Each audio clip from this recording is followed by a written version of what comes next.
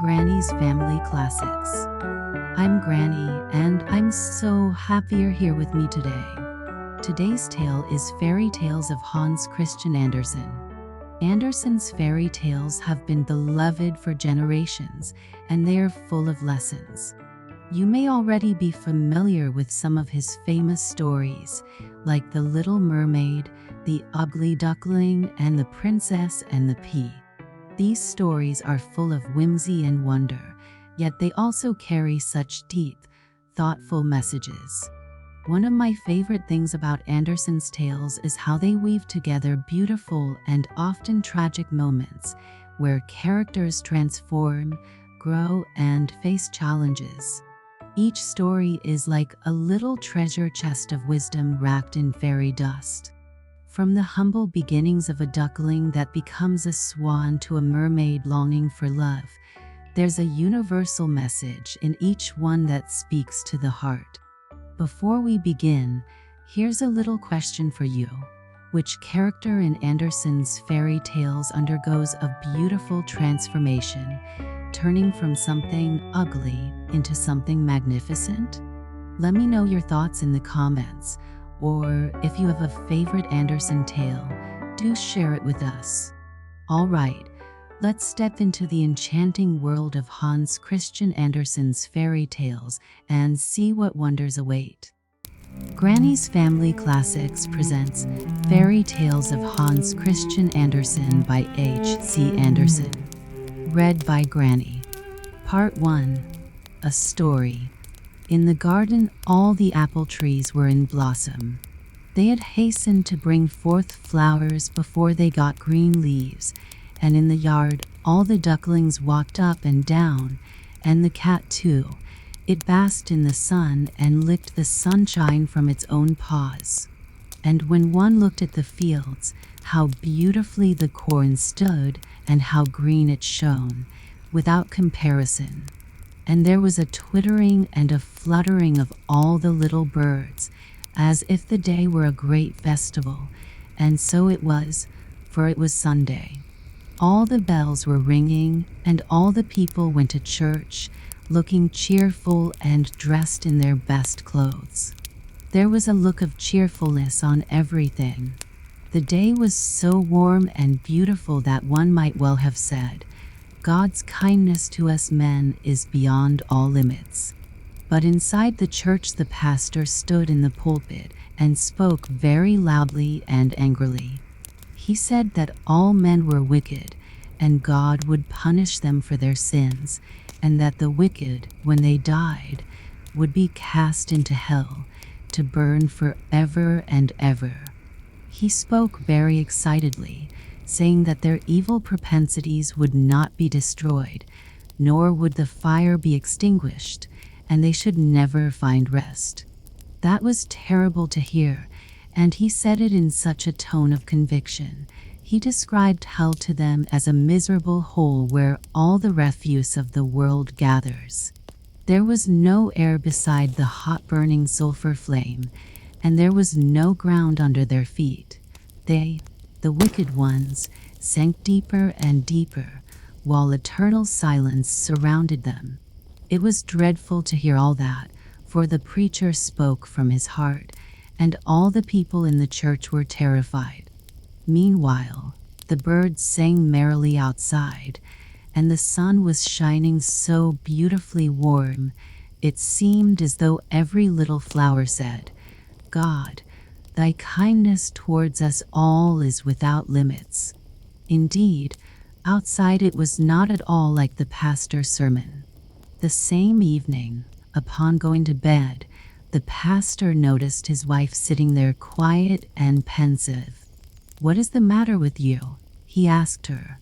Well, the matter with me is, she said, that I cannot collect my thoughts, and am unable to grasp the meaning of what you said today in church, that there are so many wicked people, and that they should burn eternally. Alas, eternally, how long? I am only a woman and a sinner before God, but I should not have the heart to let even the worst sinner burn forever, and how could our Lord to do so, who is so infinitely good, and who knows how the wickedness comes from without and within. No, I am unable to imagine that, although you say so. It was autumn. The trees dropped their leaves. The earnest and severe pastor sat at the bedside of a dying person. A pious, faithful soul closed her eyes forever. She was the pastor's wife. If anyone shall find rest in the grave and mercy before our Lord, you shall certainly do so, said the pastor. He folded her hands and read a psalm over the dead woman. She was buried. 2 large tears rolled over the cheeks of the earnest man, and in the parsonage it was empty and still, for its sun had set forever. She had gone home. It was night. A cold wind swept over the pastor's head. He opened his eyes, and it seemed to him as if the moon was shining into his room. It was not so, however. There was a being standing before his bed, and looking like the ghost of his deceased wife. She fixed her eyes upon him with such a kind and sad expression, just as if she wished to say something to him. The pastor raised himself in bed and stretched his arms towards her, saying, "Not even you can find eternal rest. You suffer, you best and most pious woman."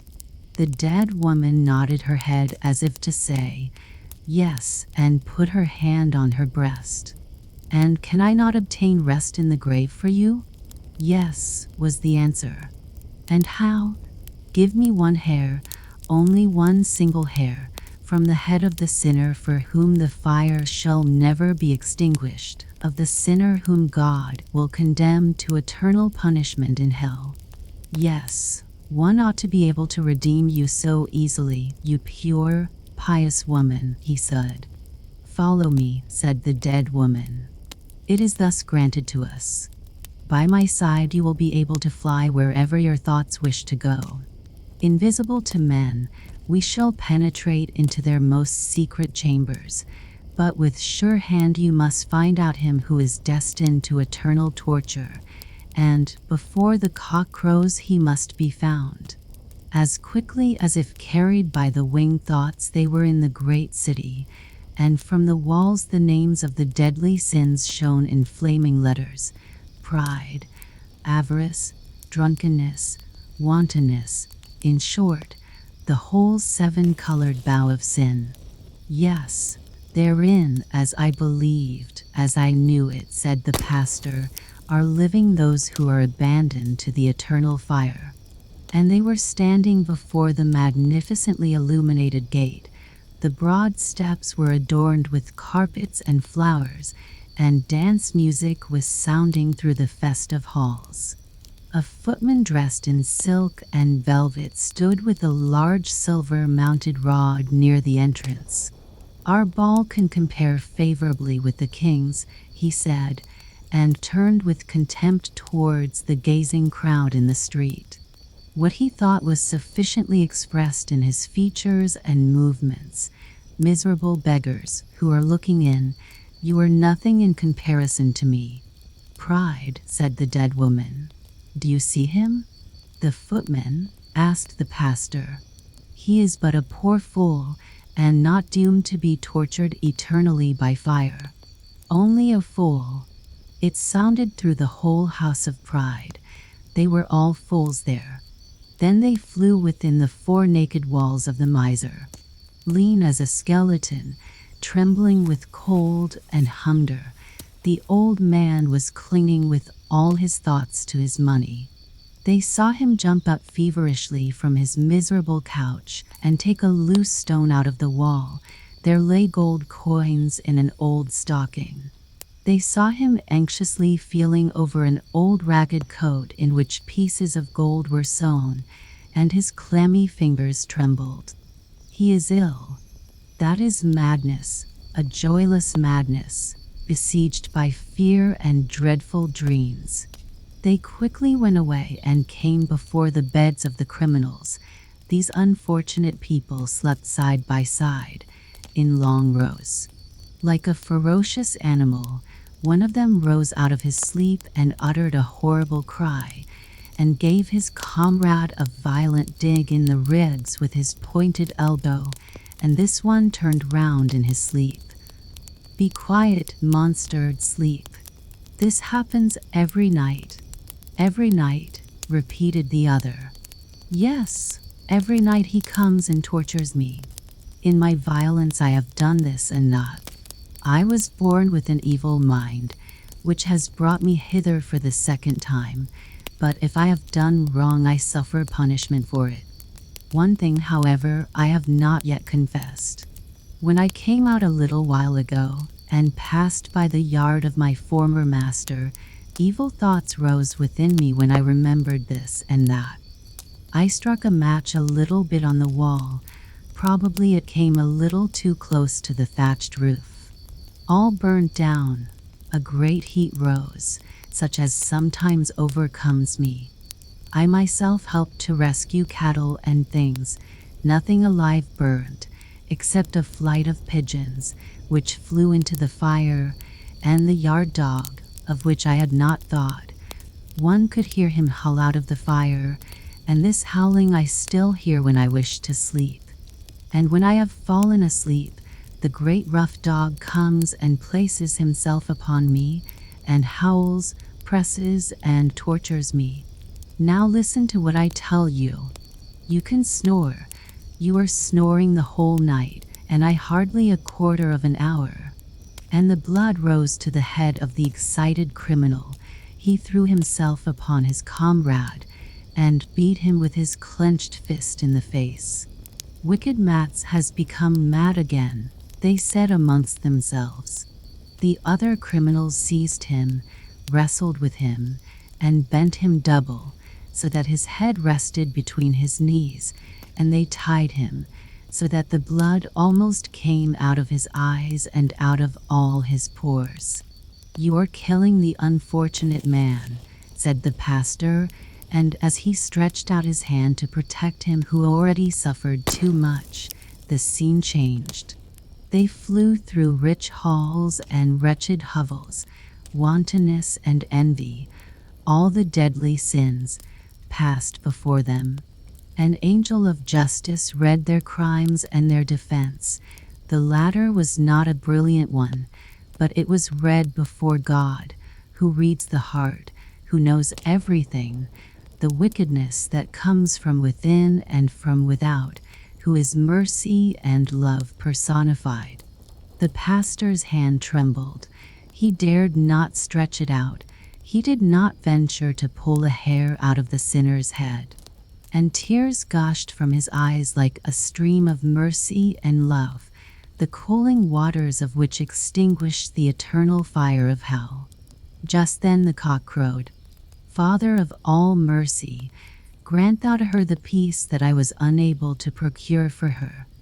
"I have it now," said the dead woman.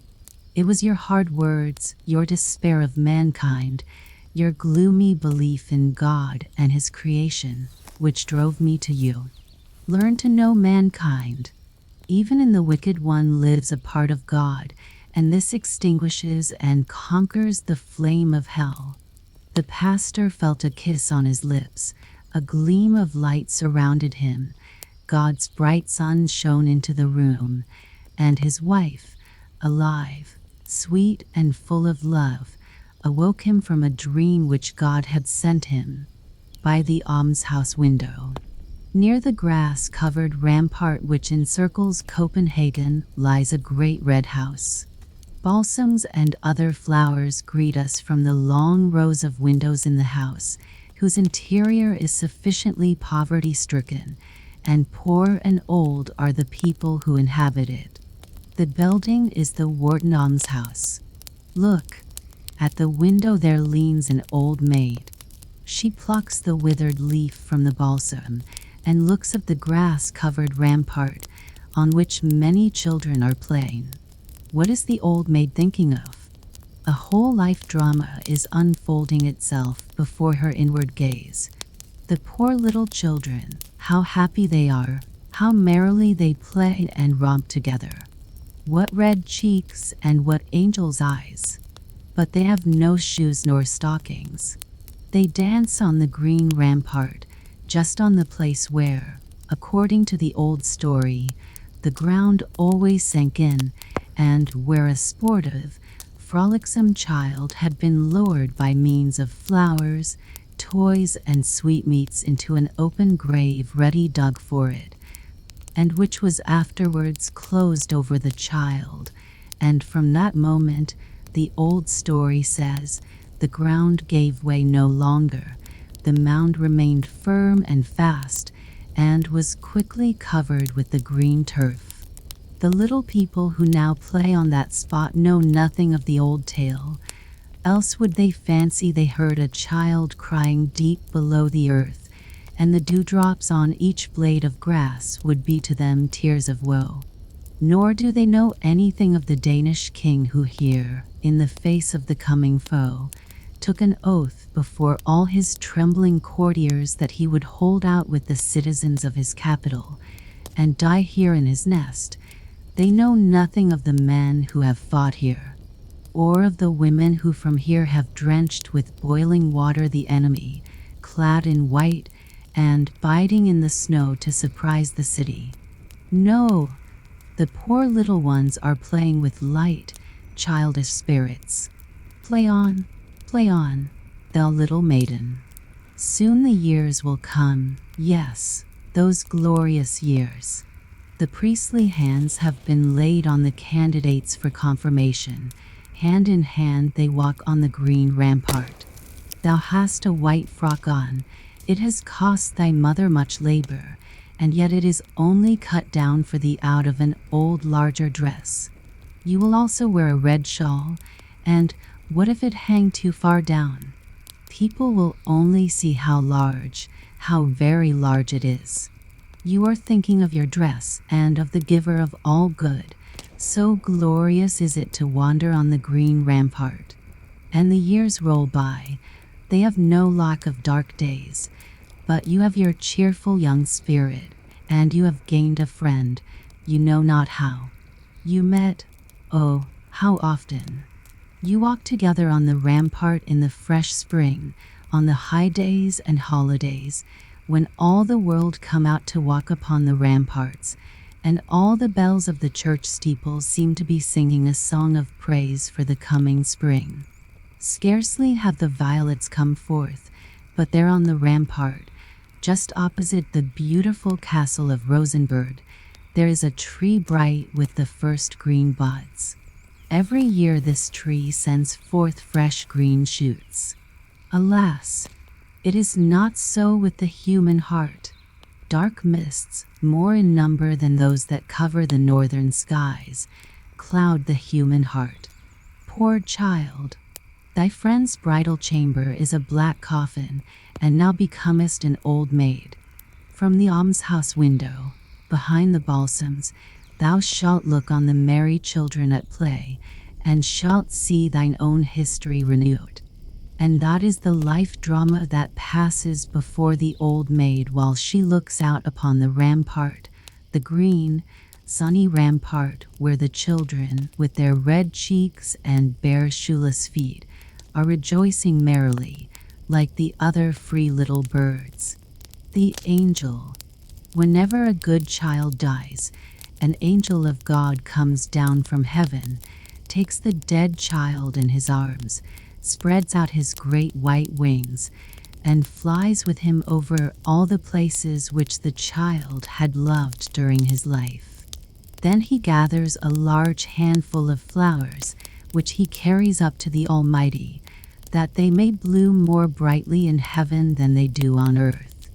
And the Almighty presses the flowers to his heart, but he kisses the flower that pleases him best, and it receives a voice, and is able to join the song of the chorus of bliss.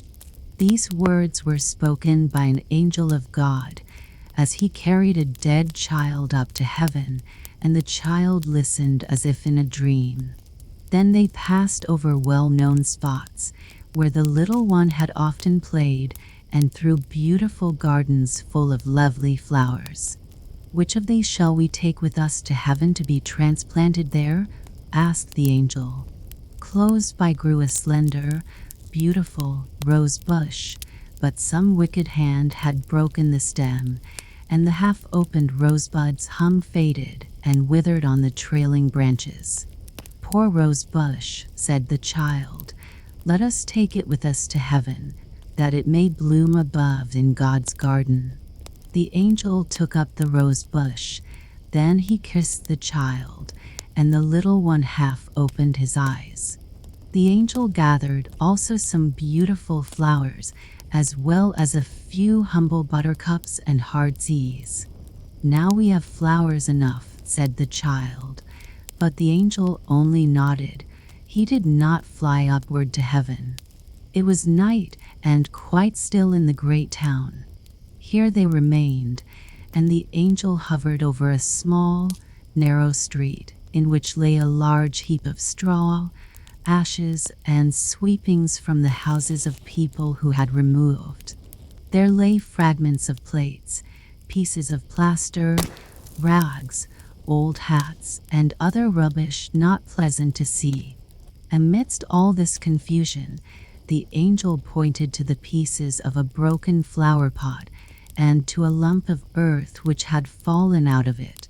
The earth had been kept from falling to pieces by the roots of a withered field flower, which had been thrown amongst the rubbish. "We will take this with us," said the angel. "I will tell you why as we fly along." And as they flew, the angel related the history. Down in that narrow lane, in a low cellar, lived a poor sick boy. He had been afflicted from his childhood, and even in his best days he could just manage to walk up and down the room on crutches once or twice, but no more. During some days in summer, the sunbeams would lie on the floor of the cellar for about half an hour. In this spot the poor sick boy would sit warming himself in the sunshine and watching the red blood through his delicate fingers as he held them before his face. Then he would say he had been out, yet he knew nothing of the green forest in its spring verdure, till a neighbor's son brought him a green bough from a beech tree. This he would place over his head, and fancy that he was in the beech wood while the sun shone, and the birds caroled gaily. One spring day the neighbor's boy brought him some field flowers, and among them was one to which the roots still adhered. This he carefully planted in a flower pot and placed in a window seat near his bed. And the flower had been planted by a fortunate hand, for it grew, put forth fresh shoots, and blossomed every year. It became a splendid flower garden to the sick boy, and his little treasure upon earth. He watered it and cherished it, and took care it should have the benefit of every sunbeam that found its way into the cellar, from the earliest morning ray to the evening sunset. The flower entwined itself even in his dreams, for him it bloomed, for him spread its perfume, and it gladdened his eyes, and to the flower he turned, even in death, when the Lord called him. He has been 1 year with God. During that time the flower has stood in the window, withered and forgotten, till at length cast out among the sweepings into the street, on the day of the lodger's removal. And this poor flower, withered and faded as it is, we have added to our nosegay, because it gave more real joy than the most beautiful flower in the garden of a queen. "But how do you know all this?" asked the child whom the angel was carrying to heaven. "I know it," said the angel, "because I myself was the poor sick boy who walked upon crutches, and I know my own flower well." Then the child opened his eyes and looked into the glorious happy face of the angel, and at the same moment they found themselves in that heavenly home where all is happiness and joy. And God pressed the dead child to his heart, and wings were given him so that he could fly with the angel, hand in hand. Then the Almighty pressed all the flowers to his heart, but he kissed the withered field flower, and it received a voice. Then it joined in the song of the angels who surrounded the throne, some near and others in a distant circle, but all equally happy. They all joined in the chorus of praise, both great and small, the good, happy child, and the poor field flower that once lay withered and cast away on a heap of rubbish in a narrow, dark street. And Lisbeth. And Lisbeth was a beautiful young woman with a red and white complexion, glittering white teeth, and clear soft eyes, and her footstep was light in the dance, but her mind was lighter still. She had a little child, not at all pretty, so he was put out to be nursed by a laborer's wife, and his mother went to the count's castle. She sat in splendid rooms, richly decorated with silk and velvet. Not a breath of air was allowed to blow upon her, and no one was allowed to speak to her harshly, for she was nurse to the count's child. He was fair and delicate as a prince and beautiful as an angel, and how she loved this child. Her own boy was provided for by being at the laborers where the mouth watered more frequently than the pot boiled, and where in general no one was at home to take care of the child. Then he would cry, but what nobody knows nobody cares for, so he would cry till he was tired, and then fall asleep, and while we are asleep we can feel neither hunger nor thirst. Ah, yes, sleep is a capital invention. As years went on, and Lisbeth's child grew apace like weeds, although they said his growth had been stunted. He had become quite a member of the family in which he dwelt. They received money to keep him, so that his mother got rid of him altogether. She had become quite a lady. She had a comfortable home of her own in the town, and out of doors, when she went for a walk, she wore a bonnet, but she never walked out to see the laborer. That was too far from the town, and, indeed, she had nothing to go for. The boy now belonged to these laboring people.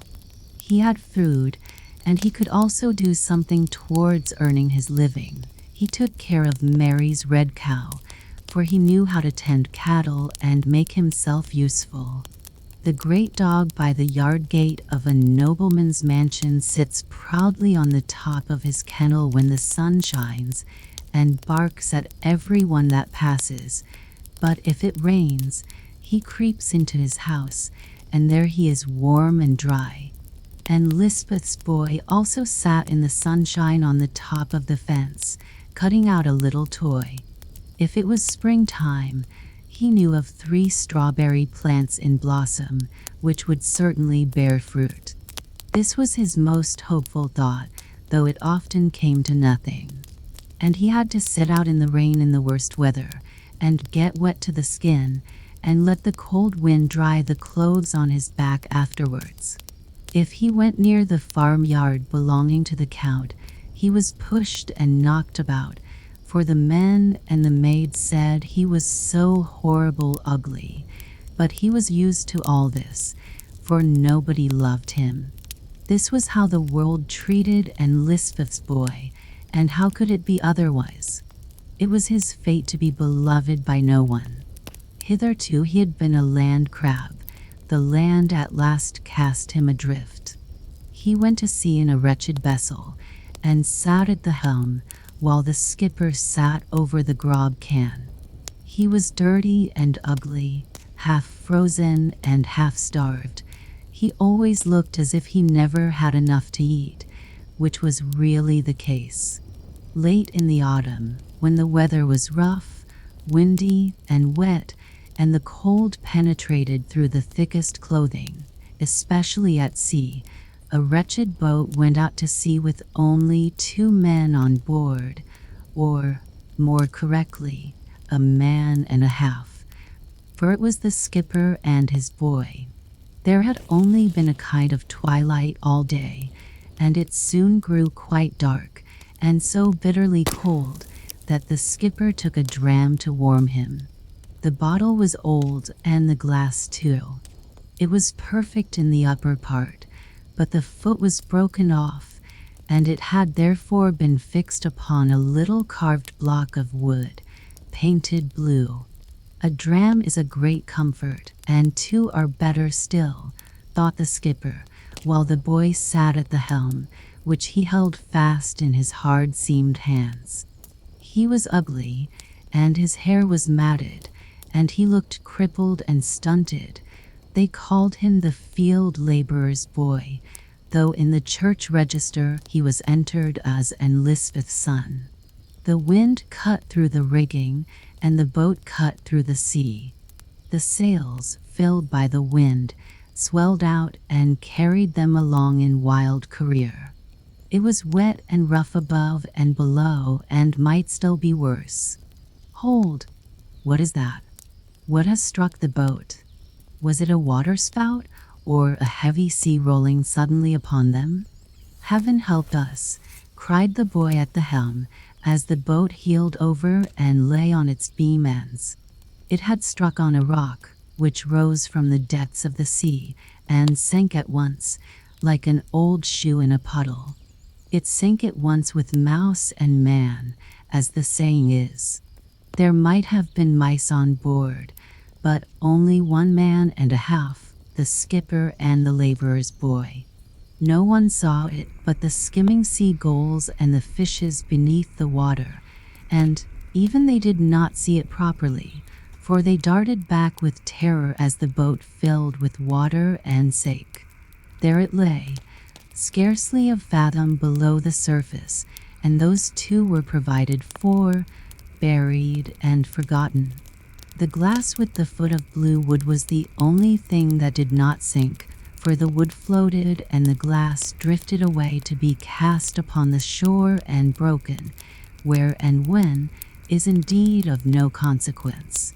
It had served its purpose, and it had been loved, which and Lisbeth's boy had not been. But in heaven no soul will be able to say, never loved. And Lisbeth had now lived in the town many years. She was called Madam, and felt dignified in consequence. She remembered the old, noble days in which she had driven in the carriage, and had associated with countess and baroness. Her beautiful, noble child had been a dear angel, and possessed the kindest heart. He had loved her so much, and she had loved him in return. They had kissed and loved each other, and the boy had been her joy, her second life. Now he was 14 years of age, tall, handsome, and clever. She had not seen him since she carried him in her arms, neither had she been for years to the Count's palace. It was quite a journey thither from the town. I must make one effort to go, said Anne Lisbeth, to see my darling, the Count's sweet child, and press him to my heart. Certainly he must long to see me, too, the young Count. No doubt he thinks of me and loves me, as in those days when he would fling his angel arms round my neck, and lisp and liss. It was music to my ears. Yes, I must make an effort to see him again. She drove across the country in a grazier's cart, and then got out, and continued her journey on foot, and thus reached the Count's castle.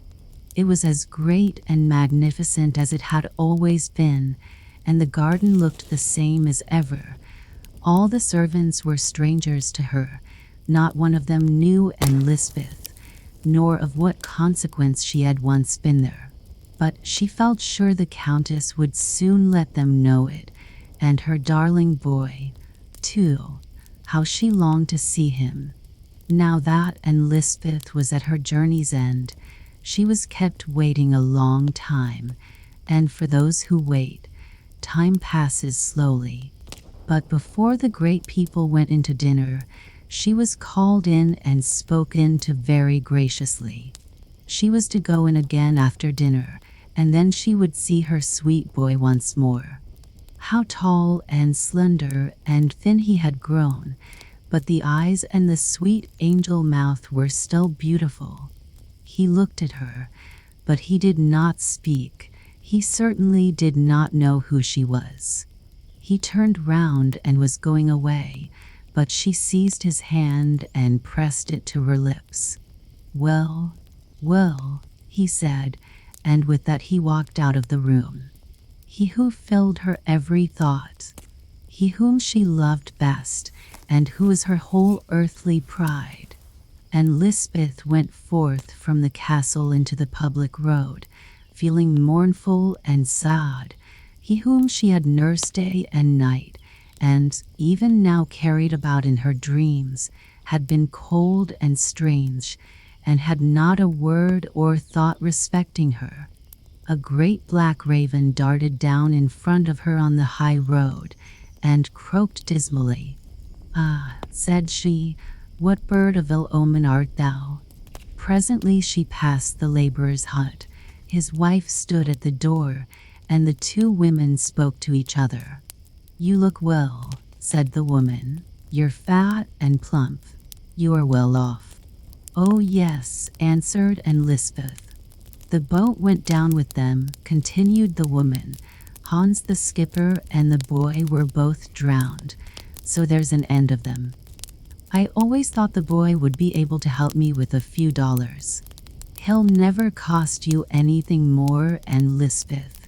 "So they were drowned," repeated Lisbeth, but she said no more, and the subject was dropped. She felt very low-spirited, because her count child had shown no inclination to speak to her who loved him so well, and who had traveled so far to see him. The journey had cost money too, and she had derived no great pleasure from it. Still she said not a word of all this. She could not relieve her heart by telling the laborer's wife, lest the latter should think she did not enjoy her former position at the castle. Then the raven flew over her, screaming again as he flew. "The black wretch," said Lisbeth, "he will end by frightening me today." She had brought coffee and chicory with her, for she thought it would be a charity to the poor woman to give them to her to boil a cup of coffee, and then she would take a cup herself. The woman prepared the coffee, and in the meantime Lisbeth seated her in a chair and fell asleep. Then she dreamed of something which she had never dreamed before. Singularly enough, she dreamed of her own child, who had wept and hungered in the laborer's hut, and had been knocked about in heat and in cold, and who was now lying in the depths of the sea, in a spot only known by God. She fancied she was still sitting in the hut, where the woman was busy preparing the coffee, for she could smell the coffee berries roasting. But suddenly it seemed to her that there stood on the threshold a beautiful young form, as beautiful as the Count's child, and this apparition said to her, "The world is passing away. Hold fast to me, for you're my mother after all. You have an angel in heaven. Hold me fast." And the child angel stretched out his hand and seized her.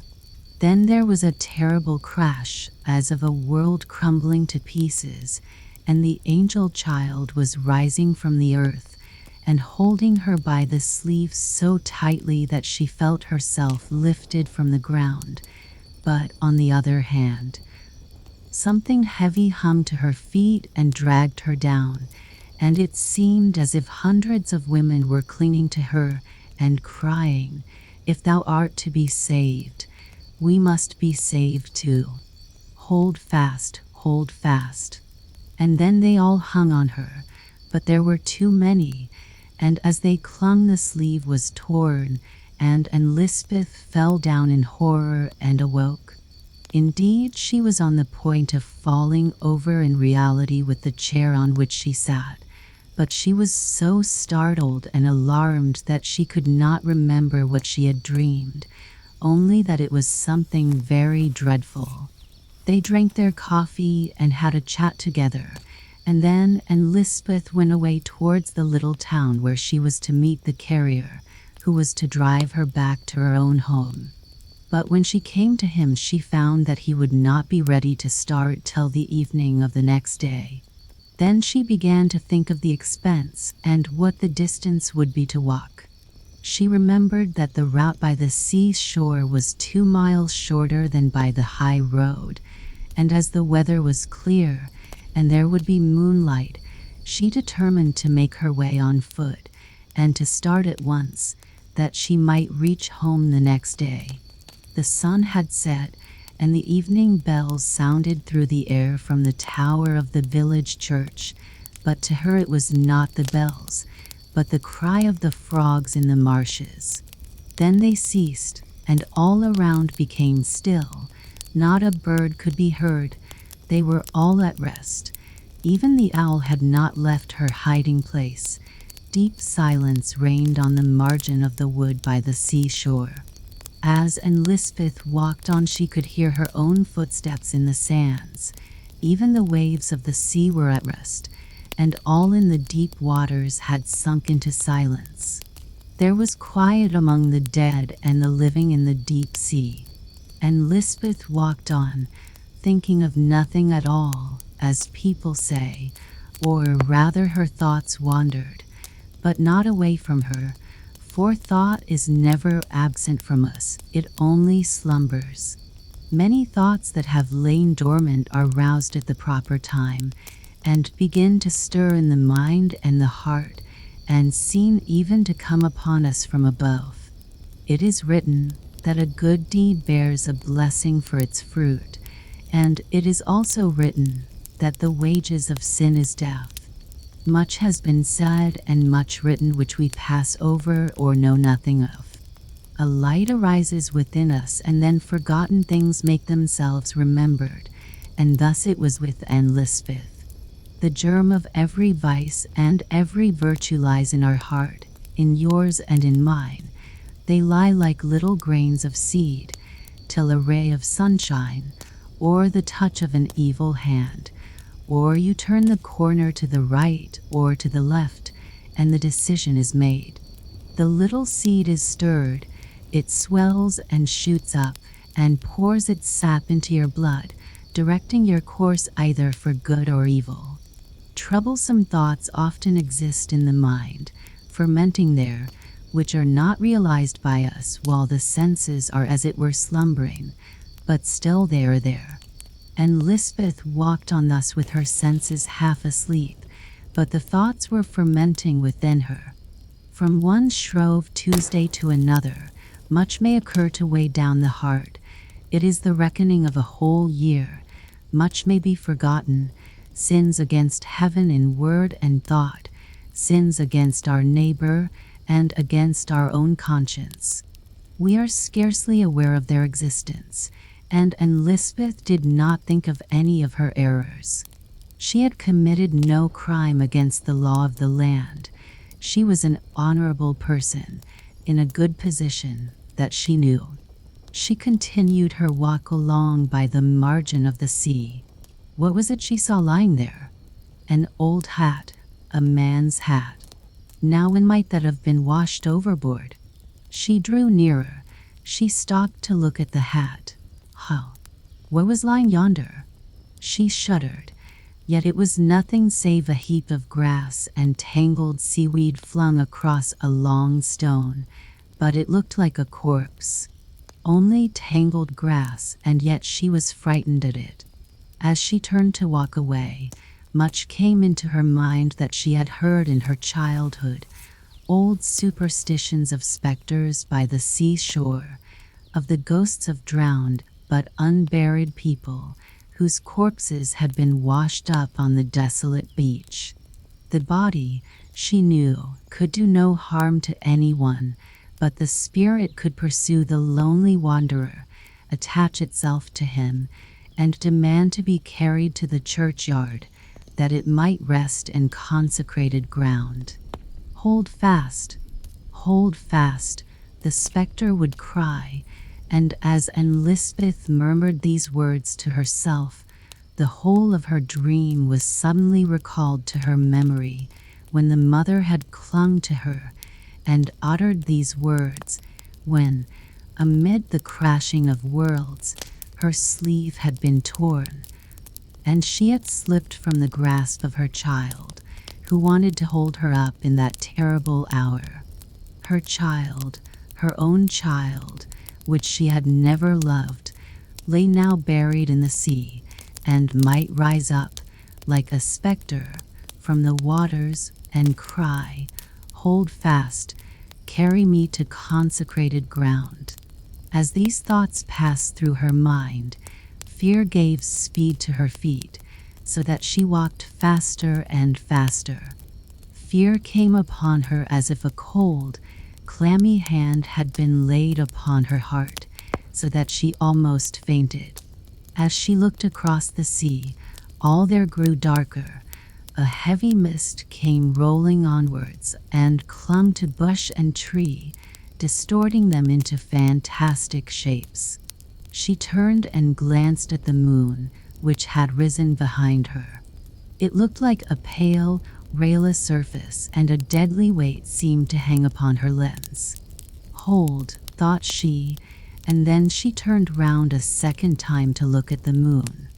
A white face appeared quite close to her, with a mist hanging like a garment from its shoulders. "Stop. Carry me to consecrated earth," sounded in her ears, in strange, hollow tones. The sound did not come from frogs or ravens. She saw no sign of such creatures. "A grave. Dig me a grave," was repeated quite loud. Yes, it was indeed the spectre of her child. The child that lay beneath the ocean, and whose spirit could have no rest until it was carried to the churchyard, and until a grave had been dug for it in consecrated ground. She would go there at once, and there she would dig. She turned in the direction of the church, and the weight on her heart seemed to grow lighter, and even to vanish altogether. But when she turned to go home by the shortest way, it returned. "Stop, stop," and the words came quite clear, though they were like the croak of a frog or the wail of a bird. "A grave. Dig me a grave." The mist was cold and damp. Her hands and face were moist and clammy with horror. A heavy weight again seized her and clung to her. Her mind became clear for thoughts that had never before been there. In these northern regions, a beech would often buds in a single night and appears in the morning sunlight in its full glory of youthful green. So, in a single instant, can the consciousness of the sin that has been committed in thoughts, words, and actions of our past life be unfolded to us. When once the conscience is awakened, it springs up in the heart spontaneously, and God awakens the conscience when we least expect it. Then we can find no excuse for ourselves. The deed is there and bears witness against us. The thoughts seem to become words and to sound far out into the world. We are horrified at the thought of what we have carried within us, and at the consciousness that we have not overcome the evil which has its origin in thoughtlessness and pride. The heart conceals within itself the vices as well as the virtues, and they grow in the shallowest ground. And Lisbeth now experienced and thought what we have clothed in words. She was overpowered by them, and sank down and crept along for some distance on the ground. "A grave. Dig me a grave," sounded again in her ears, and she would have gladly buried herself, if in the grave she could have found forgetfulness of her actions. It was the first hour of her awakening, full of anguish and horror. Superstition made her alternately shudder with cold or burn with the heat of fever. Many things, of which she had feared even to speak, came into her mind. Silently, as the cloud shadows in the moonshine, a spectral apparition flitted by her. She had heard of it before. Close by her galloped 4 snorting steeds, with fire flashing from their eyes and nostrils. They dragged a burning coach, and within it sat the wicked lord of the manor, who had ruled there 100 years before. The legend says that every night at 12 o'clock he drove into his castle yard and out again. He was not as pale as dead men are, but black as a coal. He nodded and pointed to Lisbeth, crying out, "Hold fast, hold fast, and then you may ride again in a nobleman's carriage and forget your child." She gathered herself up and hastened to the churchyard, but black crosses and black ravens danced before her eyes, and she could not distinguish one from the other. The ravens croaked as the raven had done which she saw in the daytime, but now she understood what they said. "I am the raven mother, I am the raven mother," each raven croaked, and Lisbeth felt that the name also applied to her, and she fancied she should be transformed into a black bird and have to cry as they cried if she did not dig the grave. And she threw herself upon the earth and with her hands dug a grave in the hard ground, so that the blood ran from her fingers. A grave, dig me a grave, still sounded in her ears. She was fearful that the cock might crow, and the first red streak appear in the east, before she had finished her work, and then she would be lost. And the cock crowed, and the day dawned in the east, and the grave was only half dug. An icy hand passed over her head and face, and down towards her heart. "Only half a grave," a voice wailed and fled away. Yes, it fled away over the sea. It was the ocean spectre, and, exhausted and overpowered, Lisbeth sunk to the ground, and her senses left her. It was a bright day when she came to herself, and 2 men were raising her up, but she was not lying in the churchyard, but on the seashore, where she had dug a deep hole in the sand, and cut her hand with a piece of broken glass, whose sharp stern was stuck in a little block of painted wood. And Lisbeth was in a fever. Conscience had roused the memories of superstitions, and had so acted upon her mind that she fancied she had only half a soul, and that her child had taken the other half down into the sea. Never would she be able to cling to the mercy of heaven till she had recovered this other half, which was now held fast in the deep water. And Lisbeth returned to her home, but she was no longer the woman she had been. Her thoughts were like a confused, tangled skein.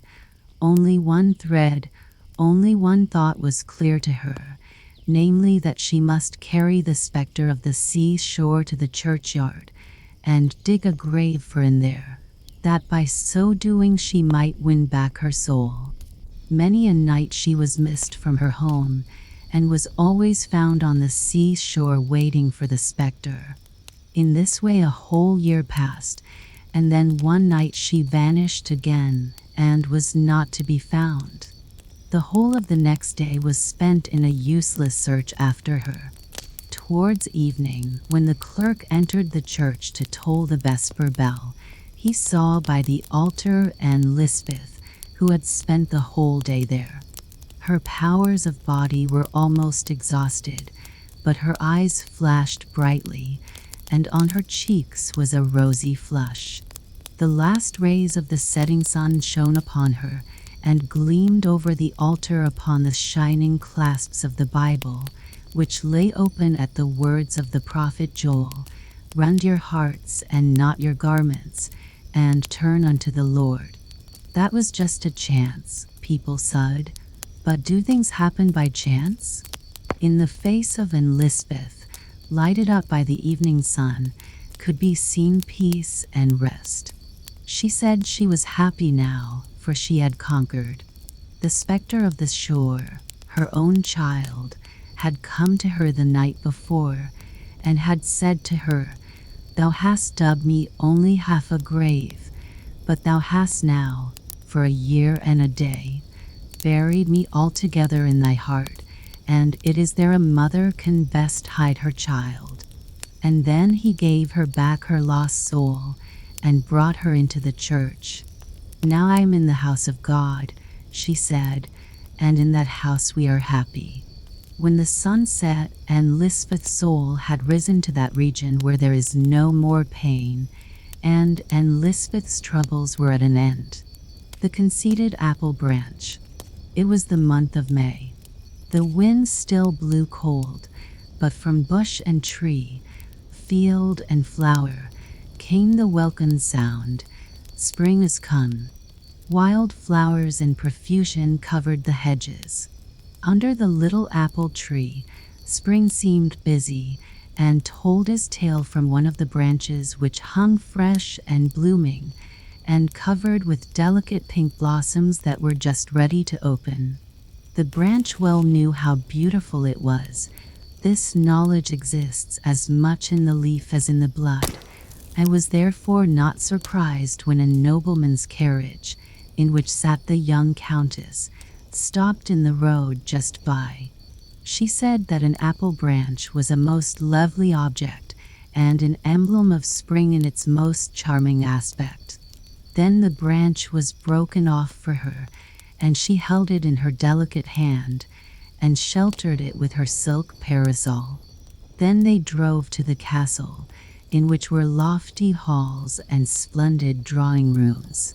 Pure white curtains fluttered before the open windows, and beautiful flowers stood in shining, transparent vases, and in one of them, which looked as if it had been cut out of newly fallen snow, the apple branch was placed among some fresh, light twigs of beech. It was a charming sight. Then the branch became proud, which was very much like human nature. People of every description entered the room, and, according to their position in society, so dared they to express their admiration. Some few said nothing, others expressed too much, and the apple branch very soon got to understand that there was as much difference in the characters of human beings as in those of plants and flowers. Some are all for pomp and parade, others have a great deal to do to maintain their own importance, while the rest might be spared without much loss to society. So thought the apple branch as he stood before the open window, from which he could see out over gardens and fields, where there were flowers and plants enough for him to think and reflect upon, some rich and beautiful, some poor and humble indeed. "Poor, despised herbs," said the apple branch, "there is really a difference between them and such as I am. How unhappy they must be, if they can feel as those in my position do. There is a difference indeed, and so there ought to be, or we should all be equals." And the apple branch looked with a sort of pity upon them, especially on a certain little flower that is found in fields and in ditches. No one bound these flowers together in a nosegay. They were too common. They were even known to grow between the paving stones, shooting up everywhere, like bad weeds, and they bore the very ugly name of dog flowers or dandelions. "Poor, despised plants," said the apple bough, "it is not your fault that you are so ugly, and that you have such an ugly name, but it is with plants as with men. There must be a difference." "A difference," cried the sunbeam, as he kissed the blooming apple branch, and then kissed the yellow dandelion out in the fields. All were brothers, and the sunbeam kissed them, the poor flowers as well as the rich. The apple bough had never thought of the boundless love of God, which extends over all the works of creation, over everything which lives and moves and has its being in him. He had never thought of the good and beautiful which are so often hidden, but can never remain forgotten by him, not only among the lower creation, but also among men. The sunbeam, the ray of light, knew better. "You do not see very far, nor very clearly," he said to the apple branch. "Which is the despised plant you so specially pity?" "The dandelion," he replied. "No one ever places it in a nosegay. It is often trodden underfoot. There are so many of them, and when they run to seed, they have flowers like wool, which fly away in little pieces over the roads and cling to the dresses of the people. They are only weeds, but of course there must be weeds. Oh, I am really very thankful that I was not made like one of these flowers." There came presently across the fields a whole group of children, the youngest of whom was so small that it had to be carried by the others, and when he was seated on the grass, among the yellow flowers, he laughed aloud with joy, kicked out his little legs, rolled about, plucked the yellow flowers, and kissed them in childlike innocence. The elder children broke off the flowers with long stems, bent the stalks one round the other, to form links, and made first a chain for the neck, then one to go across the shoulders and hang down to the waist, and at last a wreath to wear round the head, so that they looked quite splendid in their garlands of green stems and golden flowers. But the eldest among them gathered carefully the faded flowers, on the stem of which was grouped together the seed, in the form of a white feathery coronal. These loose, airy wool flowers are very beautiful, and look like fine snowy feathers or down. The children held them to their mouths, and tried to blow away the whole coronal with one puff of the breath. They had been told by their grandmothers that whoever did so would be sure to have new clothes before the end of the year. The despised flower was by this raised to the position of a prophet or foreteller of events. "Do you see," said the sunbeam, "do you see the beauty of these flowers? Do you see their powers of giving pleasure?" "Yes, to children," said the apple bough. By and by an old woman came into the field, and, with a blunt knife without a handle, began to dig round the roots of some of the dandelion plants and pull them up. With some of these she intended to make tea for herself, but the rest she was going to sell to the chemist and obtain some money. "But beauty is of higher value than all this," said the apple tree branch. "Only the chosen ones can be admitted into the realms of the beautiful. There is a difference between plants, just as there is a difference between men." Then the sunbeam spoke of the boundless love of God, as seen in creation, and over all that lives, and of the equal distribution of his gifts, both in time and in eternity. "That is your opinion," said the apple bough. Then some people came into the room, and, among them, the young countess, the lady who had placed the apple bough in the transparent vase, so pleasantly beneath the rays of the sunlight. She carried in her hand something that seemed like a flower. The object was hidden by 2 or 3 great leaves, which covered it like a shield, so that no draught or gust of wind could injure it, and it was carried more carefully than the apple branch had ever been. Very cautiously the large leaves were removed, and there appeared the feathery seed crown of the despised dandelion. This was what the lady had so carefully plucked and carried home so safely covered, so that not one of the delicate feathery arrows of which its mist-like shape was so lightly formed should flutter away. She now drew it forth quite uninjured, and wondered at its beautiful form and airy lightness and singular construction, so soon to be blown away by the wind. "See," she exclaimed, "how wonderfully God has made this little flower. I will paint it with the apple branch together." Everyone admires the beauty of the apple bough, But this humble flower has been endowed by heaven with another kind of loveliness, and although they differ in appearance, both are the children of the realms of beauty. Then the sunbeam kissed the lowly flower, and he kissed the blooming apple branch, upon whose leaves appeared a rosy blush. Beauty of form and beauty of mind. There was once a sculptor named Alfred, who, having won the large gold medal and obtained a traveling scholarship, went to Italy and then came back to his native land. He was young at that time indeed. He is young still, although he is 10 years older than he was then. On his return, he went to visit one of the little towns in the island of Zealand.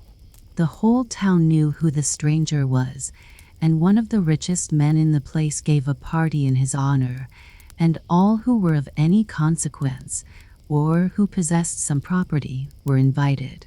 It was quite an event, and all the town knew of it, so that it was not necessary to announce it by beat of drum.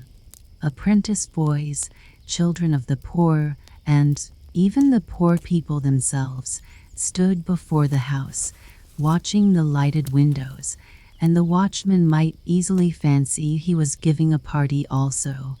There were so many people in the streets. There was quite an air of festivity about it, and the house was full of it, for Mr. Alfred, the sculptor, was there.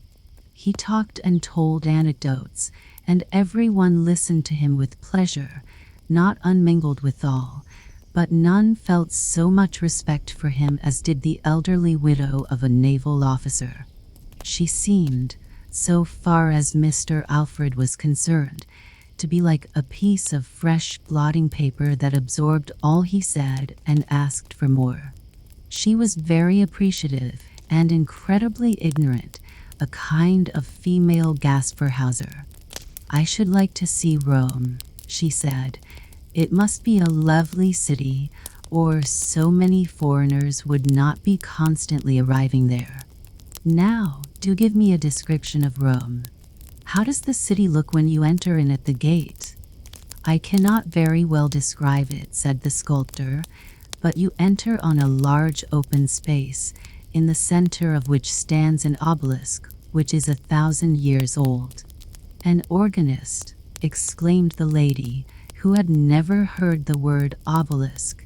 Several of the guests could scarcely forbear laughing, and the sculptor would have had some difficulty in keeping his countenance, but the smile on his lips faded away, for he caught sight of a pair of dark blue eyes close by the side of the inquisitive lady.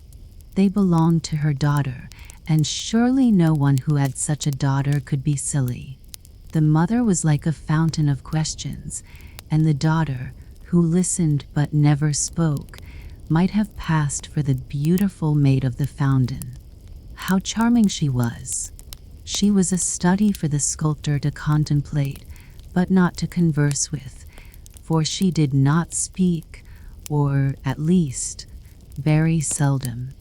"Has the Pope a great family?" inquired the lady. The young man answered considerately, as if the question had been a different one. "No, he does not come from a great family." "That is not what I asked," persisted the widow. "I mean, has he a wife and children?" "The Pope is not allowed to marry," replied the gentleman. "I don't like that," was the lady's remark. She certainly might have asked more sensible questions, but if she had not been allowed to say just what she liked, would her daughter have been there, leaning so gracefully on her shoulder and looking straight before her, with a smile that was almost mournful on her face? Mr. Alfred again spoke of Italy, and of the glorious colors in Italian scenery, the purple hills, the deep blue of the Mediterranean, the azure of southern skies, whose brightness and glory could only be surpassed in the north by the deep blue eyes of a maiden, and he said this with a peculiar intonation, but she who should have understood his meaning looked quite unconscious of it, which also was charming. Beautiful Italy, sighed some of the guests. "Oh, to travel there," exclaimed others. "Charming, charming," echoed from every voice. "I may perhaps win $100,000 in the lottery," said the naval officer's widow, "and if I do, we will travel, I and my daughter, and you, Mr. Alfred, must be our guide. We can all three travel together, with one or two more of our good friends." And she nodded in such a friendly way at the company that each imagined himself to be the favored person who was to accompany them to Italy. "Yes, we must go," she continued, "but not to those parts where there are robbers. We will keep to Rome. In the public roads one is always safe." The daughter sighed very gently, and how much there may be in a sigh or attributed to it.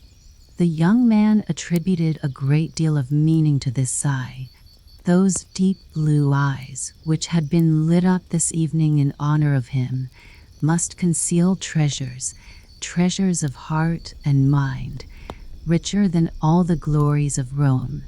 And so when he left the party that night, he had lost it completely to the young lady. The house of the naval officer's widow was the one most constantly visited by Mr. Alfred, the sculptor. It was soon understood that his visits were not intended for that lady, though they were the persons who kept up the conversation. He came for the sake of the daughter. They called her Kayla. Her name was really Karen Melina, and these two names had been contracted into the one name Kayla.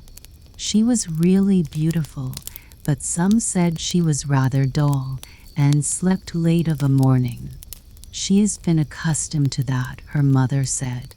"She is a beauty, and they are always easily tired.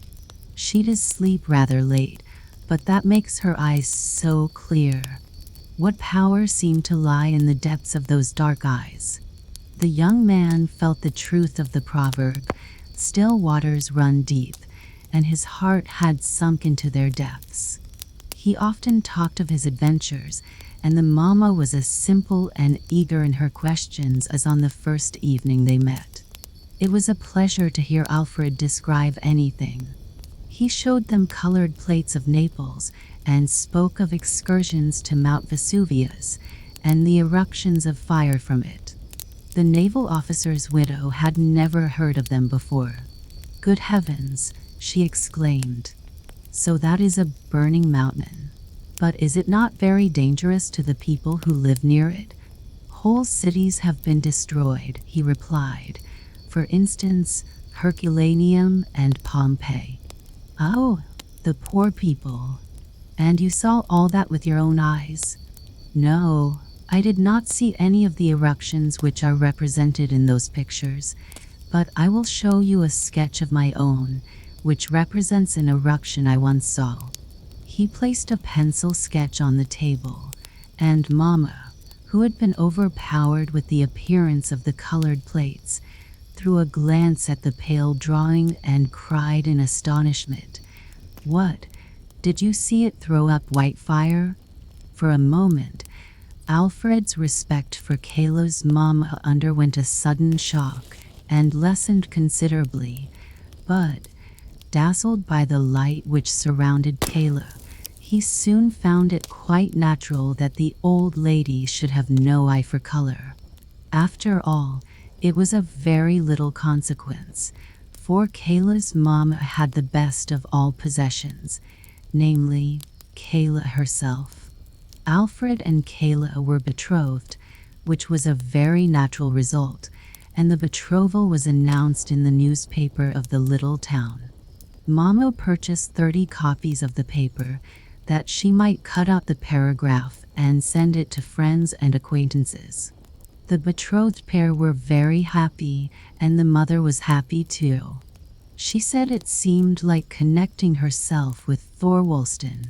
"You are a true successor of Thorwaldsen," she said to Alfred, and it seemed to him as if, in this instance, Mamma had said a clever thing.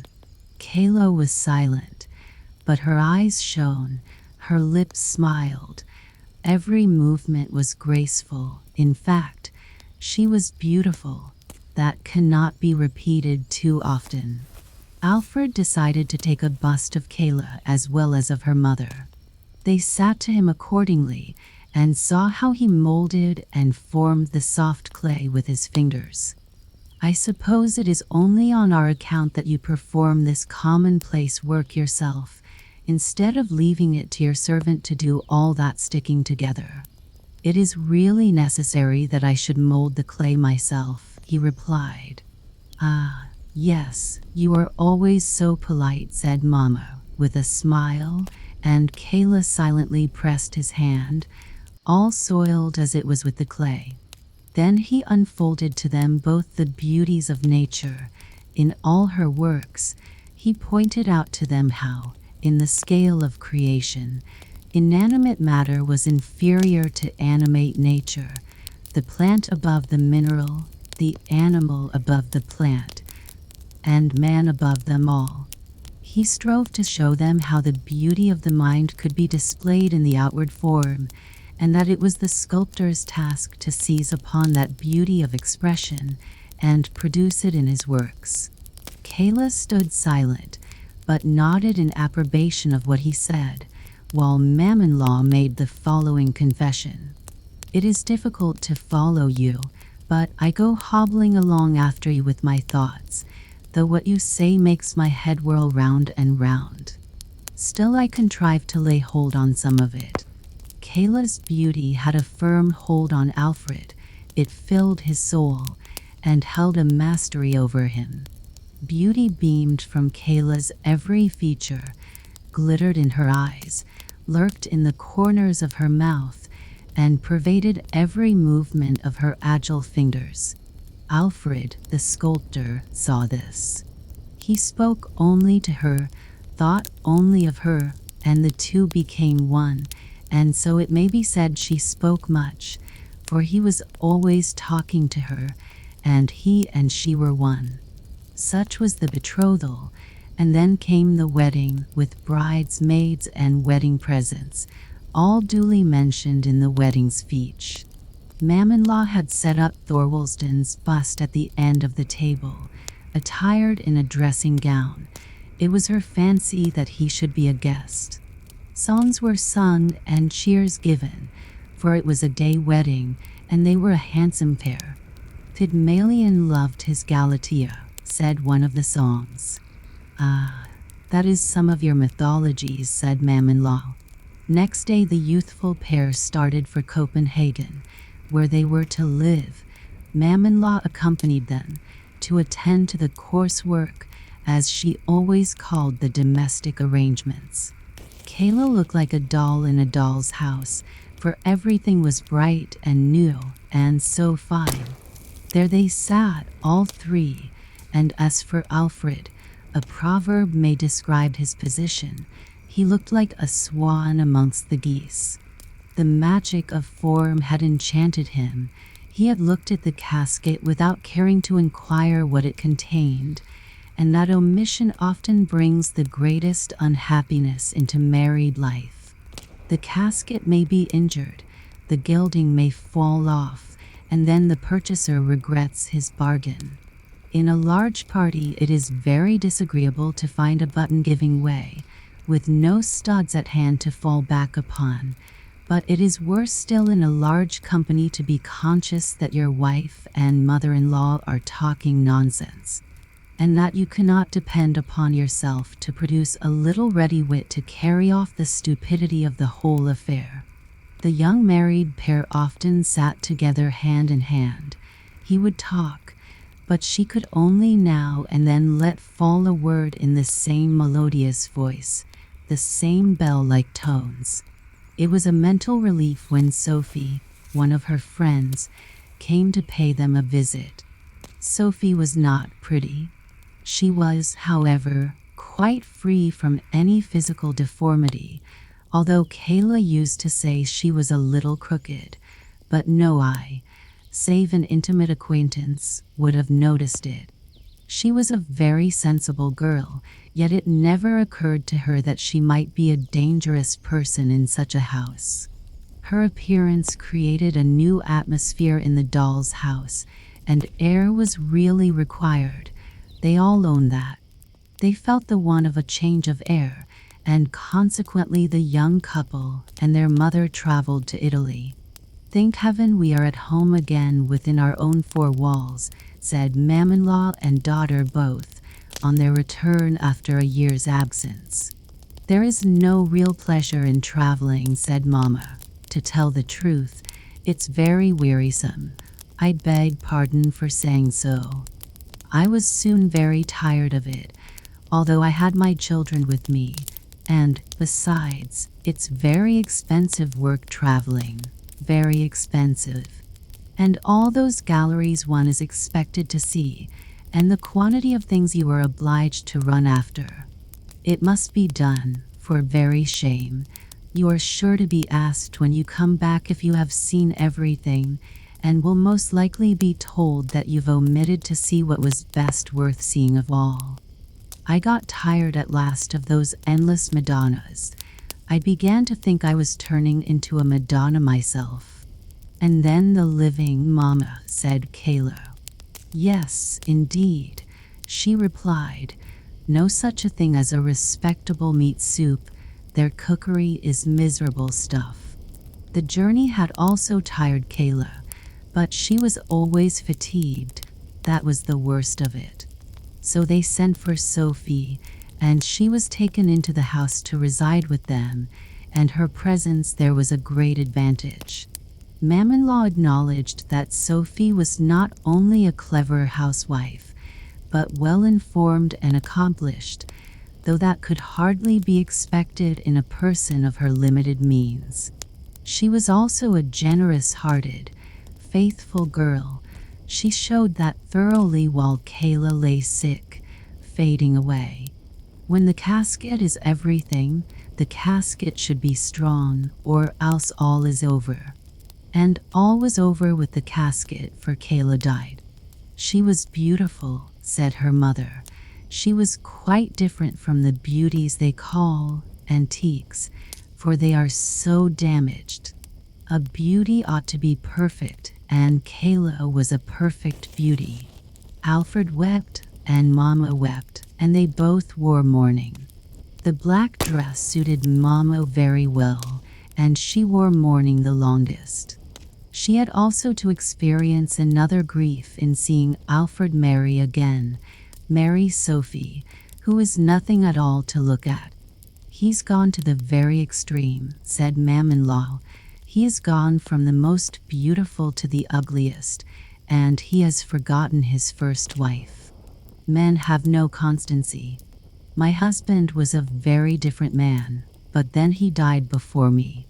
Pygmalion loved his Galatea, was in the song they sung at my first wedding," said Alfred. "I once fell in love with a beautiful statue, which awoke to life in my arms, but the kindred soul, which is a gift from heaven, the angel who can feel and sympathize with and elevate us, I have not found and won till now. You came, Sophie, not in the glory of outward beauty, though you are even fairer than is necessary. The chief thing still remains. You came to teach the sculptor that his work is but dust and clay only, an outward form made of a material that decays, and that what we should seek to obtain is the ethereal essence of mind and spirit. Poor Kayla! Our life was but as a meeting by the wayside, in yonder world, where we shall know each other from a union of mind. We shall be but mere acquaintances." "That was not a loving speech," said Sophie, "nor spoken like a Christian. In a future state, where there is neither marrying nor giving in marriage, but where, as you say, souls are attracted to each other by sympathy, there everything beautiful develops itself, and is raised to a higher state of existence. Her soul will acquire such completeness that it may harmonize with yours, even more than mine, and you will then once more utter your first rapturous exclamation of your love, 'Beautiful, most beautiful.'" The beetle who went on his travels. There was once an emperor who had a horse shod with gold. He had a golden shoe on each foot, and why was this? He was a beautiful creature with slender legs, bright, intelligent eyes, and a mane that hung down over his neck like a veil. He had carried his master through fire and smoke in the battlefield, with the bullets whistling round him.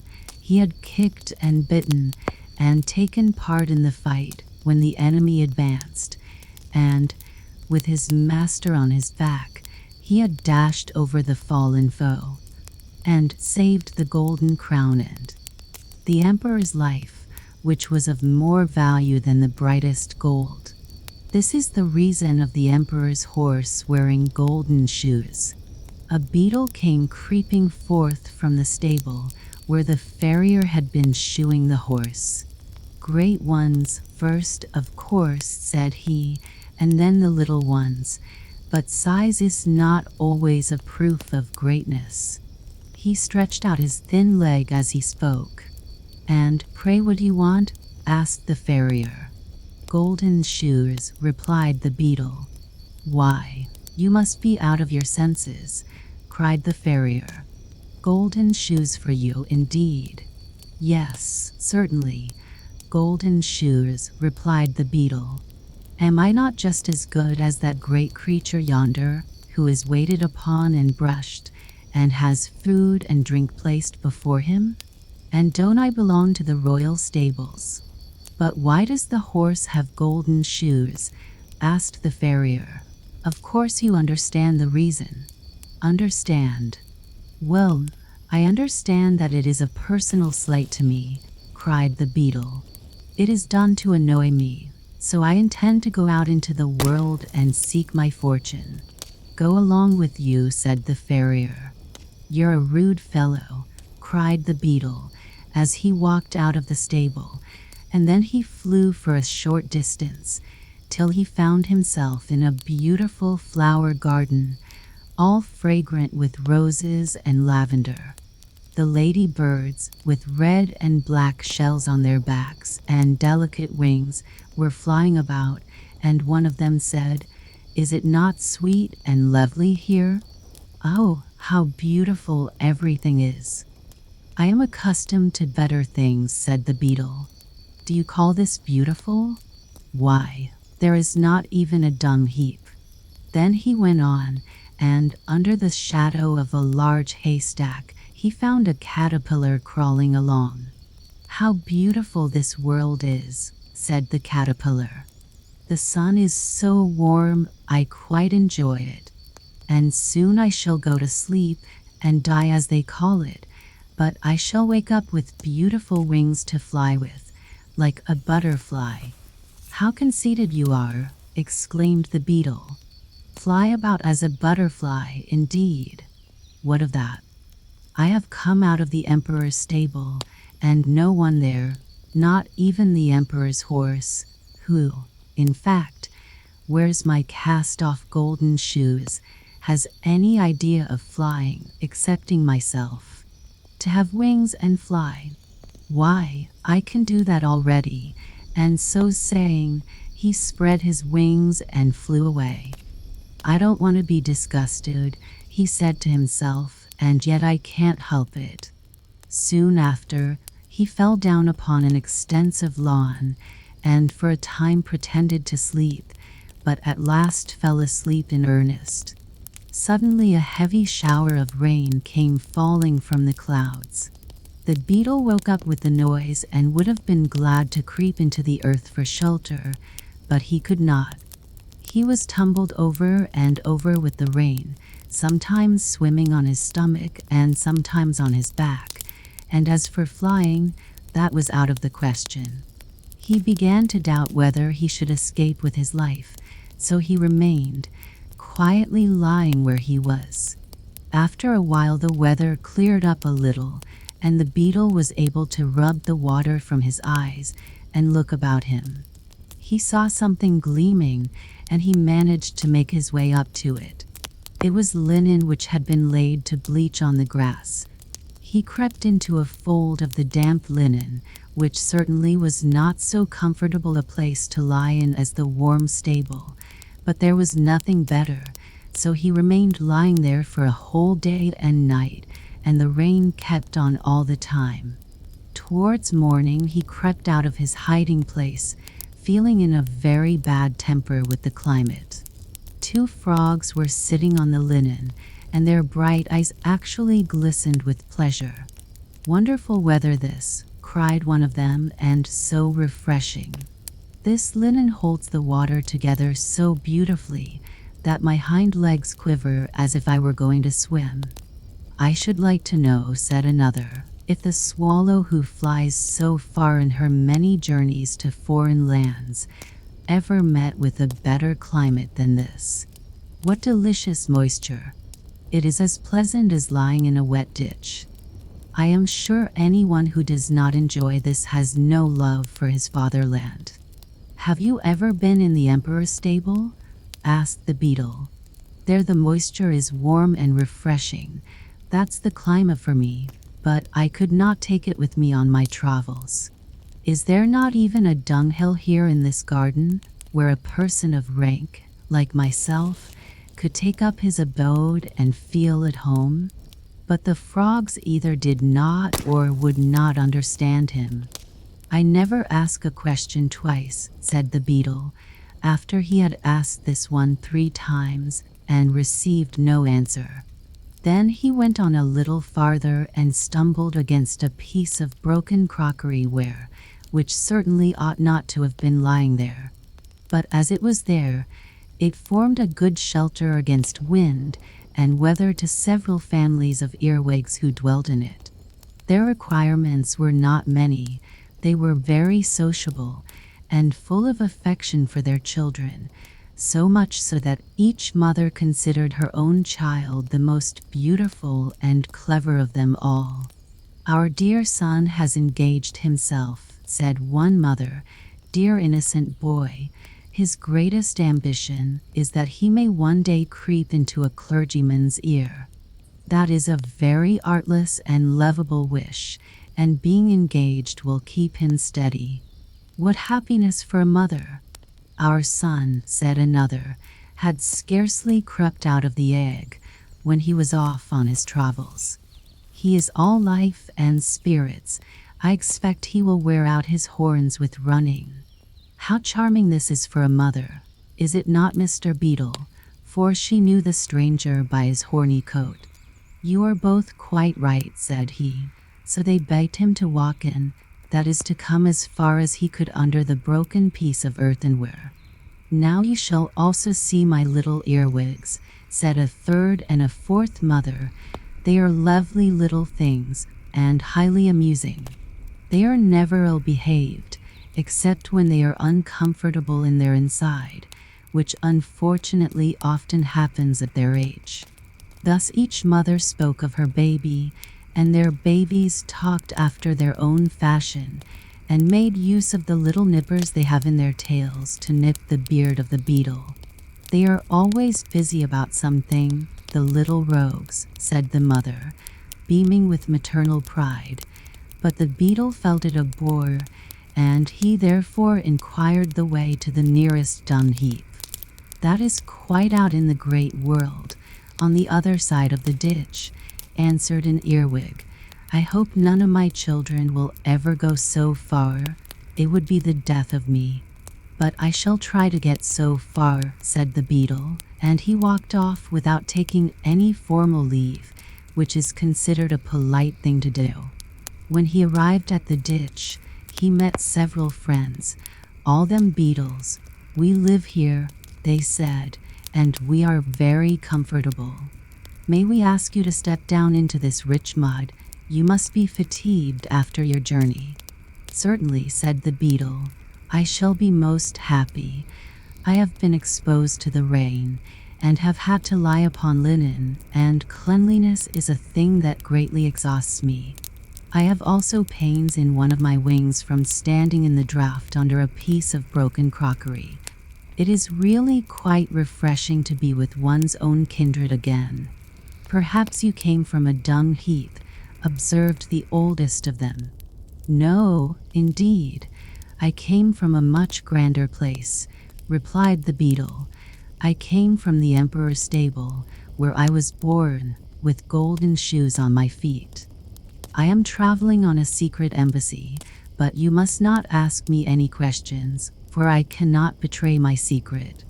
Then the beetle stepped down into the rich mud, where sat 3 young lady beetles who tittered, because they did not know what to say. "None of them are engaged yet," said their mother, and the beetle maidens tittered again, this time quite in confusion. "I have never seen greater beauties, even in the royal stables," exclaimed the beetle, who was now resting himself. "Don't spoil my girls," said the mother, "and don't talk to them, pray, unless you have serious intentions." But of course the beetle's intentions were serious, and after a while our friend was engaged. The mother gave them her blessing, and all the other beetles cried, "Hurrah!" Immediately after the betrothal came the marriage, for there was no reason to delay. The following day passed very pleasantly, and the next was tolerably comfortable, but on the third it became necessary for him to think of getting food for his wife, and, perhaps, for children. "I have allowed myself to be taken in," said our beetle to himself, "and now there's nothing to be done but to take them in return." No sooner said than done. Away he went, and stayed away all day and all night, and his wife remained behind a forsaken widow. "Oh," said the other beetles, "this fellow that we have received into our family is nothing but a complete vagabond. He has gone away and left his wife a burden upon our hands. Well, she can be unmarried again, and remain here with my other daughters," said the mother. "Fie on the villain that forsook her." In the meantime the beetle, who had sailed across the ditch on a cabbage leaf, had been journeying on the other side. In the morning 2 persons came up to the ditch. When they saw him they took him up and turned him over and over, looking very learned all the time, especially one, who was a boy. "Allah sees the black beetle and the black stone and the black rock. Is not that written in the Quran?" he asked. Then he translated the beetle's name into Latin, and said a great deal upon the creature's nature and history. The second person, who was older and a scholar, proposed to carry the beetle home, as they wanted just such good specimens as this. Our beetle considered this speech a great insult, so he flew suddenly out of the speaker's hand. His wings were dry now, so they carried him to a great distance, till at last he reached a hothouse, where a sash of the glass roof was partly open, so he quietly slipped in and buried himself in the warm earth.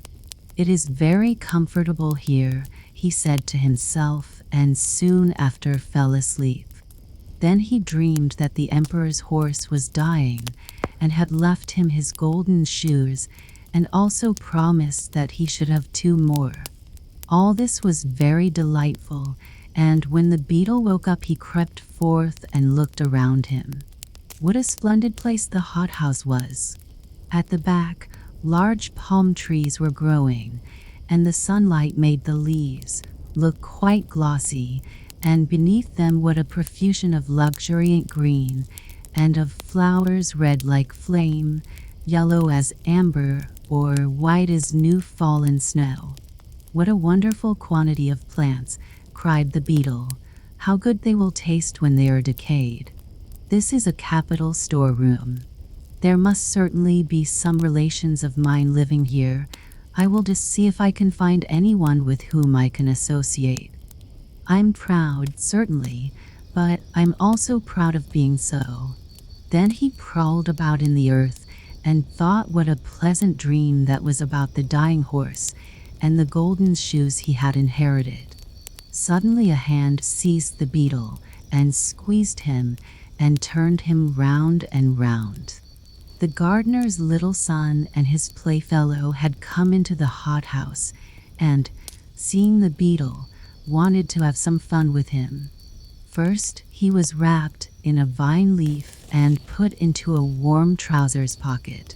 He twisted and turned about with all his might, but he got a good squeeze from the boy's hand as a hint for him to keep quiet. Then the boy went quickly towards a lake that lay at the end of the garden. Here the beetle was put into an old broken wooden shoe, in which a little stick had been fastened upright for a mast, and to this mast the beetle was bound with a piece of worsted. Now he was a sailor and had to sail away. The lake was not very large, but to the beetle it seemed an ocean, and he was so astonished at its size that he fell over on his back and kicked out his legs. Then the little ship sailed away. Sometimes the current of the water seized it, but whenever it went too far from the shore, one of the boys turned up his trousers and went in after it and brought it back to land. But at last, just as it went merrily out again, the two boys were called, and so angrily that they hastened to obey and ran away as fast as they could from the pond, so that the little ship was left to its fate. It was carried away farther and farther from the shore, till it reached the open sea.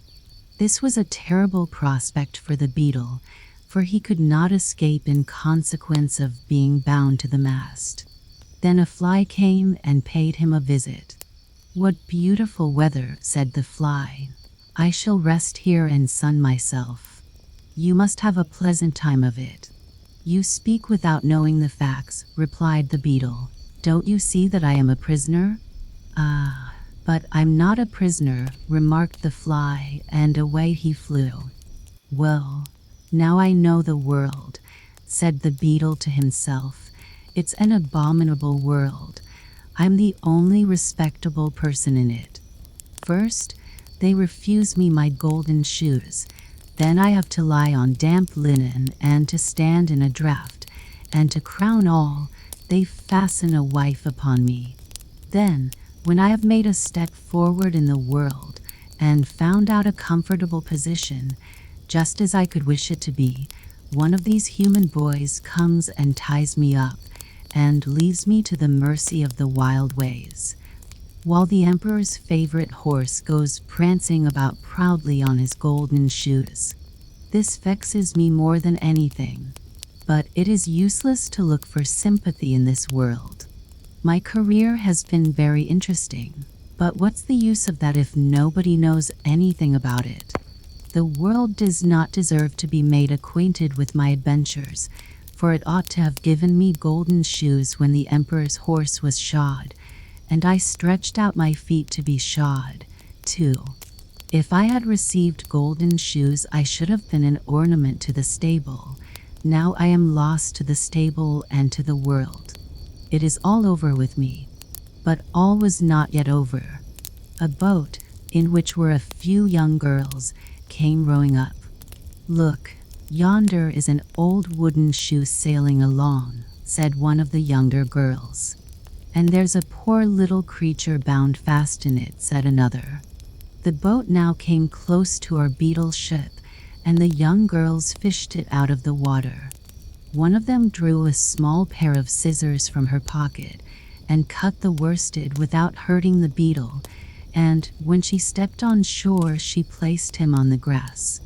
"There," she said, "creep away or fly, if thou canst. It is a splendid thing to have thy liberty." Away flew the beetle, straight through the open window of a large building. There he sank down, tired and exhausted, exactly on the mane of the emperor's favorite horse, who was standing in his stable, and the beetle found himself at home again. For some time he clung to the mane, that he might recover himself.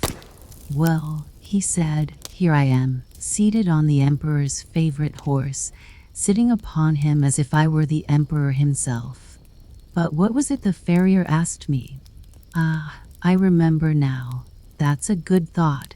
He asked me why the golden shoes were given to the horse.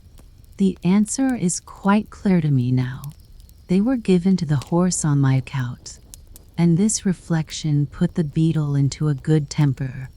The sun's rays also came streaming into the stable and shone upon him and made the place lively and bright. Traveling expands the mind very much, said the beetle.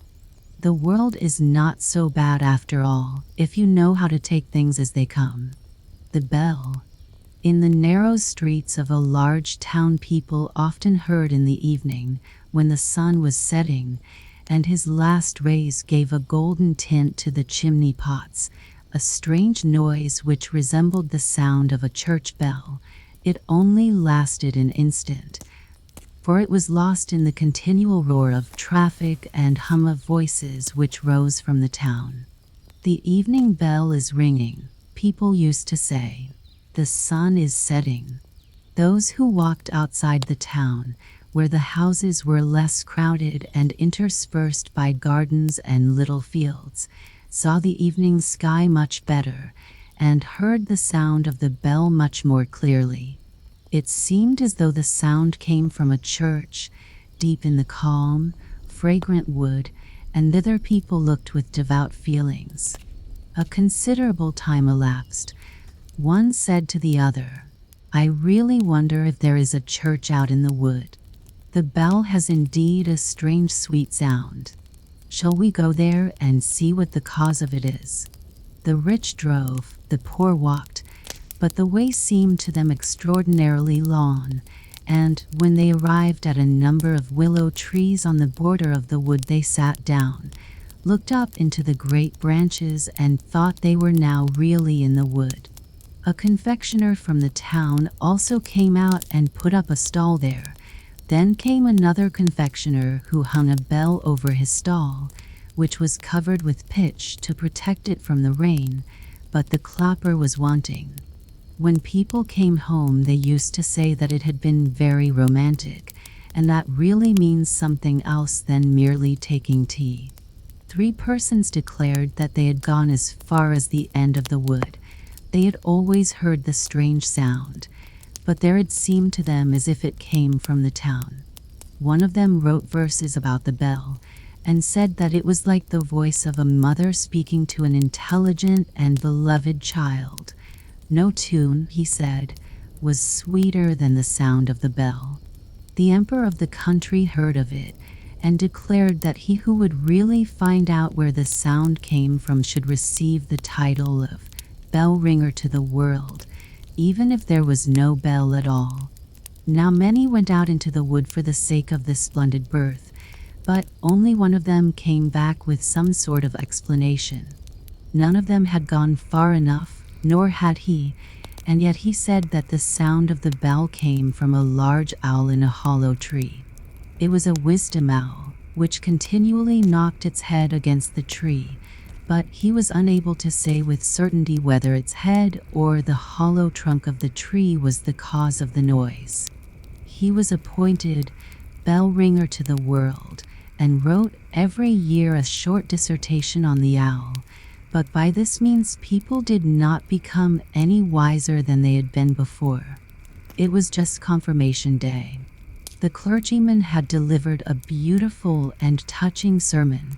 The candidates were deeply moved by it. It was indeed a very important day for them. They were all at once transformed from mere children to grown-up people. The childish soul was to fly over, as it were, into a more reasonable being.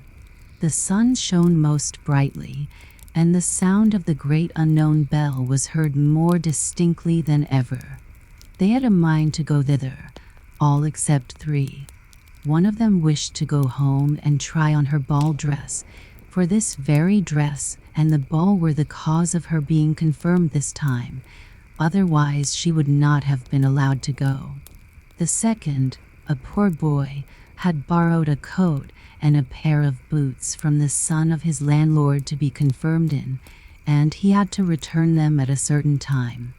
The third said that he never went into strange places if his parents were not with him. He had always been a good child, and wished to remain so, even after being confirmed, and they ought not to tease him for this. They, however, did it all the same. These three, therefore, did not go. The others went on. The sun was shining, the birds were singing, and the confirmed children sang too, holding each other by the hand, for they had no position yet, and they were all equal in the eyes of God. Two of the smallest soon became tired and returned to the town. Two little girls sat down and made garlands of flowers. They, therefore, did not go on. When the others arrived at the willow trees, where the confectioner had put up his stall, they said, "Now we are out here. The bell does not in reality exist. It is only something that people imagine." Then suddenly the sound of the bell was heard so beautifully and solemnly from the wood that 4 or 5 made up their minds to go still further on. The wood was very thickly grown. It was difficult to advance. Wood lilies and anemones grew almost too high. Flowering convolvuli and brambles were hanging like garlands from tree to tree, while the nightingales were singing and the sunbeams played. That was very beautiful, but the way was unfit for the girls. They would have torn their dresses. Large rocks, covered with moss of various hues, were lying about. The fresh spring water rippled forth with a peculiar sound. "I don't think that can be the bell," said one of the confirmed children, and then he lay down and listened. "We must try to find out if it is." And there he remained, and let the others walk on. They came to a hot belt of the bark of trees and branches.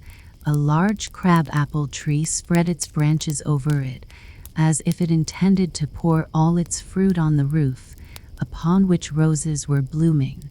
The long boughs covered the gable, where a little bell was hanging. Was this the one they had heard? All agreed that it must be so, except one who said that the bell was too small and too thin to be heard at such a distance, and that it had quite a different sound to that which had so touched men's hearts.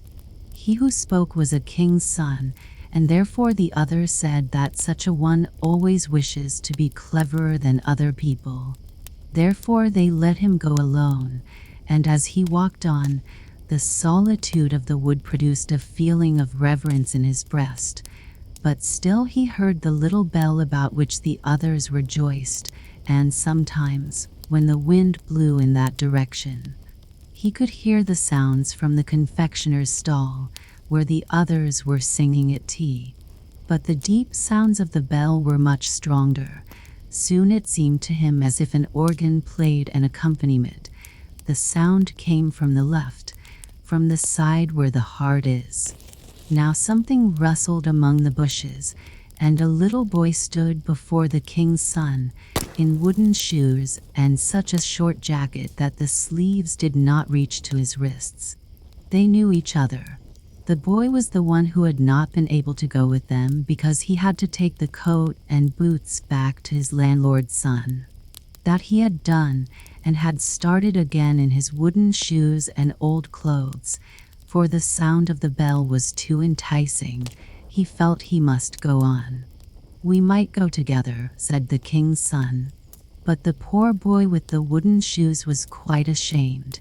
He pulled at the short sleeves of his jacket, and said that he was afraid he could not walk so fast.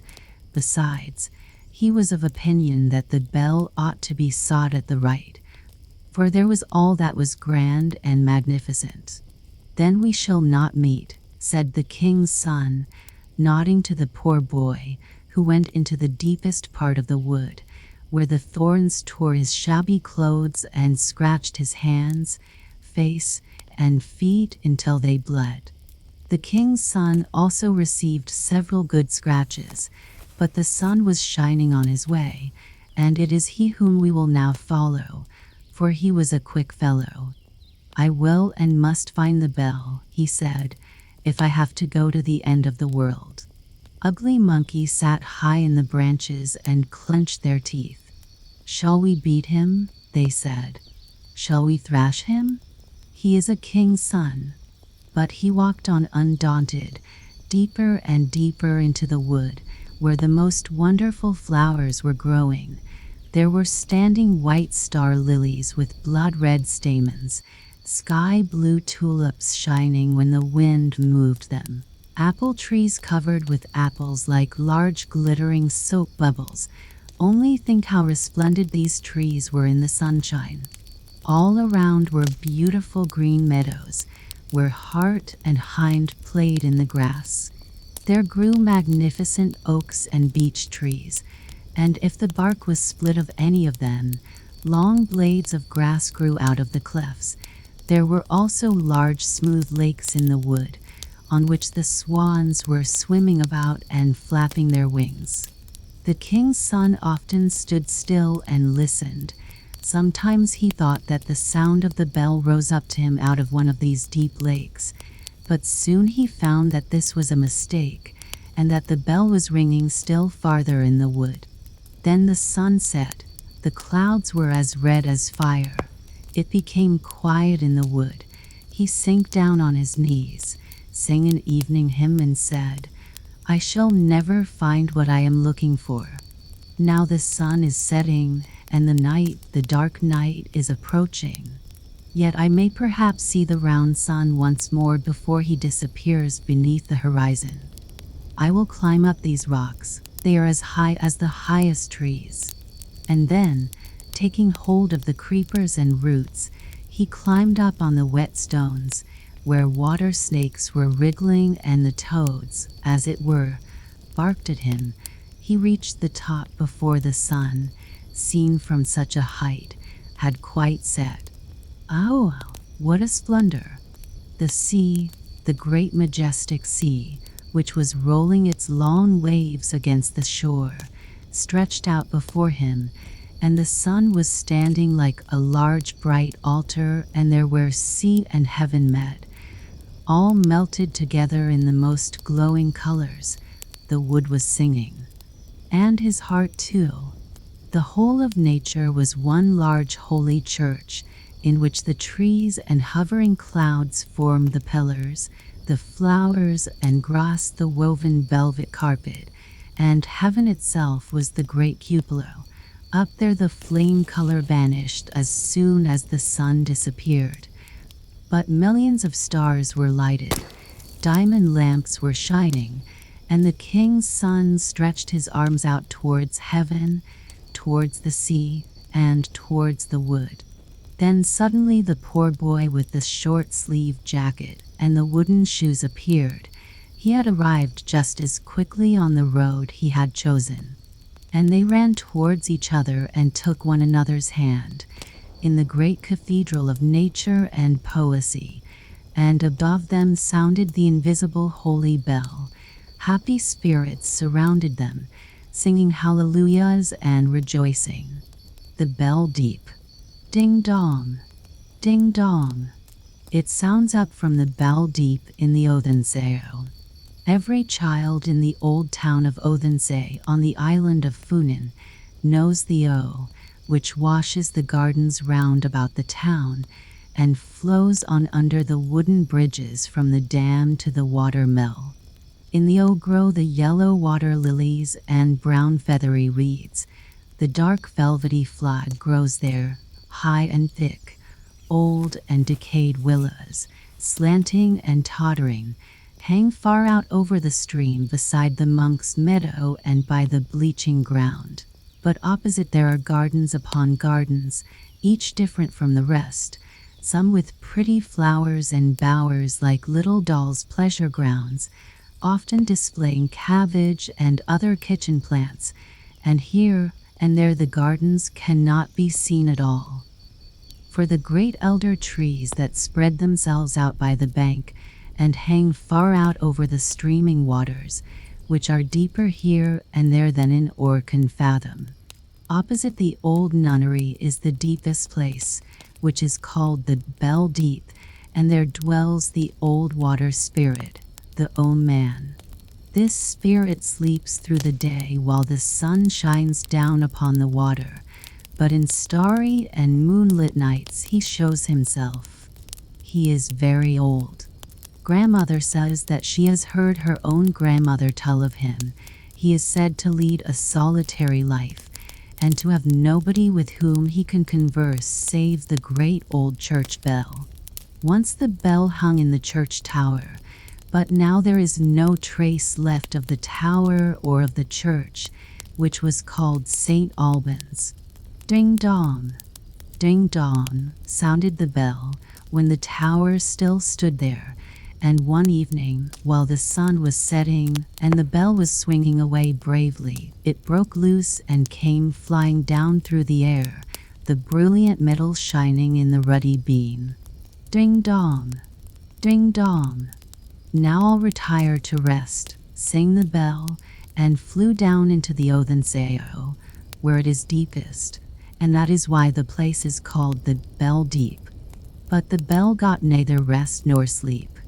Down in the Oman's haunt it sounds and rings, so that the tones sometimes pierce upward through the waters, and many people maintain that its strains forebode the death of someone, but that is not true, for the bell is only talking with the Oman, who is now no longer alone. And what is the bell telling? It is old, very old, as we have already observed. It was there long before grandmother's grandmother was born, and yet it is but a child in comparison with the Oman, who is quite an old quiet personage, an oddity, with his hose of eel skin, and his scaly jacket with the yellow lilies for buttons, and a wreath of reed in his hair and seaweed in his beard. But he looks very pretty for all that. What the bell tells. To repeat it all would require years and days, for year by year it is telling the old stories, sometimes short ones, sometimes long ones, according to its whim. It tells of old times, of the dark hard times. Thus, in the church of St. Alban, the monk had mounted up into the tower. He was young and handsome, but thoughtful exceedingly. He looked through the loophole out upon the Othenseo, when the bed of the water was yet broad, and the monk's meadow was still a lake. He looked out over it, and over the rampart, and over the nuns' hill opposite, where the convent lay, and the light gleamed forth from the nun's cell. He had known the nun right well, and he thought of her, and his heart beat quicker as he thought. Ding dong, ding dong. Yes, this was the story the bell told. Into the tower came also the dapper manservant of the bishop, and when I, the bell, who am made of metal, rang hard and loud, and swung to and fro, I might have beaten out his brains. He sat down close under me, and played with two little sticks as if they had been a stringed instrument, and he sang to it. Now I may sing it out aloud, though at other times I may not whisper it. I may sing of everything that is kept concealed behind lock and bars. Yonder it is cold and wet. The rats are eating her up alive. Nobody knows of it. Nobody hears of it. Not even now, for the bell is ringing and singing its loud ding-dong, ding-dong. There was a king in those days. They called him Canute. He bowed himself before bishop and monk, but when he offended the free peasants with heavy taxes and hard words, they seized their weapons and put him to flight like a wild beast. He sought shelter in the church and shut gate and door behind him. The violent bands surrounded the church. I heard tell of it. The crows, ravens, and magpies started up in terror at the yelling and shouting that sounded around. They flew into the tower and out again. They looked down upon the throng below, and they also looked into the windows of the church and screamed out aloud what they saw there. King Canute knelt before the altar in prayer. His brothers Eric and Benedict stood by him as a guard with drawn swords, but the king's servant, the treacherous Blake, betrayed his master. The throng in front of the church knew where they could hit the king, and one of them flung a stone through a pane of glass, and the king lay there dead. The cries and screams of the savage horde and of the birds sounded through the air, and I joined in it also, for I sang ding dong, ding dong. The church bell hangs high, and looks far around, and sees the birds around it, and understands their language. The wind roars and upon it through windows and loopholes, and the wind knows everything, for he gets it from the air, which encircles all things, and the church bell understands his tongue, and rings it out into the world, ding dong, ding dong. But it was too much for me to hear and to know. I was not able any longer to ring it out.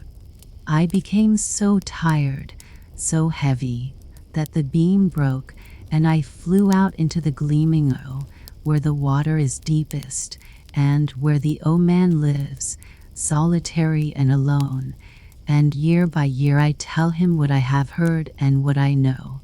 Ding dong, ding dong. Thus it sounds complainingly out of the bell deep in the Othenseo. That is what grandmother told us. But the schoolmaster says that there was not any bell that rung down there, for that it could not do so, and that no O man dwelt yonder, for there was no O man at all.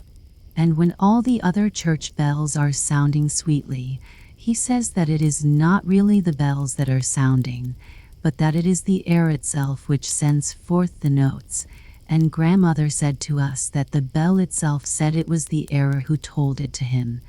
Consequently, they are agreed on that point, and this much is sure. Be cautious, cautious, and take good heed to thyself, they both say. The air knows everything. It is around us, it is in us, it talks of our thoughts and of our deeds, and it speaks longer of them than does the bell down in the depths of the Othenseo where the O man dwells. It rings it out in the vault of heaven, far, far out, forever and ever, till the heaven bells sound ding dong, ding dong. The bird of popular song. In is winter time. The earth wears a snowy garment, and looks like marble hewn out of the rock. The air is bright and clear. The wind is sharp as a well-tempered sword, and the trees stand like branches of white coral or blooming almond twigs, and here it is keen as on the lofty Alps. The night is splendid in the gleam of the northern lights, and in the glitter of innumerable twinkling stars. But we sit in the warm room, by the hot stove, and talk about the old times. And we listen to this story. By the open sea was a giant's grave, and on the grave mound sat at midnight the spirit of the buried hero, who had been a king. The golden circlet gleamed on his brow, his hair fluttered in the wind, and he was clad in steel and iron. He bent his head mournfully, and sighed in deep sorrow, as an unquiet spirit might sigh. And a ship came sailing by. Presently the sailors lowered the anchor and landed. Among them was a singer, and he approached the royal spirit and said, "Why mournest thou, and wherefore dost thou suffer thus?" And the dead man answered, "No one has sung the deeds of my life. They are dead and forgotten. Song doth not carry them forth over the lands, nor into the hearts of men. Therefore I have no rest and no peace." And he spoke of his works and of his warlike deeds, which his contemporaries had known, but which had not been sung, because there was no singer among his companions. Then the old bard struck the strings of his harp, and sang of the youthful courage of the hero, of the strength of the man, and of the greatness of his good deeds. Then the face of the dead one gleamed like the margin of the cloud in the moonlight. Gladly and of good courage, the form arose in splendor and in majesty, and vanished like the glancing of the northern light. Naught was to be seen but the green turfy mound, with the stones on which no runic record has been graven, but at the last sound of the harp there soared over the hill, as though he had fluttered from the harp, a little bird, a charming singing bird, with ringing voice of the thrush, with the moving voiced pathos of the human heart, with a voice that told of home, like the voice that is heard by the bird of passage. The singing bird soared away, over mountain and valley, over field and wood. He was the bird of popular song, who never dies. We hear his song, we hear it now in the room while the white bees are swarming without, and the storm clutches the windows. The bird sings not alone the requiem of heroes, he sings also sweet gentle songs of love, so many and so warm, of northern fidelity and truth. He has stories in words and in tones, he has proverbs and snatches of proverbs, songs which, like runes laid under a dead man's tongue, force him to speak, and thus popular song tells of the land of his birth. In the old heathen days, in the times of the Vikings, the popular speech was enshrined in the harp of the bard. In the days of knightly castles, when the strongest fist held the scales of justice, when only might was right, and a peasant and a dog were of equal importance, where did the bird of song find shelter and protection? Neither violence nor stupidity gave him a thought. But in the gabled window of the knightly castle, the lady of the castle sat with the parchment roll before her, and wrote down the old recollections in song and legend, while near her stood the old woman from the wood, and the traveling peddler who went wandering through the country. As these told their tales, there fluttered around them, with twittering and song, the bird of popular song, who never dies so long as the earth has a hill upon which his foot may rest. And now he looks in upon us and sings, without her the night and the snowstorm. He lays the runes beneath our tongues, and we know the land of our home.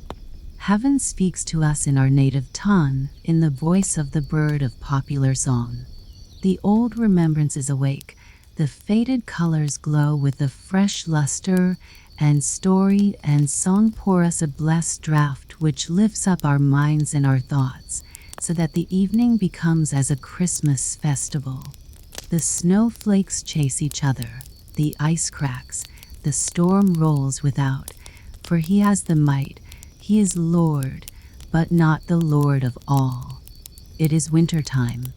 The wind is sharp as a two-edged sword, the snowflakes chase each other. It seems as though it had been snowing for days and weeks, and the snow lies like a great mountain over the whole town, like a heavy dream of the winter night. Everything on the earth is hidden away, only the golden cross of the church, the symbol of faith, arises over the snow grave, and gleams in the blue air and in the bright sunshine. And over the buried town fly the birds of heaven, the small and the great. They twitter, and they sing as best they may, each bird with his beak. First comes the band of sparrows. They pipe at every trifle in the streets and lanes, in the nests and the houses. They have stories to tell about the front buildings and the back buildings.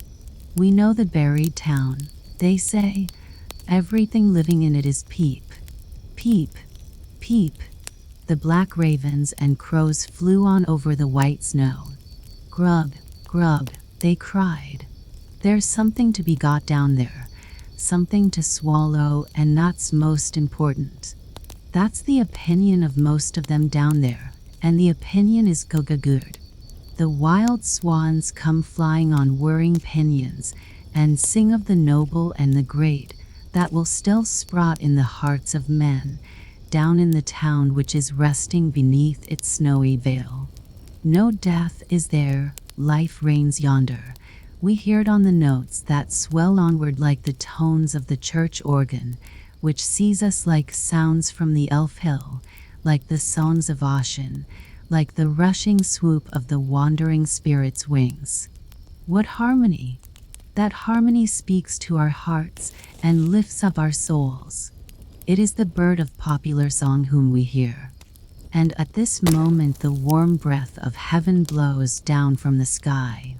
There are gaps in the snowy mountains, the sun shines into the cliffs, spring is coming, the birds are returning, and new races are coming with the same home sounds in their hearts. Hear the story of the year, the night of the snowstorm, the heavy dream of the winter night. All shall be dissolved.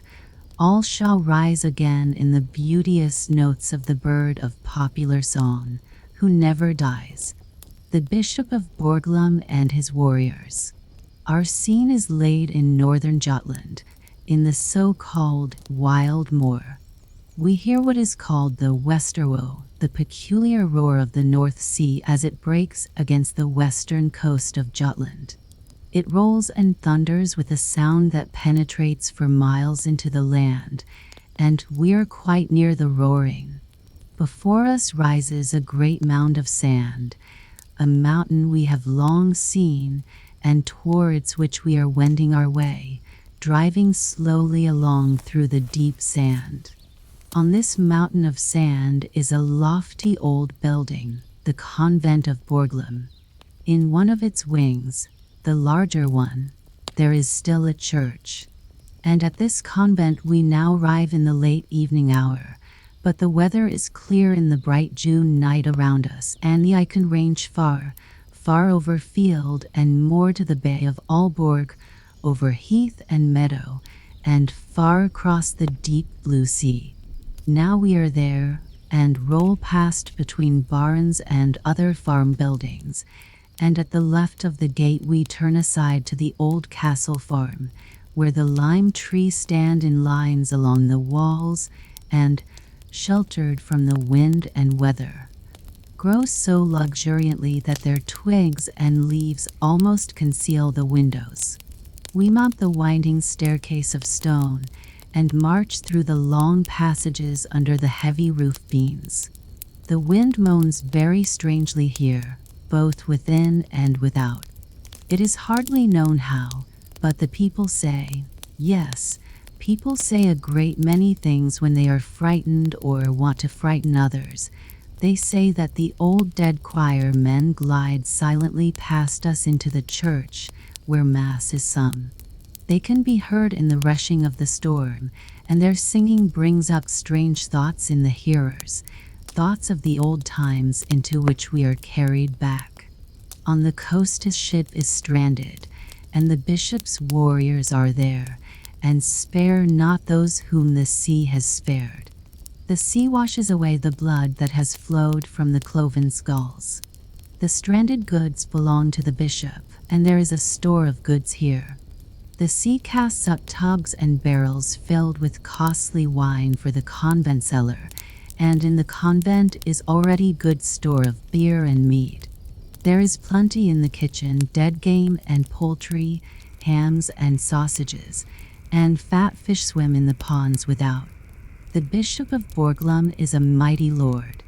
He has great possessions, but still he longs for more.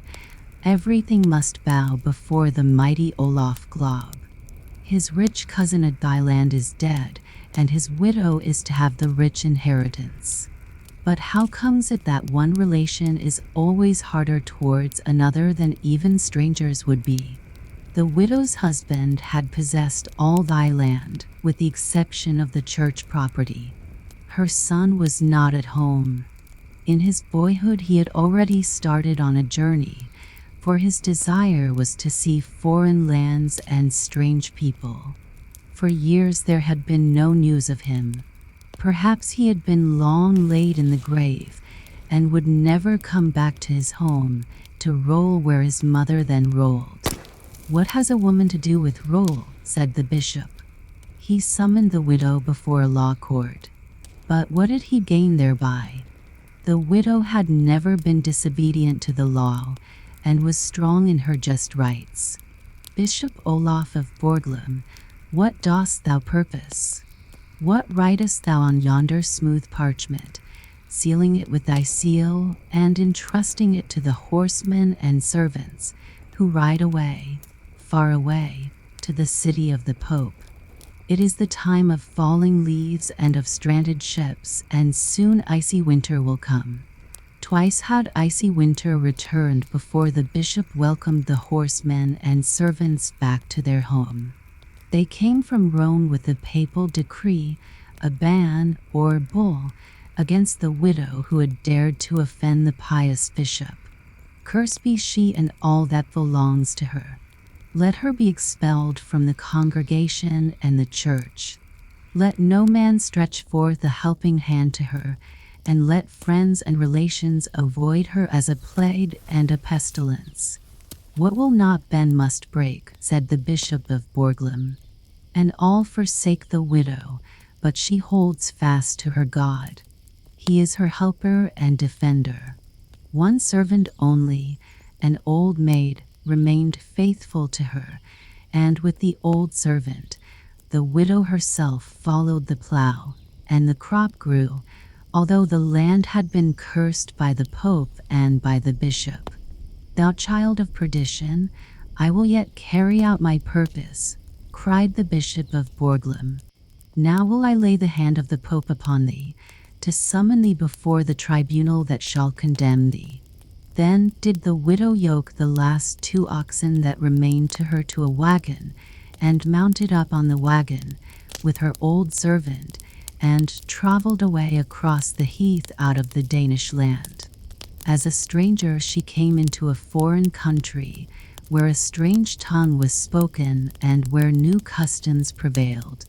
Farther and farther she journeyed, to where green hills rise into mountains, and the vine clothes their sides. Strange merchants drive by her, and they look anxiously after their wagons laden with merchandise. They fear an attack from the armed followers of the robber knights. The 2 poor women, in their humble vehicle drawn by 2 black oxen, travel fearlessly through the dangerous sunken road and through the darksome forest. And now they were in Franconia, and there met them a stalwart knight with a train of 12 armed followers. He paused, gazed at the strange vehicle, and questioned the women as to the goal of their journey and the place whence they came. Then one of them mentioned thy land in Denmark, and spoke of her sorrows, of her woes, which were soon to cease, for so divine providence had willed it. For the stranger knight is the widow's son. He seized her hand, he embraced her, and the mother wept. For years she had not been able to weep, but had only bitten her lips till the blood started. It is the time of falling leaves and of stranded ships, and soon will icy winter come. The sea rolled wine tubs to the shore for the bishop's cellar. In the kitchen the deer roasted on the spit before the fire. At Borglum it was warm and cheerful in the heated rooms, while cold winter raged without, when a piece of news was brought to the bishop. Jens Glob of thy land has come back, and his mother with him. Jens Glob laid a complaint against the bishop, and summoned him before the temporal and the spiritual court. That will avail him little, said the bishop. Thus leave off thy efforts, Knight Jens. Again it is the time of falling leaves and stranded ships. Icy winter comes again, and the white bees are swarming, and sting the traveler's face till they melt. Keen weather today, say the people as they step in. Jens Glob stands so deeply wrapped in thought that he cinches the skirt of his wide garment. Thou Borglum bishop, he exclaims, I shall subdue thee after all. Under the shield of the Pope, the law cannot reach thee, but Jens Glob shall reach thee. Then he writes a letter to his brother-in-law, Olaf Hayes, in Salingland, and prays that night to meet him on Christmas Eve, at Mass, in the church at Widburg. The bishop himself is to read the Mass and consequently will journey from Borglum to thy land, and this is known to Jens Glob. Moorland and meadow are covered with ice and snow. The marsh will bear horse and rider, the bishop with his priests and armed men. They ride the shortest way, through the waving reeds, where the wind moans sadly. Blow they brazen trumpet, thou trumpeter clad in fox skin. It sounds merrily in the clear air. So they ride on over heath and moorland, over what is the garden of Fata Morgana in the hot summer, though now icy, like all the country, towards the church of Widburg. The wind is blowing his trumpet too, blowing it harder and harder. He blows up a storm, a terrible storm that increases more and more. Towards the church they ride, as fast as they may through the storm. The church stands firm, but the storm careers on over field and moorland, over land and sea. Borglum's bishop reaches the church, but Olaf Hayes will scarce do so, however hard he may ride. He journeys with his warriors on the farther side of the bay, in order that he may help Jens Glob, now that the bishop is to be summoned before the judgment seat of the highest.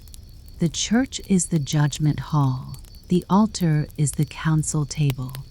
The lights burn clear in the heavy brass candelabro. The storm reads out the accusation and the sentence, roaming in the air over moor and heath and over the rolling waters. No ferry boat can sail over the bay in such weather as this. Olaf Hayes makes halt at Otsword. There he dismisses his warriors, presents them with their horses and harness, and gives them leave to ride home and greet his wife.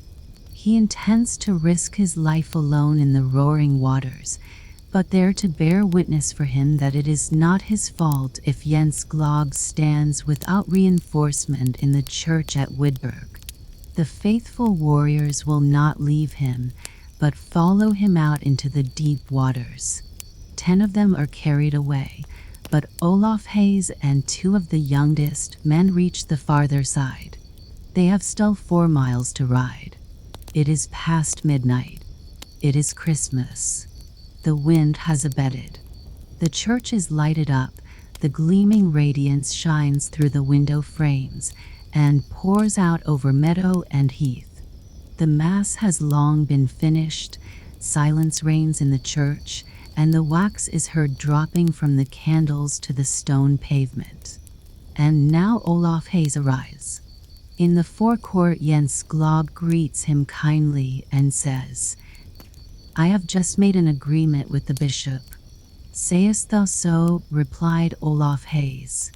"Then neither thou nor the bishop shall quit this church alive."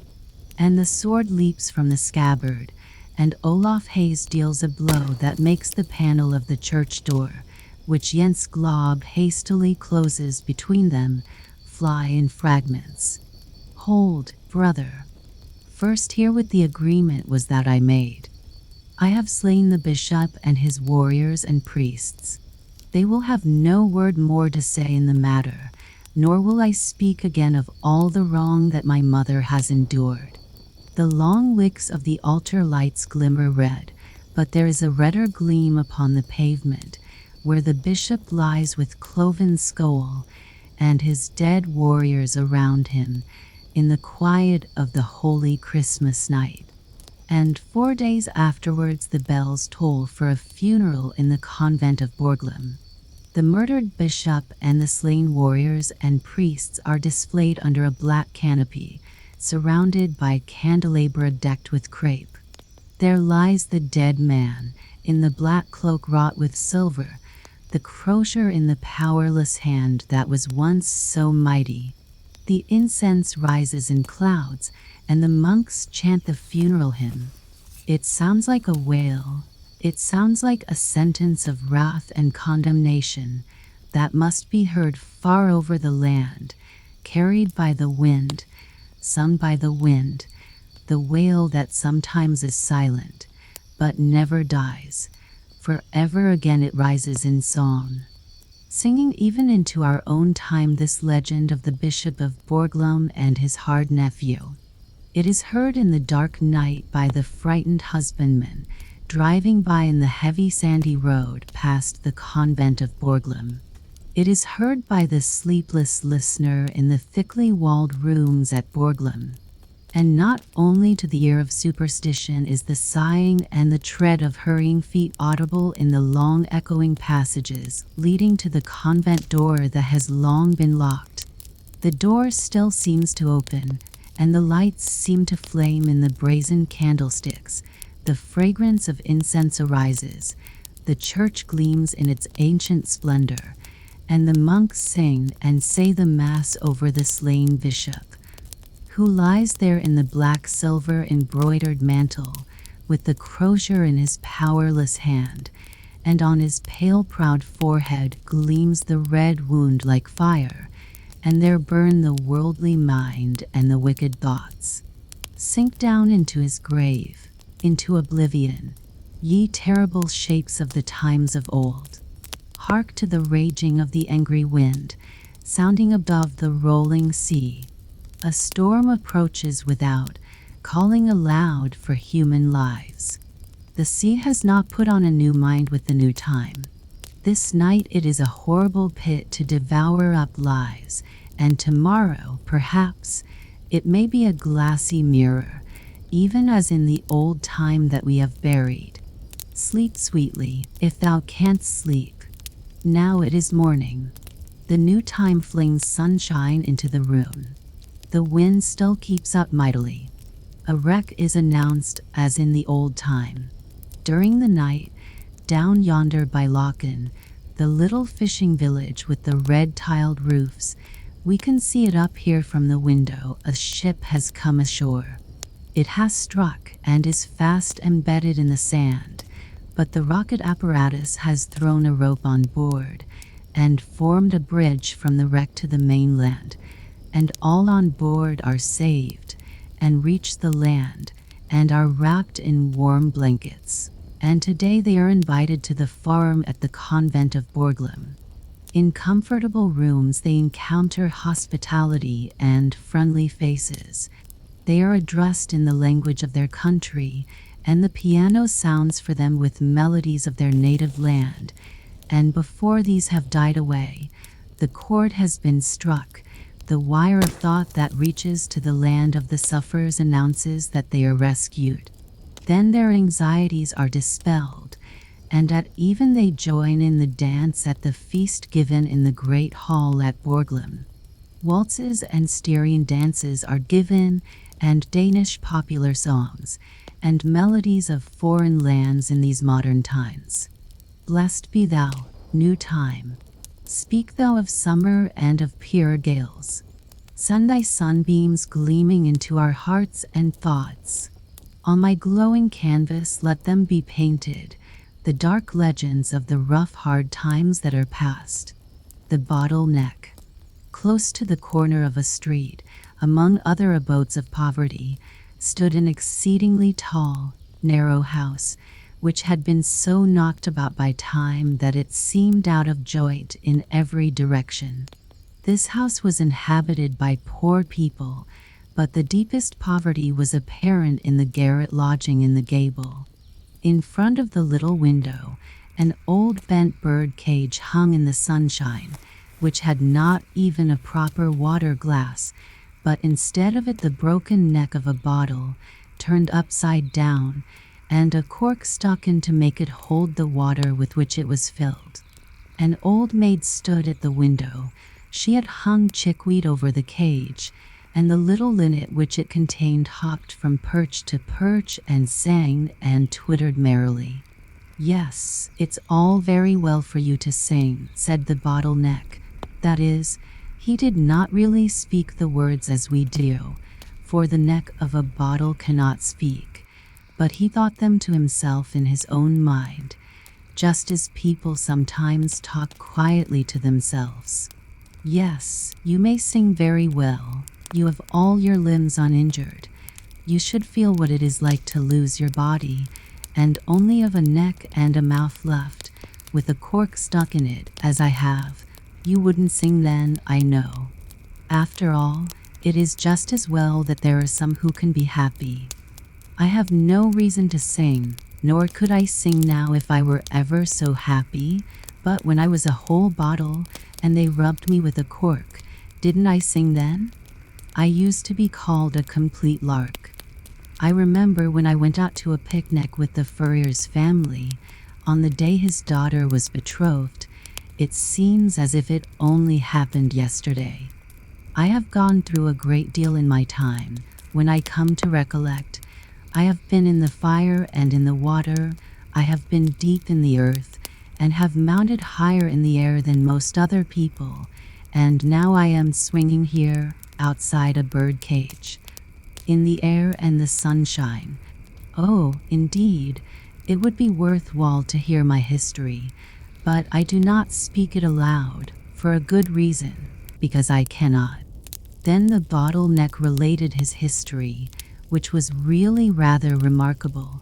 He, in fact, related it to himself, or, at least, thought it in his own mind. The little bird sang his own song merrily.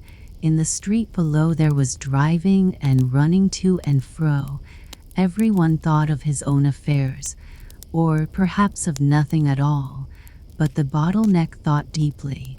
He thought of the blazing furnace in the factory, where he had been blown into life. He remembered how hot it felt when he was placed in the heated oven, the home from which he sprang, and that he had a strong inclination to leap out again directly. But after a while it became cooler, and he found himself very comfortable. He had been placed in a row, with a whole regiment of his brothers and sisters, all brought out of the same furnace. Some of them had certainly been blown into champagne bottles, and others into beer bottles, which made a little difference between them. In the world it often happens that a beer bottle may contain the most precious wine, and a champagne bottle be filled with blacking. But even in decay it may always be seen whether a man has been well born.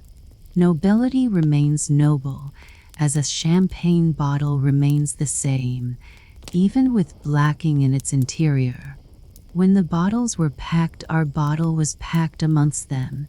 It little expected then to finish its career as a bottleneck, or to be used as a water glass to a bird's cage, which is, after all, a place of honor, for it is to be of some use in the world. The bottle did not behold the light of day again until it was unpacked with the rest in the wine merchant's cellar, and, for the first time, rinsed with water, which caused some very curious sensations. There it lay empty and without a cork, and it had a peculiar feeling, as if it wanted something it knew not what. At last it was filled with rich and costly wine. A cork was placed in it and sealed down. Then it was labeled first quality, as if it had carried off the first prize at an examination. Besides, the wine and the bottle were both good, and while we are young is the time for poetry. There were sounds of song within the bottle, of things it could not understand, of green sunny mountains, where the vines grow and where the merry vine dressers laugh, sing, and are merry. Ah, how beautiful is life! All these tones of joy and song in the bottle were like the working of a young poet's brain, who often knows not the meaning of the tones which are sounding within him. One morning the bottle found a purchaser in the furrier's apprentice, who was told to bring one of the best bottles of wine. It was placed in the provision basket with ham and cheese and sausages. The sweetest fresh butter and the finest bread were put into the basket by the furrier's daughter herself, for she packed it. She was young and pretty, her brown eyes laughed, and a smile lingered round her mouth as sweet as that in her eyes. She had delicate hands, beautifully white, and her neck was whiter still. It could easily be seen that she was a very lovely girl, and as yet she was not engaged. The provision basket lay in the lap of the young girl as the family drove out to the forest, and the neck of the bottle peeped out from between the folds of the white napkin. There was the red wax on the cork, and the bottle looked straight at the young girl's face, and also at the face of the young sailor who sat near her. He was a young friend, the son of a portrait painter. He had lately passed his examination with honor as mate, and the next morning he was to sail in his ship to a distant coast. There had been a great deal of talk on this subject while the basket was being packed, and during this conversation the eyes and the mouth of the furrier's daughter did not wear a very joyful expression. The young people wandered away into the green wood and talked together. What did they talk about? The bottle could not say, for he was in the provision basket. It remained there a long time, but when at last it was brought forth it appeared as if something pleasant had happened, for everyone was laughing. The furrier's daughter laughed too, but she said very little, and her cheeks were like two roses. Then her father took the bottle and the corkscrew into his hands. What a strange sensation it was to have the cork drawn for the first time. The bottle could never after that forget the performance of that moment. Indeed, there was quite a convulsion within him as the cork flew out, and a gurgling sound as the wine was poured forth into the glasses. "Long life to the betrothed," cried the papa, and every glass was emptied to the dregs, while the young sailor kissed his beautiful bride. "Happiness and blessing to you both," said the old people father and mother, and the young man filled the glasses again. "Safe return, and a wedding this day next year," he cried, and when the glasses were empty he took the bottle, raised it on high, and said, "Thou hast been present here on the happiest day of my life. Thou shalt never be used by others." So saying, he hurled it high in the air. The furrier's daughter thought she should never see it again, but she was mistaken. It fell among the rushes on the borders of a little woodland lake. The bottleneck remembered well how long it lay there unseen. "I gave them wine, and they gave me muddy water," he had said to himself, but I suppose it was all well meant. He could no longer see the betrothed couple, nor the cheerful old people, but for a long time he could hear them rejoicing and singing. At length there came by two peasant boys, who peeped in among the reeds and spied out the bottle. Then they took it up and carried it home with them, so that once more it was provided for. At home in their wooden cottage these boys had an elder brother, a sailor, who was about to start on a long voyage. He had been there the day before to say farewell, and his mother was now very busy packing up various things for him to take with him on his voyage.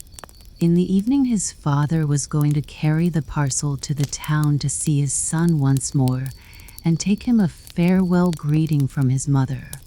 A small bottle had already been filled with herb tea, mixed with brandy, and wrapped in a parcel, but when the boys came in they brought with them a larger and stronger bottle, which they had found.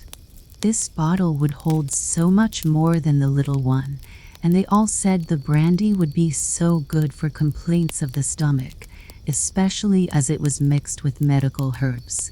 The liquid which they now poured into the bottle was not like the red wine with which it had once been filled. These were bitter drops, but they're of great use sometimes for the stomach. The new large bottle was to go, not the little one, so the bottle once more started on its travels. It was taken on board, for Peter Jensen was one of the crew, the very same ship in which the young mate was to sail. But the mate did not see the bottle. Indeed, if he had, he would not have known it, or supposed it was the one out of which they had drunk to the felicity of the betrothed and to the prospect of a marriage on his own happy return. Certainly the bottle no longer poured forth wine, but it contained something quite as good, and so it happened that whenever Peter Jensen brought it out, his messmates gave it the name of the apothecary, for it contained the best medicine to cure the stomach, and he gave it out quite willingly as long as a drop remained. Those were happy days, and the bottle would sing when rubbed with a cork, and it was called a great lark, Peter Jensen's lark. Long days and months rolled by, during which the bottle stood empty in a corner, when a storm arose, whether on the passage out or home it could not tell, for it had never been ashore. It was a terrible storm. Great waves arose, darkly heaving and tossing the vessel to and fro. The main mast was split asunder, the ship sprang a leak, and the pumps became useless, while all around was black as night. At the last moment, when the ship was sinking, the young mate wrote on a piece of paper, "We are going down. God's will be done." Then he wrote the name of his betrothed, his own name, and that of the ship. Then he put the leaf in an empty bottle that happened to be at hand, corked it down tightly, and threw it into the foaming sea. He knew not that it was the very same bottle from which the goblet of joy and hope had once been filled for him, and now it was tossing on the waves with his last greeting and a message from the dead.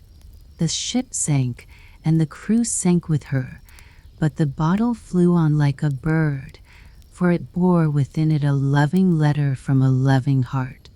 And as the sun rose and set, the bottle felt as at the time of its first existence, when in the heated glowing stove it had a longing to fly away. It outlived the storms and the calm, it struck against no rocks, was not devoured by sharks, but drifted on for more than a year, sometimes towards the north, sometimes towards the south, just as the current carried it. It was in all other ways its own master, but even of that one may get tired. The written leaf, the last farewell of the bridegroom to his bride, would only bring sorrow when once it reached her hands, but where were those hands, so soft and delicate, which had once spread the tablecloth on the fresh grass in the green wood on the day of her betrothal? Ah, yes. Where was the furrier's daughter? And where was the land which might lie nearest to her home? The bottle knew not. It traveled onward, and at last all this wandering about became wearisome. At all events it was not its usual occupation, but it had to travel, till at length it reached land, a foreign country. Not a word spoken in this country could the bottle understand. It was a language it had never before heard, and it is a great loss not to be able to understand a language. The bottle was fished out of the water and examined on all sides. The little letter contained within it was discovered, taken out, and turned and twisted in every direction, but the people could not understand what was written upon it. They could be quite sure that the bottle had been thrown overboard from a vessel, and that something about it was written on this paper. But what was written? That was the question, so the paper was put back into the bottle, and then both were put away in a large cupboard of one of the great houses of the town. Whenever any strangers arrived, the paper was taken out and turned over and over, so that the address, which was only written in pencil, became almost illegible, and at last no one could distinguish any letters on it at all. For a whole year the bottle remained standing in the cupboard, and then it was taken up to the loft, where it soon became covered with dust and cobwebs. Ah! How often then it thought of those better days, of the times when in the fresh, green wood it had poured forth rich wine, or, while rocked by the swelling waves, it had carried in its bosom a secret, a letter, a last parting sigh. For full 20 years it stood in the loft, and it might have stayed there longer, but that the house was going to be rebuilt. The bottle was discovered when the roof was taken off. They talked about it, but the bottle did not understand what they said. A language is not to be learned by living in a loft, even for 20 years. If I had been downstairs in the room, thought the bottle, I might have learned it. It was now washed and rinsed, which process was really quite necessary, and afterwards it looked clean and transparent, and felt young again in its old age. But the paper which it had carried so faithfully was destroyed in the washing. They filled the bottle with seeds, though it scarcely knew what had been placed in it. Then they corked it down tightly and carefully wrapped it up. There not even the light of a torch or a lantern could reach it, much less the brightness of the sun or moon. And yet, thought the bottle, men go on a journey that they may see as much as possible, and I can see nothing. However, it did something quite as important. It traveled to the place of its destination and was unpacked. "What trouble they have taken with that bottle over yonder," said one, "and very likely it is broken after all." But the bottle was not broken, and, better still, it understood every word that was said. This language it had heard at the furnaces and at the wine merchants, in the forest and on the ship. It was the only good old language it could understand. It had returned home, and the language was as a welcome greeting. For very joy, it felt ready to jump out of people's hands, and scarcely noticed that its cork had been drawn, and its contents emptied out, till it found itself carried to a cellar, to be left there and forgotten. There's no place like home, even if it's a cellar. It never occurred to him to think that he might lie there for years. He felt so comfortable. For many long years he remained in the cellar, till at last some people came to carry away the bottles, and ours amongst the number. Out in the garden there was a great festival. Brilliant lamps hung in festoons from tree to tree, and paper lanterns, through which the light shone till they looked like transparent tulips. It was a beautiful evening, and the weather mild and clear. The stars twinkled, and the new moon, in the form of a crescent, was surrounded by the shadowy disk of the whole moon, and looked like a gray globe with a golden rim. It was a beautiful sight for those who had good eyes. The illumination extended even to the most retired of the garden walks, at least not so retired that anyone need lose himself there.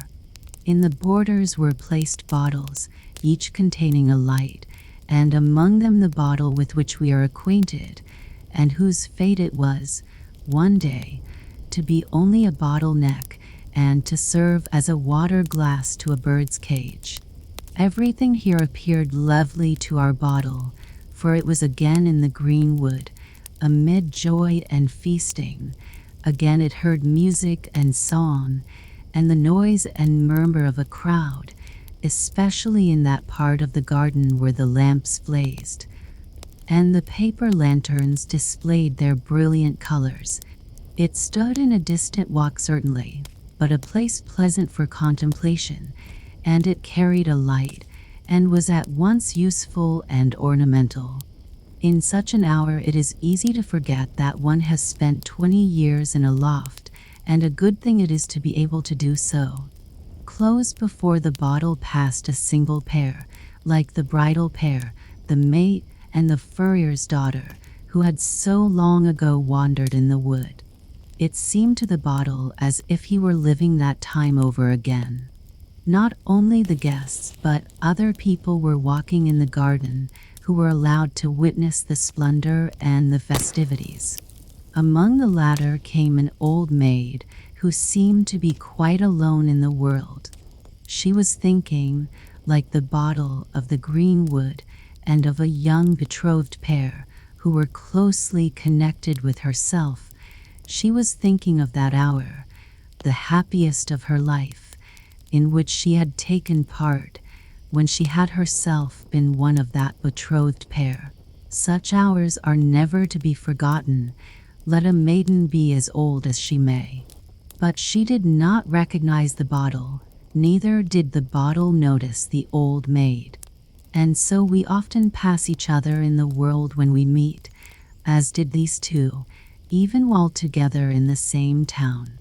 The bottle was taken from the garden and again sent to a wine merchant, where it was once more filled with wine and sold to an aeronaut, who was to make an ascent in his balloon on the following Sunday. A great crowd assembled to witness the sight. Military music had been engaged, and many other preparations made. The bottle saw it all from the basket in which he lay close to a live rabbit. The rabbit was quite excited because he knew that he was to be taken up and let down again in a parachute. The bottle, however, knew nothing of the up or the down. He saw only that the balloon was swelling larger and larger till it could swell no more, and began to rise and be restless. Then the ropes which held it were cut through, and the aerial ship rose in the air with the aeronaut and the basket containing the bottle and the rabbit, while the music sounded and all the people shouted, "Hurrah!" "This is a wonderful journey up into the air," thought the bottle. "It is a new way of sailing, and here, at least, there is no fear of striking against anything." Thousands of people gazed at the balloon, and the old maid who was in the garden saw it also, for she stood at the open window of the garret, by which hung the cage containing the linnet, who then had no water glass, but was obliged to be contented with an old cup. In the window sill stood a myrtle in a pot, and this had been pushed a little on one side, that it might not fall out, for the old maid was leaning out of the window, that she might see. And she did see distinctly the aeronaut in the balloon, and how he let down the rabbit in the parachute, and then drank to the health of all the spectators and the wine from the bottle.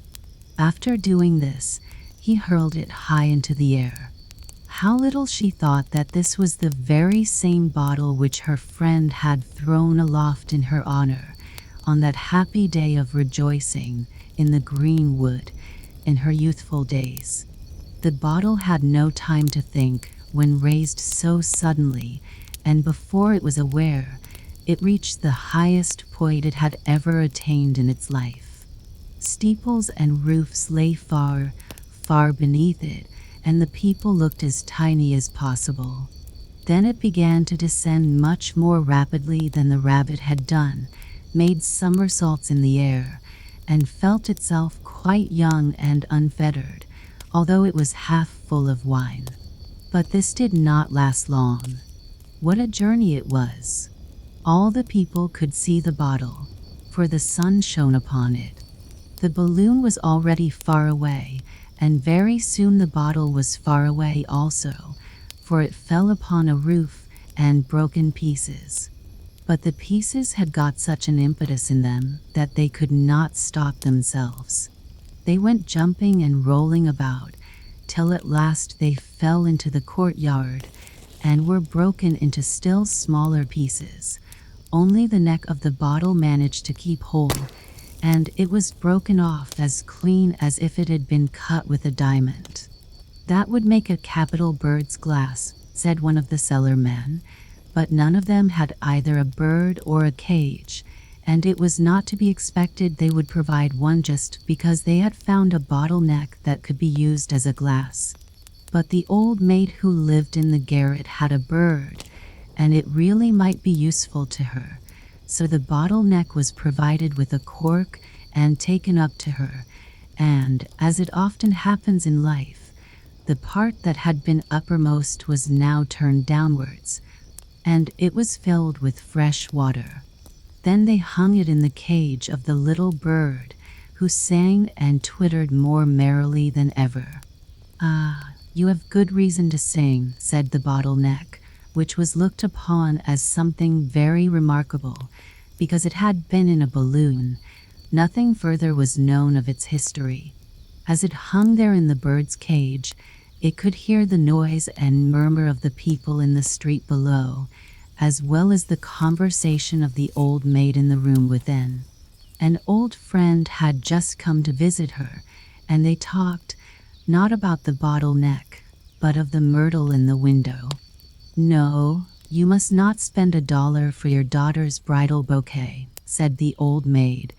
"You shall have a beautiful little bunch for a nosegay full of blossoms.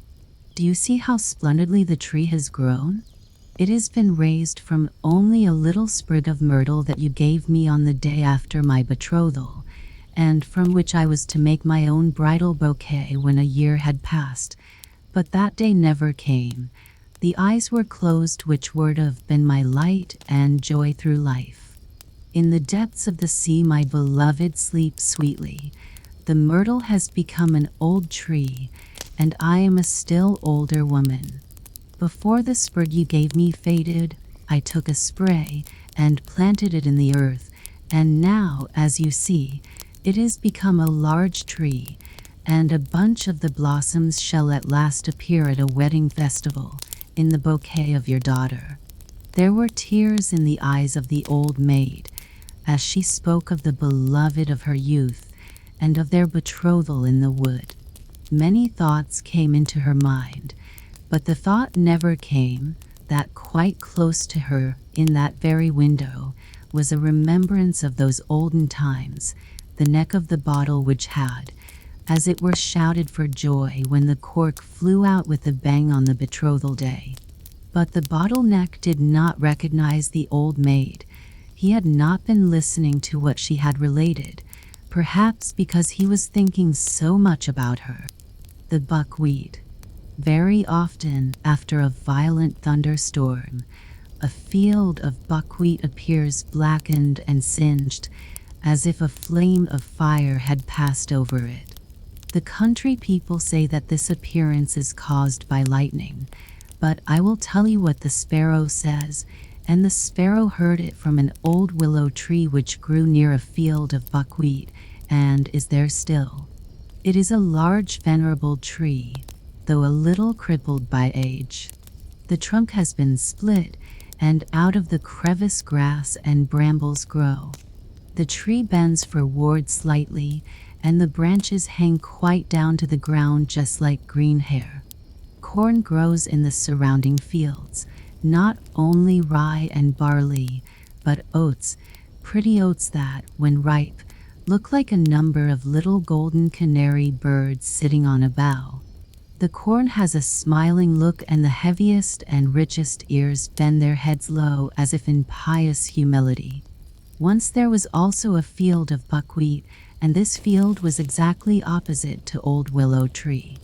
The buckwheat did not bend like the other grain, but erected its head proudly and stiffly on the stem. "I am as valuable as any other corn," said he, "and I am much handsomer. My flowers are as beautiful as the bloom of the apple blossom, and it is a pleasure to look at us. Do you know of anything prettier than we are, you old willow tree?" And the willow tree nodded his head, as if he would say, "Indeed I do." But the buckwheat spread itself out with pride, and said, "Stupid tree, he is so old that grass grows out of his body." There arose a very terrible storm. All the field flowers folded their leaves together, or bowed their little heads, while the storm passed over them, but the buckwheat stood erect in its pride. "Bend your head as we do," said the flowers. "I have no occasion to do so," replied the buckwheat. "Bend your head as we do," cried the ears of corn. "The angel of the storm is coming. His wings spread from the sky above to the earth beneath. He will strike you down before you can cry for mercy. But I will not bend my head, said the buckwheat. Close your flowers and bend your leaves, said the old willow tree. Do not look at the lightning when the cloud bursts. Even men cannot do that. In a flash of lightning, heaven opens, and we can look in, but the sight will strike even human beings blind. What then must happen to us, who only grow out of the earth, and are so inferior to them, if we venture to do so? Inferior, indeed, said the buckwheat. Now I intend to have a peep into heaven. Proudly and boldly he looked up, while the lightning flashed across the sky as if the whole world were in flames. When the dreadful storm had passed, the flowers and the corn raised their drooping heads in the pure still air, refreshed by the rain, but the buckwheat lay like a weed in the field, burnt to blackness by the lightning. The branches of the old willow tree rustled in the wind, and large water drops fell from his green leaves, as if the old willow were weeping.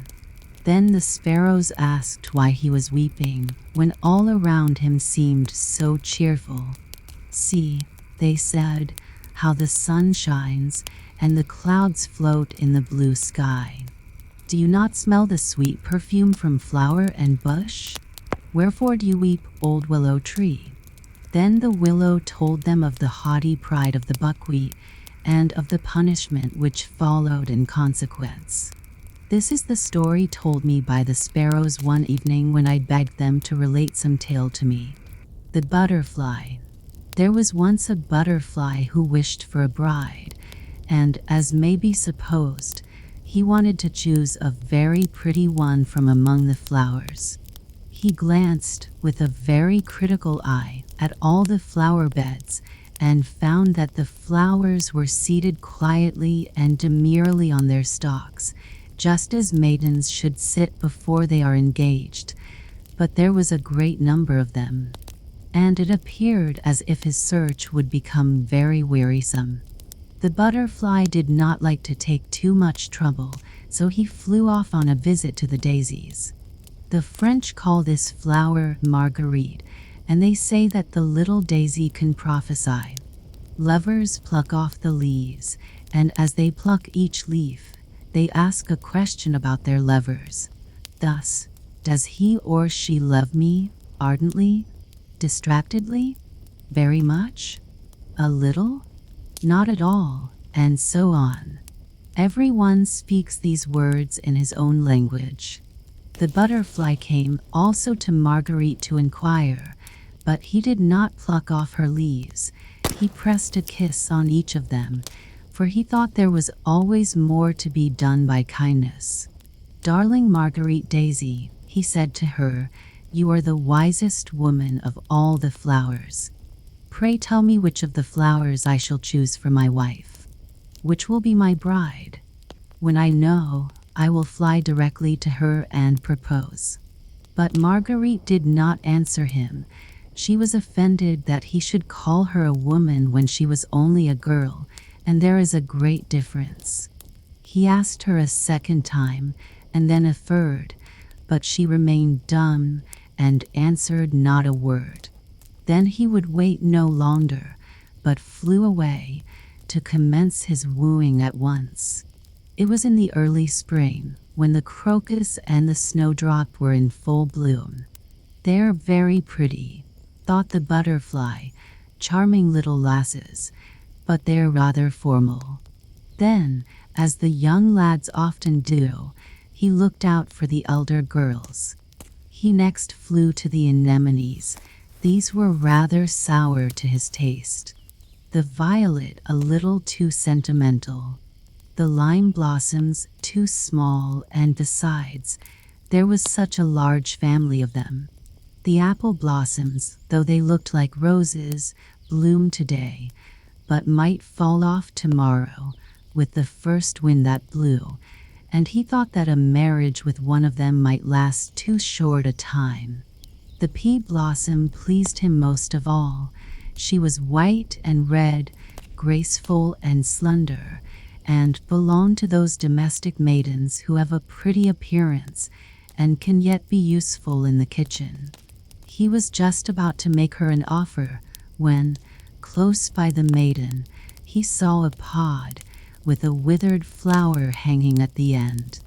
"Who is that?" he asked. "That is my sister," replied the pea blossom. "Oh, indeed, and you will be like her some day," said he, and he flew away directly, for he felt quite shocked. A honeysuckle hung forth from the hedge, in full bloom, but there were so many girls like her, with long faces and sallow complexions. No, he did not like her. But which one did he like? Spring went by, and summer drew towards its close. Autumn came, but he had not decided. The flowers now appeared in their most gorgeous robes, but all in vain. They had not the fresh, fragrant air of youth. For the heart asks for fragrance, even when it is no longer young, and there is very little of that to be found in the dahlias or the dry chrysanthemums. Therefore the butterfly turned to the mint on the ground. "You know, this plant has no blossom, but it is sweetness all over, full of fragrance from head to foot, with the scent of a flower in every leaf." "I will take her," said the butterfly, and he made her an offer. But the mint stood silent and stiff as she listened to him. At last she said, "Friendship, if you please, nothing more. I am old and you are old, but we may live for each other just the same. As to marrying, no, don't let us appear ridiculous at our age." And so it happened that the butterfly got no wife at all. He had been too long choosing, which is always a bad plan, and the butterfly became what is called an old bachelor. It was late in the autumn, with rainy and cloudy weather. The cold wind blew over the bowed backs of the willows, so that they creaked again. It was not the weather for flying about in summer clothes, but fortunately the butterfly was not out in it. He had got a shelter by chance. It was in a room heated by a stove, and as warm as summer. He could exist here, he said, well enough. "But it is not enough merely to exist," said he. "I need freedom, sunshine, and a little flower for a companion." Then he flew against the window pane, and was seen and admired by those in the room, who caught him and stuck him on a pin in a box of curiosities. They could not do more for him. "Now I am perched on a stalk, like the flowers," said the butterfly.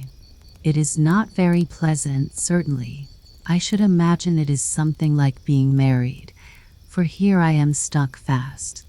And with this thought he consoled himself a little. "That seems very poor consolation," said one of the plants in the room, that grew in a pot. "Ah," thought the butterfly, "one can't very well trust these plants in pots. They have too much to do with mankind. A cheerful temper. From my father I received the best inheritance, namely a good temper." And who was my father?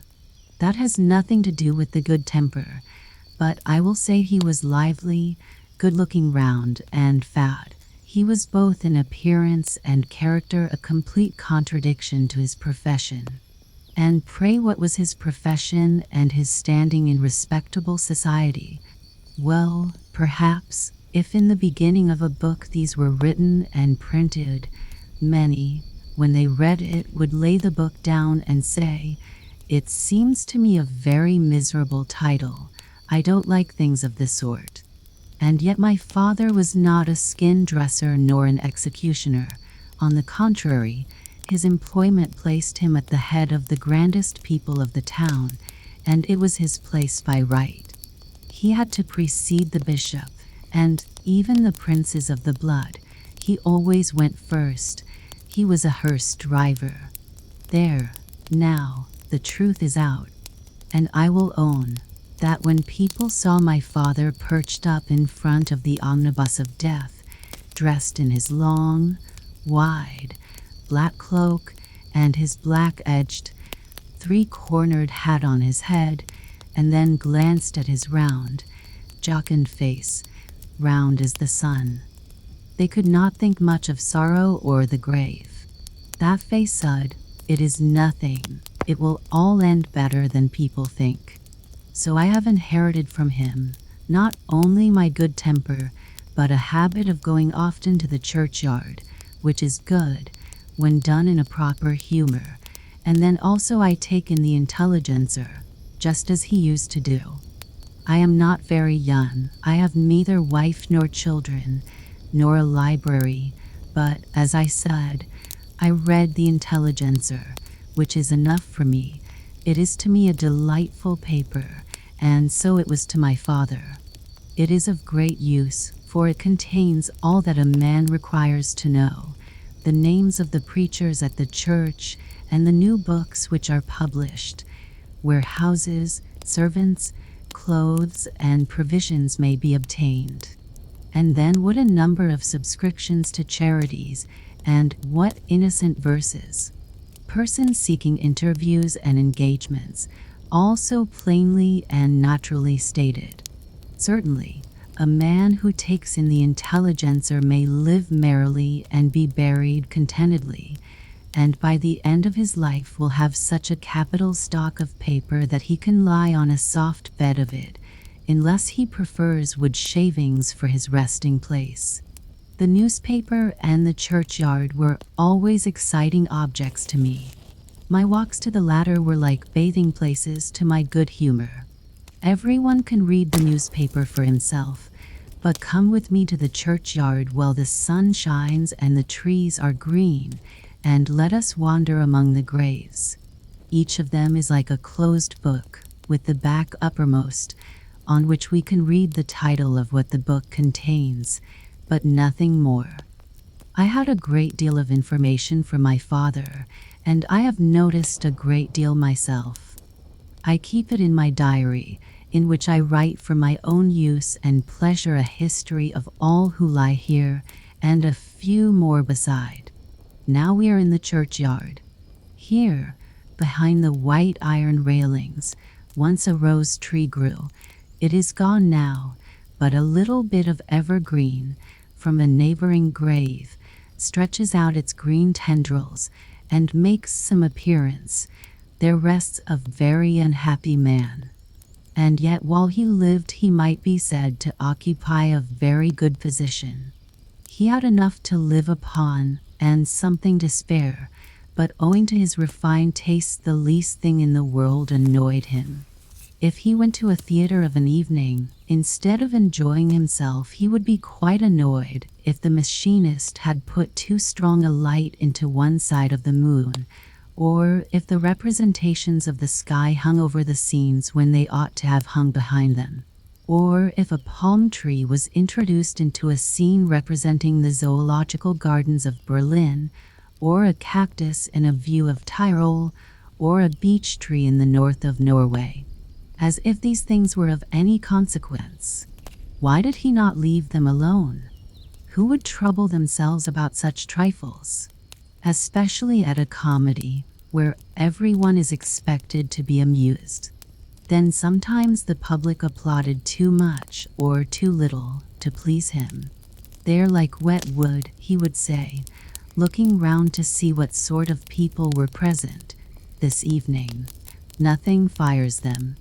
Then he would vex and fret himself because they did not laugh at the right time, or because they laughed in the wrong places, and so he fretted and worried himself till at last the unhappy man fretted himself into the grave. Here rests a happy man, that is to say, a man of high birth and position, which was very lucky for him, otherwise he would have been scarcely worth notice. It is beautiful to observe how wisely nature orders these things. He walked about in a coat embroidered all over, and in the drawing rooms of society looked just like one of those rich pearl-embroidered bell pulls, which are only made for show, and behind them always hangs a good thick cord for use. This man also had a stout, useful substitute behind him, who did duty for him and performed all his dirty work. And there are still, even now, these serviceable cords behind other embroidered bell ropes. It is all so wisely arranged that a man may well be in a good humor. Here rests, it makes one feel mournful to think of him, but here rests a man who, during 67 years, was never remembered to have said a good thing. He lived only in the hope of having a good idea. At last he felt convinced, in his own mind, that he really had one, and was so delighted that he positively died of joy at the thought of having at last caught an idea. Nobody got anything by it. Indeed, no one even heard what the good thing was. Now I can imagine that this same idea may prevent him from resting quietly in his grave, for suppose that to produce a good effect, it is necessary to bring out his new idea at breakfast, and that he can only make his appearance on earth at midnight, as ghosts are believed generally to do. Why then this good idea would not suit the hour, and the man would have to carry it down again with him into the grave. That must be a troubled grave. The woman who lies here was so remarkably stingy that during her life she would get up in the night and mew, that her neighbors might think she kept a cat. What a miser she was! Here rests a young lady of a good family who would always make her voice heard in society, and when she sang "Mi manca la voce," it was the only true thing she ever said in her life. Here lies a maiden of another description. She was engaged to be married, but her story is one of everyday life. We will leave her to rest in the grave. Here rests a widow who, with music in her tongue, carried gall in her heart. She used to go round among the families near and search out their faults, upon which she preyed with all the envy and malice of her nature. This is a family grave. The members of this family held so firmly together in their opinions that they would believe in no other. If the newspapers, or even the whole world, said of a certain subject, "It is so and so," and a little schoolboy declared he had learned quite differently, they would take his assertion as the only true one, because he belonged to the family. And it is well known that if the yard cock belonging to this family happened to crow at midnight, they would declare it was morning, although the watchman and all the clocks in the town were proclaiming the hour of 12 at night. The great poet Goethe concludes his Faust with the words, "May be continued, so might our wanderings in the churchyard be continued." I come here often, and if any of my friends, or those who are not my friends, are too much for me, I go out and choose a plot of ground in which to bury him or her. Then I bury them, as it were, there they lie, dead and powerless, till they come back new and better characters. Their lives and their deeds, looked at after my own fashion, I write down in my diary, as everyone ought to do. Then, if any of our friends act absurdly, no one need to be vexed about it. Let them bury the offenders out of sight and keep their good temper. They can also read the Intelligencer, which is a paper written by the people, with their hands guided. When the time comes for the history of my life to be bound by the grave, then they will write upon it as my epitaph, "The man with a cheerful temper." And this is my story. I want a voice, or I have no voice. The child in the grave. It was a very sad day, and every heart in the house felt the deepest grief, for the youngest child, a boy of 4 years old, the joy and hope of his parents, was dead. 2 daughters, the elder of whom was going to be confirmed, still remained, They were both good, charming girls, but the lost child always seems the dearest, and when it is youngest and a son, it makes the trial still more heavy. The sisters mourned as young hearts can mourn, and were especially grieved at the sight of their parents' sorrow. The father's heart was bowed down, but the mother sunk completely under the deep grief. Day and night she had attended to the sick child, nursing and carrying it in her bosom as a part of herself. She could not realize the fact that the child was dead and must be laid in a coffin to rest in the ground. She thought God could not take her darling little one from her, and when it did happen, notwithstanding her hopes and her belief, and there could be no more doubt on the subject, she said in her feverish agony, "God does not know it. He is hard-hearted ministering spirits on earth, who do according to their own will, and heed not a mother's prayers." Thus in her great grief she fell away from her faith in God, and dark thoughts arose in her mind respecting death and a future state. She tried to believe that man was but dust, and that with his life all existence ended. But these doubts were no support to her, nothing on which she could rest, and she sunk into the fathomless depths of despair. In her darkest hours she ceased to weep, and thought not of the young daughters who were still left to her. The tears of her husband fell on her forehead, but she took no notice of him. Her thoughts were with her dead child. Her whole existence seemed wrapped up in the remembrances of the little one, and of every innocent word it had uttered. The day of the little child's funeral came. For nights previously the mother had not slept, but in the morning twilight of this day she sunk from weariness into a deep sleep. In the meantime the coffin was carried into a distant room, and there nailed down, that she might not hear the blows of the hammer. When she awoke and wanted to see her child, the husband, with tears, said, "We have closed the coffin. It was necessary to do so. When God is so hard to me, how can I expect men to be better?" she said with groans and tears. The coffin was carried to the grave, and the disconsolate mother sat with her young daughters.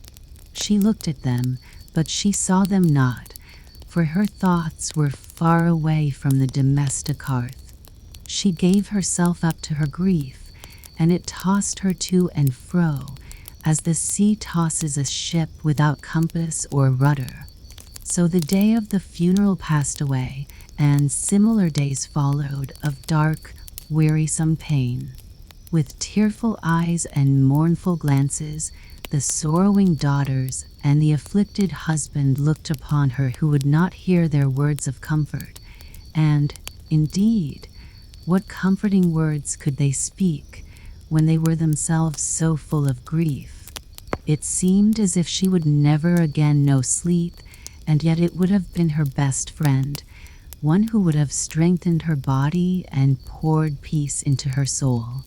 They at last persuaded her to lie down, and then she would lie as still as if she slept.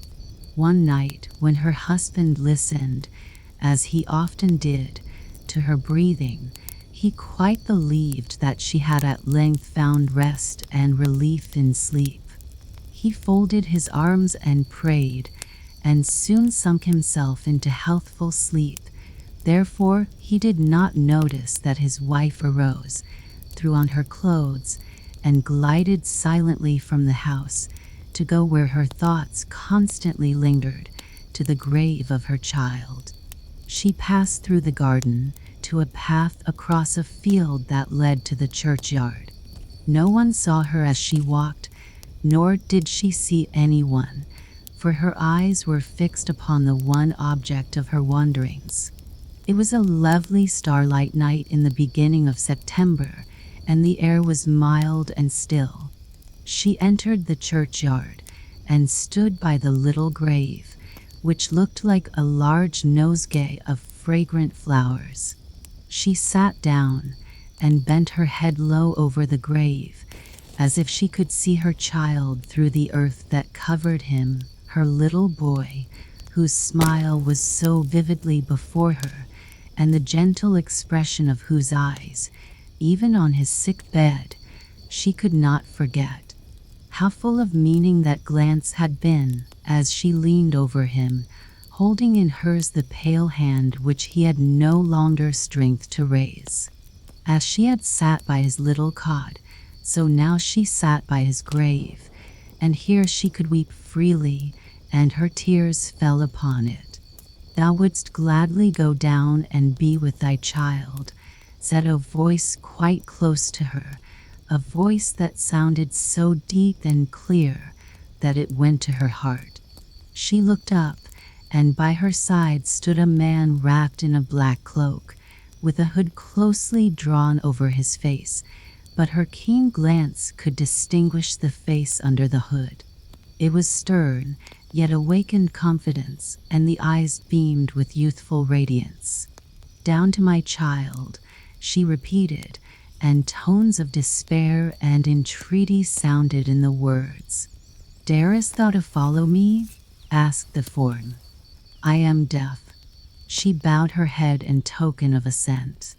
Then suddenly it appeared as if all the stars were shining with the radiance of the full moon on the many-colored flowers that decked the grave. The earth that covered it was drawn back like a floating drapery. She sunk down, and the specter covered her with the black cloak. Night closed around her, the night of death. She sank deeper than the spade of the sexton could penetrate, till the churchyard became a roof above her.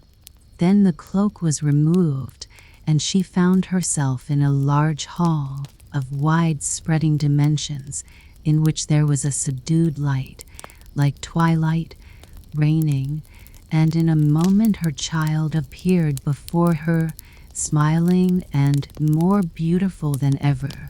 With a silent cry, she pressed him to her heart. A glorious strain of music sounded, now distant, now near. Never had she listened to such tones as these. They came from beyond a large dark curtain which separated the regions of death from the land of eternity. "My sweet, darling mother," she heard the child say. It was the well-known, the loved voice, and kiss followed kiss in boundless delight. Then the child pointed to the dark curtain. "There is nothing so beautiful on earth as it is here. Mother, do you not see them all? Oh, it is happiness indeed." But the mother saw nothing of what the child pointed out, only the dark curtain. She looked with earthly eyes and could not see as the child saw, he whom God has called to be with himself. She could hear the sounds of music, but she heard not the words, the word in which she was to trust. "I can fly now, mother," said the child. "I can fly with other happy children into the presence of the Almighty.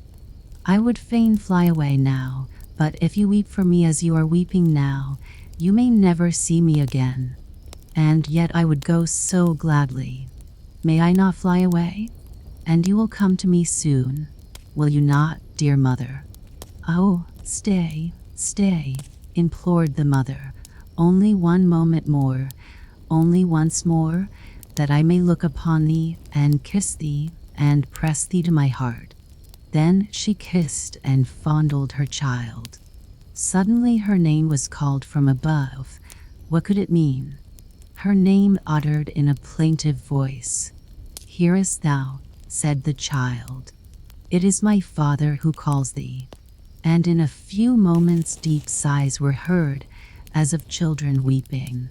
"They're my sisters," said the child. "Mother, surely you have not forgotten them." And then she remembered those she left behind, and a great terror came over her. She looked around her at the dark night. Dim forms flitted by. She seemed to recognize some of them as they floated through the regions of death towards the dark curtain, where they vanished. Would her husband and her daughters flit past? No, their sighs and lamentations still sounded from above, and she had nearly forgotten them, for the sake of him who is dead. "Mother, now the bells of heaven are ringing," said the child. "Mother, the sun is going to rise." An overpowering light streamed in upon her. The child had vanished, and she was being borne upwards. All around her became cold. She lifted her head and saw that she was lying in the churchyard, on the grave of her child. The Lord, in a dream, had been a guide to her feet and a light to her spirit. She bowed her knees and prayed for forgiveness. She had wished to keep back a soul from its immortal flight. She had forgotten her duties towards the living who were left her. And when she had offered this prayer, her heart felt lighter. The sun burst forth. Over her head a little bird caroled his song, and the church bells sounded for the early service. Everything around her seemed holy, and her heart was chastened. She acknowledged the goodness of God. She acknowledged the duties she had to perform, and eagerly she returned home. She bent over her husband, who still slept. Her warm, devoted kiss awakened him, and words of heartfelt love fell from the lips of both. Now she was gentle and strong as a wife can be, and from her lips came the words of faith, "Whatever he doeth is right and best." Then her husband asked, "From whence hast thou all at once derived such strength and comforting faith?" And as she kissed him and her children, she said, "It came from God, through my child in the grave." Children's prattle. At a rich merchant's house there was a children's party, and the children of rich and great people were there. The merchant was a learned man, for his father had sent him to college, and he had passed his examination. His father had been at first only a cattle dealer, but always honest and industrious, so that he had made money, and his son, the merchant, had managed to increase his store. Clever as he was, he had also a heart, but there was less said of his heart than of his money. All descriptions of people visited at the merchant's house, well-born as well as intellectual, and some who possessed neither of these recommendations. Now it was a children's party, and there was children's prattle, which always is spoken freely from the heart.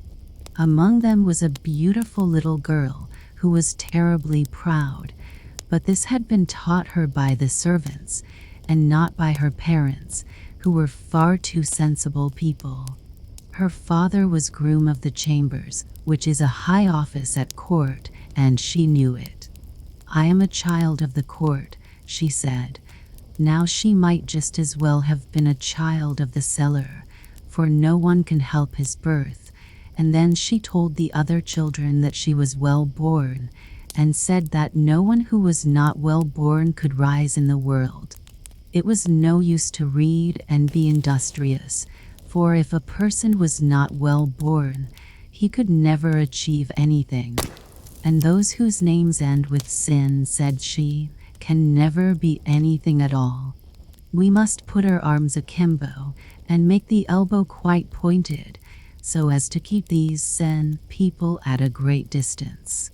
And then she stuck out her pretty little arms and made the elbows quite pointed to show how it was to be done, and her little arms were very pretty, for she was a sweet-looking child.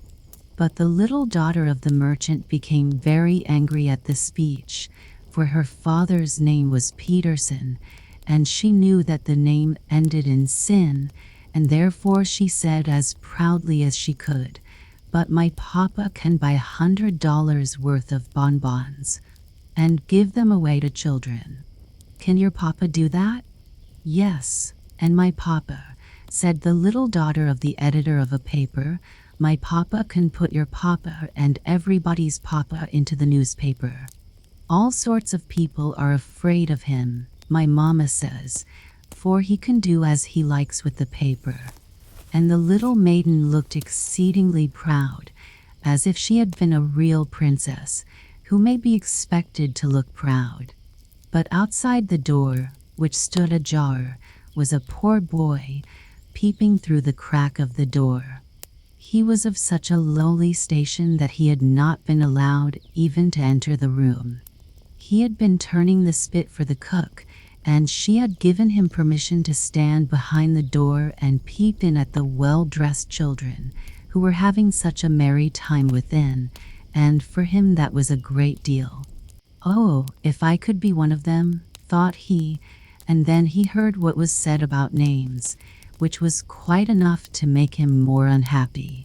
His parents at home had not even a penny to spare to buy a newspaper, much less could they write in one, and worse than all, his father's name, and of course his own, ended in sin, and therefore he could never turn out well, which was a very sad thought.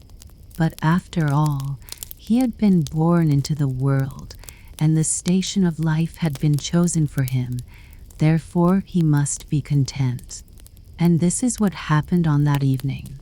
Many years passed, and most of the children became grown-up persons. There stood a splendid house in the town, filled with all kinds of beautiful and valuable objects. Everybody wished to see it, and people even came in from the country round to be permitted to view the treasures it contained. Which of the children whose prattle we have described could call this house his own? One would suppose it very easy to guess. No, it is not so very easy. The house belonged to the poor little boy who had stood on that night behind the door. He had really become something great, although his name ended in sin, for it was Turvalsen. And the 3 other children, the children of good birth, of money, and of intellectual pride, well, they were respected and honored in the world, for they had been well provided for by birth and position. And they had no cause to reproach themselves with what they had thought and spoken on that evening long ago, for, after all, it was mere children's prattle. The farmyard cock and the weathercock. There were 2 cocks, one on the dunghill, the other on the roof. They were both arrogant, but which of the 2 rendered most service? Tell us your opinion, we'll keep to ours just the same though. The poultry yard was divided by some planks from another yard in which there was a dunghill, and on the dunghill lay and grew a large cucumber which was conscious of being a hotbed plant. "One is born to that," said the cucumber to itself. "Not all can be born cucumbers. There must be other things too. The hens, the ducks, and all the animals in the next yard are creatures too. Now I have a great opinion of the yard cock on the plate. He is certainly of much more importance than the weathercock, who is placed so high and can't even creak, much less crow. The latter has neither hens nor chicks, and only thinks of himself and perspires verdigris. No, the yard cock is really a cock. His step is a dance. His crowing is music, and wherever he goes one knows what a trumpeter is like. If he would only come in here, even if he ate me up stump, stalk, and all, and I had to dissolve in his body, it would be a happy death," said the cucumber. In the night there was a terrible storm. The hens, chicks, and even the cock sought shelter. The wind tore down the planks between the 2 yards with a crush. The tiles came tumbling down, but the weathercock sat firm. He did not even turn round, for he could not, and yet he was young and freshly cast, but prudent and sedate. He had been born old, and did not at all resemble the birds flying in the air, the sparrows, and the swallows. No, he despised them, these mean little piping birds, these common whistlers. He admitted that the pigeons, large and white and shining like mothero pearl, looked like a kind of weathercock, but they were fat and stupid, and all their thoughts and endeavors were directed to filling themselves with food, and besides, they were tiresome things to converse with. The birds of passage had also paid the weathercock a visit and told him of foreign countries, of airy caravans and robber stories that made one's hair stand on end. All this was new and interesting, that is, for the first time, but afterwards, as the weathercock found out, they repeated themselves and always told the same stories, and that's very tedious, and there was no one with whom one could associate, for one and all were stale and small-minded. "The world is no good," he said. "Everything in it is so stupid." The weathercock was puffed up, and that quality would have made him interesting in the eyes of the cucumber if it had known it, but it had eyes only for the yard cock, who was now in the yard with it. The wind had blown the planks, but the storm was over. "What do you think of that crowing?" said the yard cock to the hens and chickens. It was a little rough, it wanted elegance. And the hens and chickens came up on the dung hill, and the cock strutted about like a lord. "Garden plant," he said to the cucumber, and in that one word his deep learning showed itself, and it forgot that he was pecking at her and eating it up. "A happy doth." The hens and the chickens came, for where one runs the others run too. They clucked and chirped and looked at the cock and were proud that he was of their kind. "Cock-a-doodle-doo," he crowed, "the chickens will grow up into great hens at once, if I cried out in the poultry yard of the world." And hens and chicks clucked and chirped, and the cock announced a great piece of news. "A cock can lay an egg. And do you know what's in that egg? A basilisk. No one can stand the sight of such a thing. People know that, and now you know it too. You know what is in me, and what a champion of all cocks I am." With that the yard cock flapped his wings, made his comb swell up, and crowed again, and they all shuddered, the hens and the little chicks, but they were very proud that one of their number was such a champion of all cocks. They clucked and chirped till the weathercock heard. He heard it, but he did not stir. "Everything is very stupid," the weathercock said to himself. "The yard cock lays no eggs, and I am too lazy to do so. If I liked, I could lay a wind egg. But the world is not worth even a wind egg. Everything is so stupid. I don't want to sit here any longer." With that the weathercock broke off, but he did not kill the yard cock, although the hens said that had been his intention. And what is the moral? Better to crow than to be puffed up and break off. The daisy. Now listen. In the country, close by the high road, stood a farmhouse. Perhaps you have passed by and seen it yourself. There was a little flower garden with painted wooden palings in front of it. Close by was a ditch. On its fresh green bank grew a little daisy. The sun shone as warmly and brightly upon it as on the magnificent garden flowers, and therefore it thrived well. One morning it had quite opened, and its little snow-white petals stood round the yellow center, like the rays of the sun. It did not mind that nobody saw it in the grass, and that it was a poor despised flower. On the contrary, it was quite happy, and turned towards the sun, looking upward and listening to the song of the lark high up in the air.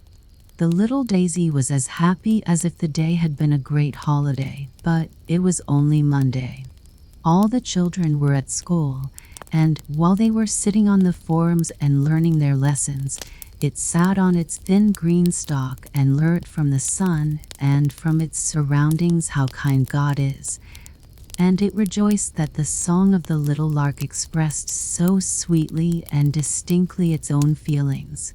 With a sort of reverence, the daisy looked up to the bird that could fly and sing, but it did not feel envious. "I can see and hear," it thought. "The sun shines upon me, and the forest kisses me. How rich I am!" In the garden close by grew many large and magnificent flowers, and, strange to say, the less fragrance they had, the haughtier and prouder they were. The peonies puffed themselves up in order to be larger than the roses, but size is not everything. The tulips had the finest colors, and they knew it well, too, for they were standing bolt upright like candles, that one might see them the better. In their pride they did not see the little daisy, which looked over to them and thought, "How rich and beautiful they are. I am sure the pretty bird will fly down and call upon them. Thank God that I stand so near and can at least see all the splendor." And while the daisy was still thinking, the lark came flying down, crying "Tweet," but not to the peonies and tulips, no, into the grass to the poor daisy. Its joy was so great that it did not know what to think. The little bird hopped round it and sang, "How beautifully soft the grass is, and what a lovely little flower with its golden heart and silver dress is growing here." The yellow center in the daisy did indeed look like gold, while the little petals shone as brightly as silver. How happy the daisy was! No one has the least idea. The bird kissed it with its beak, sang to it, and then rose again up to the blue sky. It was certainly more than a quarter of an hour before the daisy recovered its senses. Half ashamed, yet glad at heart, it looked over to the other flowers in the garden. Surely they had witnessed its pleasure and the honor that had been done to it. They understood its joy. But the tulips stood more stiffly than ever. Their faces were pointed and red because they were vexed. The peonies were sulky. It was well that they could not speak, otherwise they would have given the daisy a good lecture.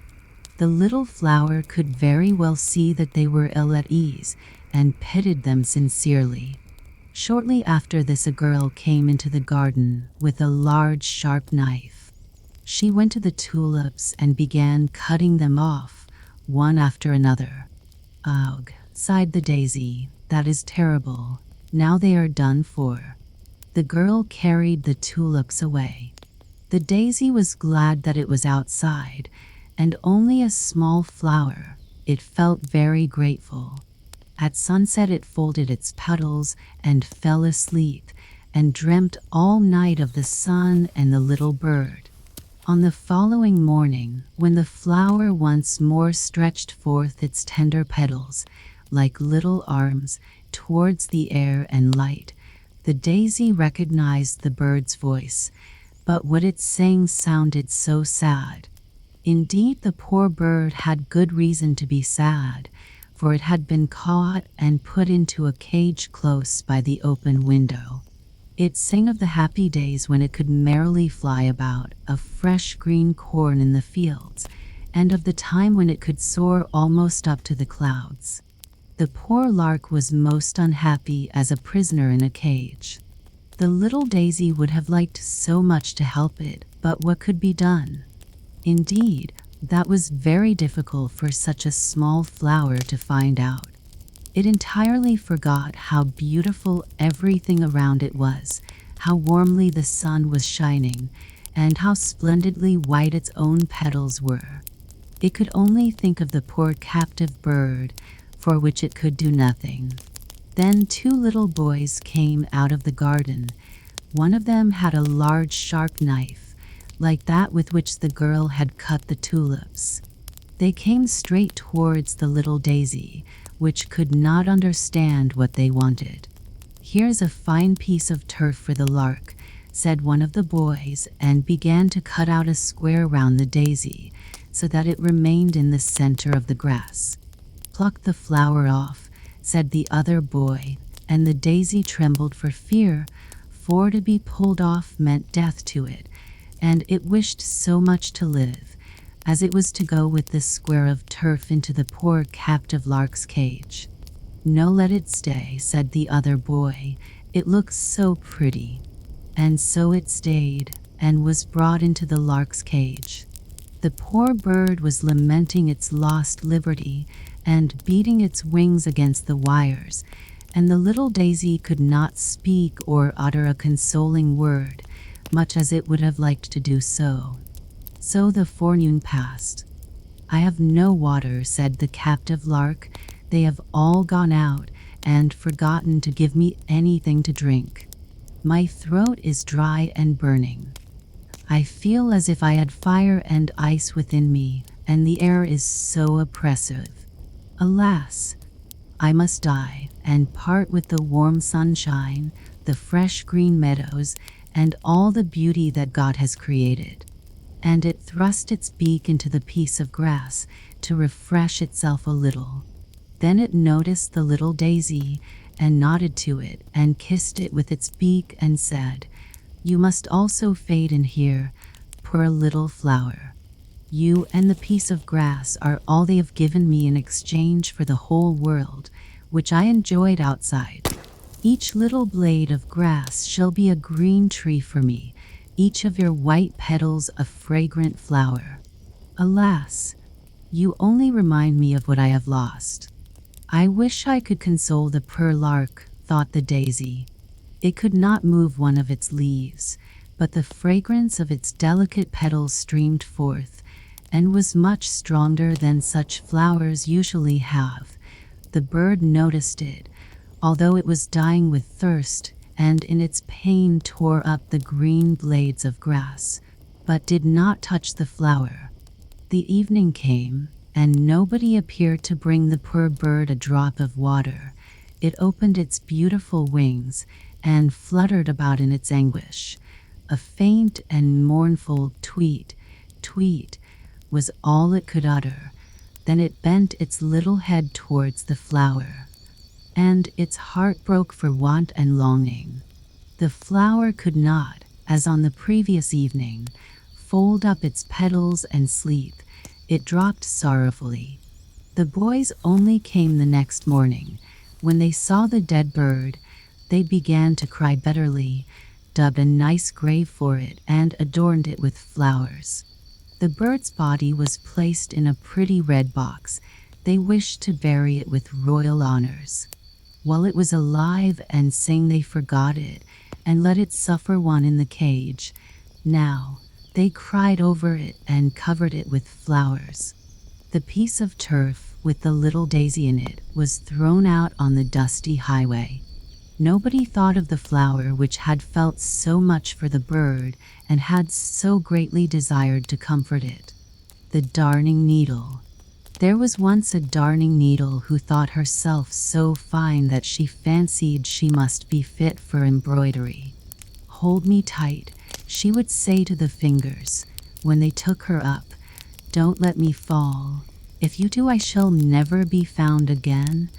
I am so very fine." "That is your opinion, is it?" said the fingers, as they seized her round the body. "See, I am coming with a train," said the darning needle, drawing a long thread after her, but there was no knot in the thread. The fingers then placed the point of the needle against the cook's slipper. There was a crack in the upper leather, which had to be sewn together. "What coarse work," said the darning needle. "I shall never get through. I shall break. I am breaking." And sure enough, she broke. "Did I not say so?" said the darning needle. "I know I am too fine for such work as that." "This needle is quite useless for sewing now," said the fingers, but they still held it fast, and the cook dropped some sealing wax on the needle, and fastened her handkerchief with it in front. "So now I am a breastpin," said the darning needle. "I knew very well I should come to honor some day. Merit is sure to rise." And she laughed quietly to herself, for of course no one ever saw a darning needle laugh. And there she sat as proudly as if she were in a state coach, and looked all around her. "May I be allowed to ask if you are made of gold?" she inquired of her neighbor. "A pin. You have a very pretty appearance, and a curious head, although you are rather small. You must take pains to grow, for it is not everyone who has sealing wax dropped upon him." And as she spoke, the darning needle drew herself up so proudly that she fell out of the handkerchief right into the sink, which the cook was cleaning. "Now I am going on a journey," said the needle, as she floated away with the dirty water. "I do hope I shall not be lost." But she really was lost in a gutter.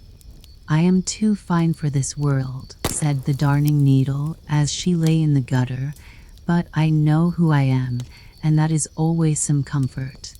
So the darning needle kept up her proud behavior and did not lose her good humor. Then there floated over her all sorts of things, chips and straws and pieces of old newspaper. "See how they sail," said the darning needle. "They do not know what is under them. I am here, and here I shall stick. See, there goes a chip, thinking of nothing in the world but himself, only a chip. There's a straw going by now. How he turns and twists about. Don't be thinking too much of yourself, or you may chance to run against a stone. There swims a piece of newspaper. What is written upon it has been forgotten long ago, and yet it gives itself airs. I sit here patiently and quietly. I know who I am, so I shall not move." One day something lying close to the darning needle glittered so splendidly that she thought it was a diamond, yet it was only a piece of broken bottle. The darning needle spoke to it, because it sparkled and represented herself as a breast pin. "I suppose you are really a diamond," she said. "Why, yes, something of the kind," he replied, and so each believed the other to be very valuable, and then they began to talk about the world and the conceited people in it. "I have been in a lady's workbox," said the darning needle, and this lady was the cook. She had on each hand 5 fingers, and anything so conceited as these 5 fingers I have never seen, and yet they were only employed to take me out of the box and to put me back again. Were they not high-born? "High-born," said the darning needle, "no indeed, but so haughty. They were 5 brothers, all born fingers. They kept very proudly together, though they were of different lengths. The one who stood first in the rank was named the thumb.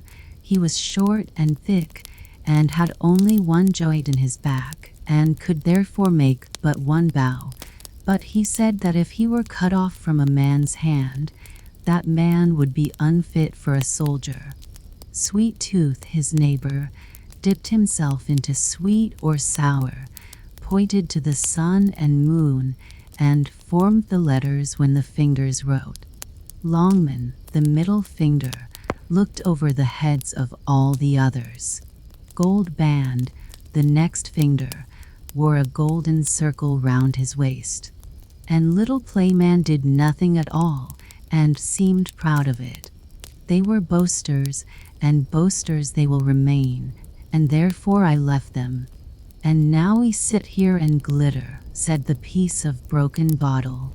At the same moment more water streamed into the gutter, so that it overflowed, and the piece of bottle was carried away. So he is promoted, said the darning needle, while I remain here. I am too fine, but that is my pride, and what do I care? And so she sat there in her pride, and had many such thoughts as these.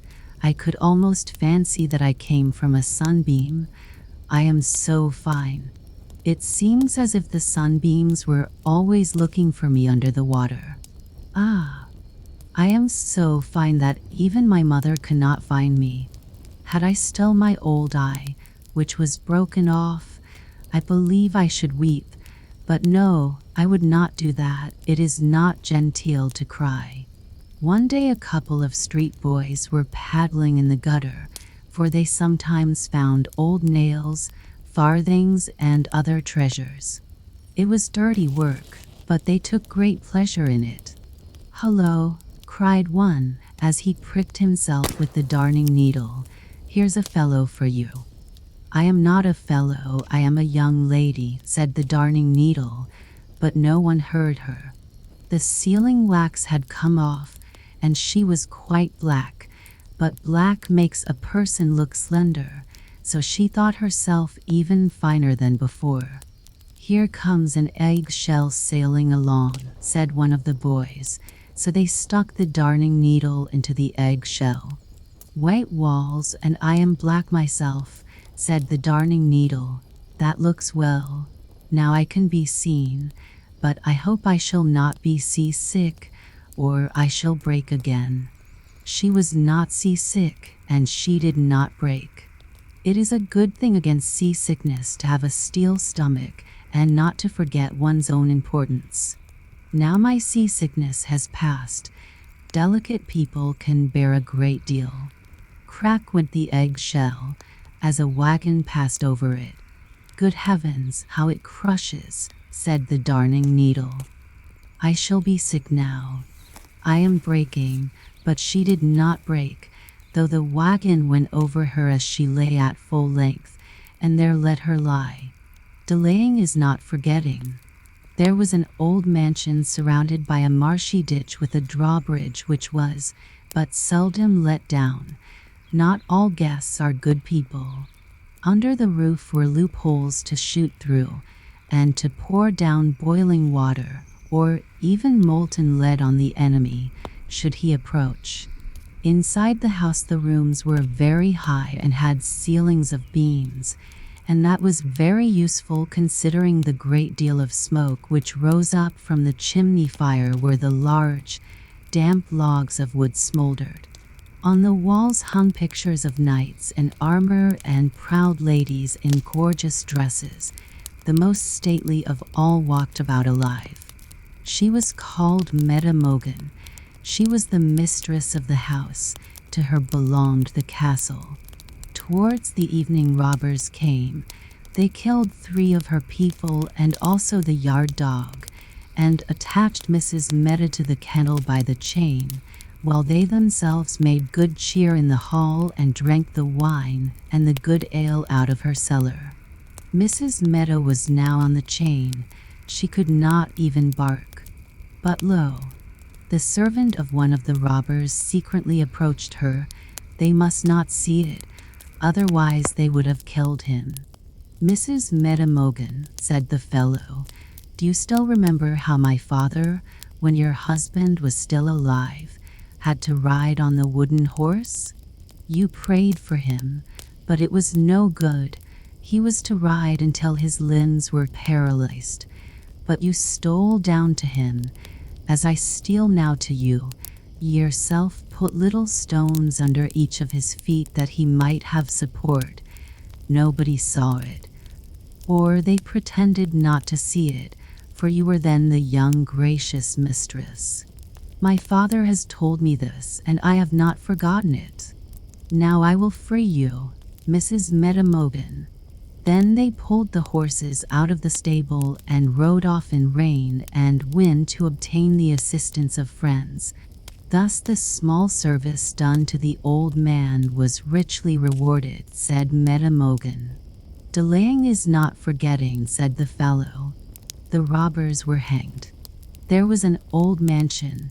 It is still there. It did not belong to Mrs. Metamogin. It belonged to another old noble family. We are now in the present time. The sun is shining on the gilt knob of the tower. Little wooded islands lie like bouquets on the water, and wild swans are swimming round them. In the garden grow roses. The mistress of the house is herself the finest rose petal. She beams with joy, the joy of good deeds, however, not done in the wide world, but in her heart, and what is preserved there is not forgotten. Delaying is not forgetting. Now she goes from the mansion to a little peasant hut in the field. Therein lives a poor paralyzed girl. The window of her little room looks northward. The sun does not enter here. The girl can only see a small piece of field which is surrounded by a high fence. But today the sun shines here. The warm, beautiful Son of God is within the little room. It comes from the south through the new window, where formerly the wall was. The paralyzed girl sits in the warm sunshine and can see the wood and the lake. The world had become so large, so beautiful, and only through a single word from the kind mistress of the mansion. The word was so easy, the deed so small, she said. The joy it afforded me was infinitely great and sweet. And therefore she does many a good deed, thinks of all in the humble cottages, and in the rich mansions where there are also afflicted ones. It is concealed and hidden, but God does not forget it. Delayed is not forgotten. An old house stood there. It was in the large town with its busy traffic. There are rooms and halls in it, but we do not enter them. We remain in the kitchen, where it is warm and light, clean and tidy. The copper utensils are shining, the table as if polished with beeswax. The sink looks like a freshly scoured mead board. All this a single servant has done, and yet she has time to spare as if she wished to go to church. She wears a bow on her cap, a black bow that signifies mourning. But she has no one to mourn, neither father nor mother, neither relations nor sweetheart. She is a poor girl. One day she was engaged to a poor fellow. They loved each other dearly. One day he came to her and said, "We both have nothing. The rich widow over the way in the basement has made advances to me. She will make me rich, but you're in my heart. What do you advise me to do?" "I advise you to do what you think will turn out to your happiness," said the girl. "Be kind and good to her, but remember this, from the hour we part we shall never see each other again." Years passed. Then one day she met the old friend and sweetheart in the street. He looked ill and miserable, and she could not help asking him, "How are you?" "Rich and prospering in every respect," he said. "The woman is brave and good, but you're in my heart. I have fought the battle. It will soon be ended. We shall not see each other again now until we meet before God." A week has passed. This morning his death was in the newspaper. That is the reason of the girl's mourning. Her old sweetheart is dead and has left a wife and 3 stepchildren, as the paper says. It sounds as if there is a crack, but the metal is pure. The black bow signifies mourning. The girl's face points to the same in a still higher degree. It is preserved in the heart and will never be forgotten. Delaying is not forgetting. These are 3 stories you see, 3 leaves on the same stalk. Do you wish for some more trefoil leaves? In the little hard book are many more of them. Delaying is not forgetting. The drop of water. Of course you know what is meant by a magnifying glass, one of those round spectacle glasses that make everything look 100 times bigger than it is. When anyone takes one of these and holds it to his eye, and looks at a drop of water from the pond yonder, he sees above 1,000 wonderful creatures that are otherwise never discerned in the water. But there they are, and it is no delusion. It almost looks like a great plate full of spiders jumping about in a crowd. And how fierce they are! They tear off each other's legs and arms and bodies, before and behind, and yet they are merry and joyful in their way. Now, there once was an old man whom all the people called Cribble Crobble, for that was his name. He always wanted the best of everything, and when he could not manage it otherwise, he did it by magic. There he sat one day and held his magnifying glass to his eye and looked at a drop of water that had been taken out of a puddle by the ditch. But what a cribbling and crabbling was there! All the thousands of little creatures hopped and sprang and tugged at one another and ate each other up. "That is horrible," said old Cribble Crobble. "Can one not persuade them to live in peace and quietness so that each one may mind his own business?" And he thought it over and over, but it would not do, and so he had recourse to magic. "I must give them color, that they may be seen more plainly," said he, and he poured something like a little drop of red wine into the drop of water, but it was witch's blood from the lobes of the year, the finest kind, at 9 pence a drop. And now the wonderful little creatures were pink all over. It looked like a whole town of naked wild men.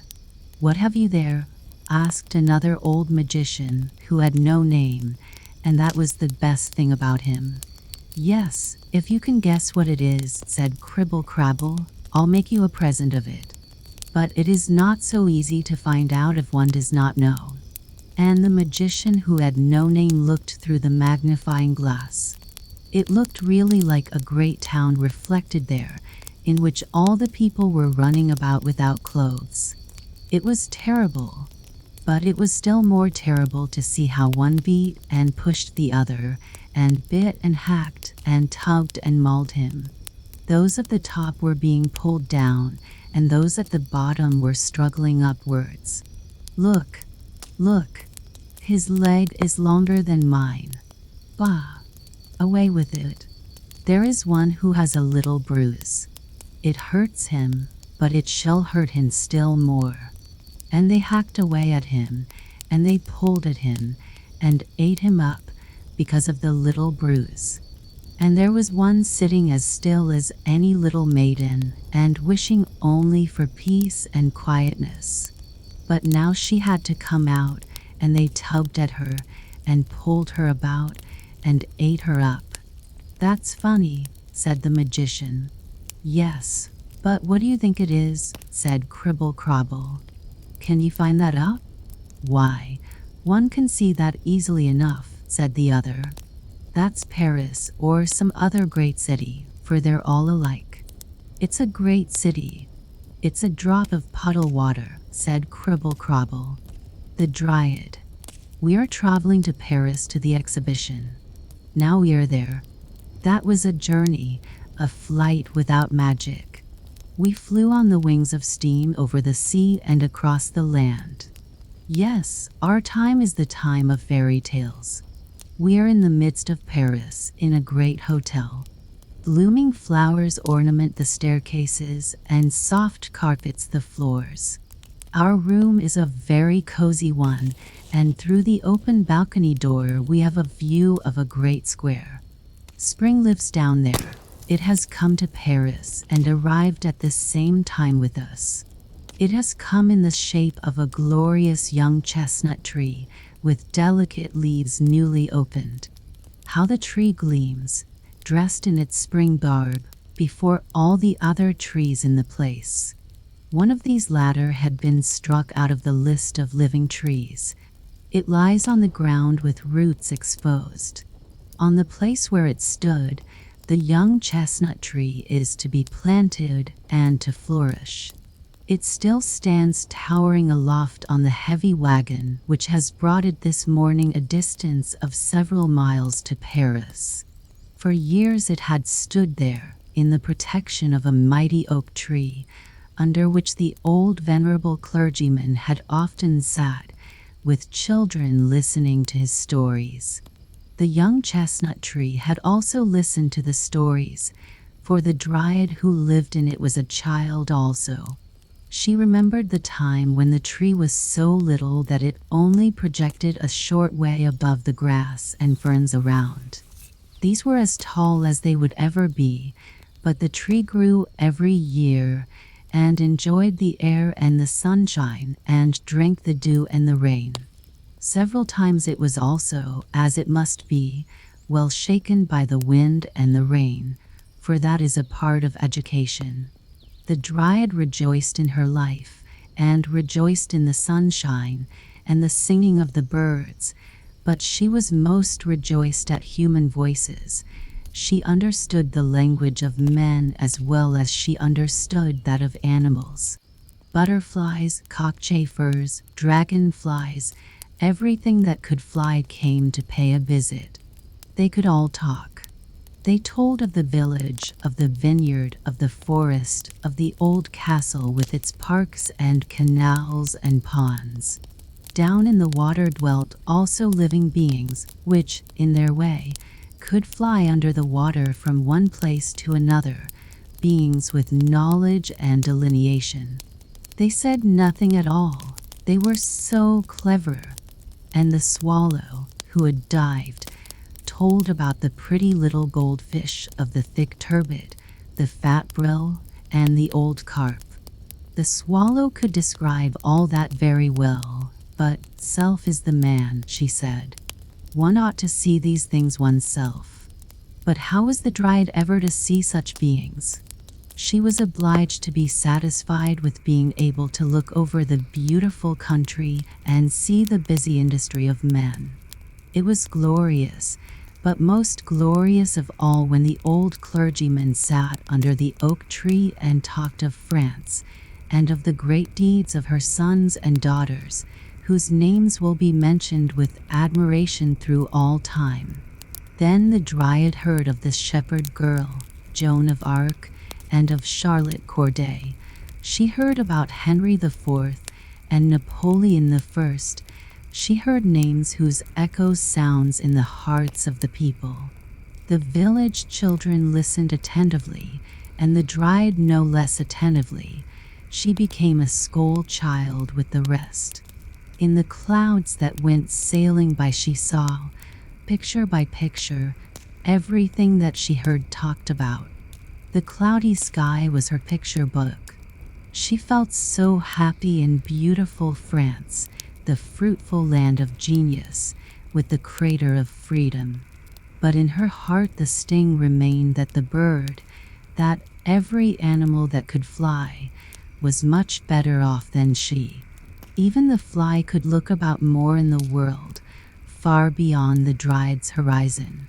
France was so great and so glorious, but she could only look across a little piece of it.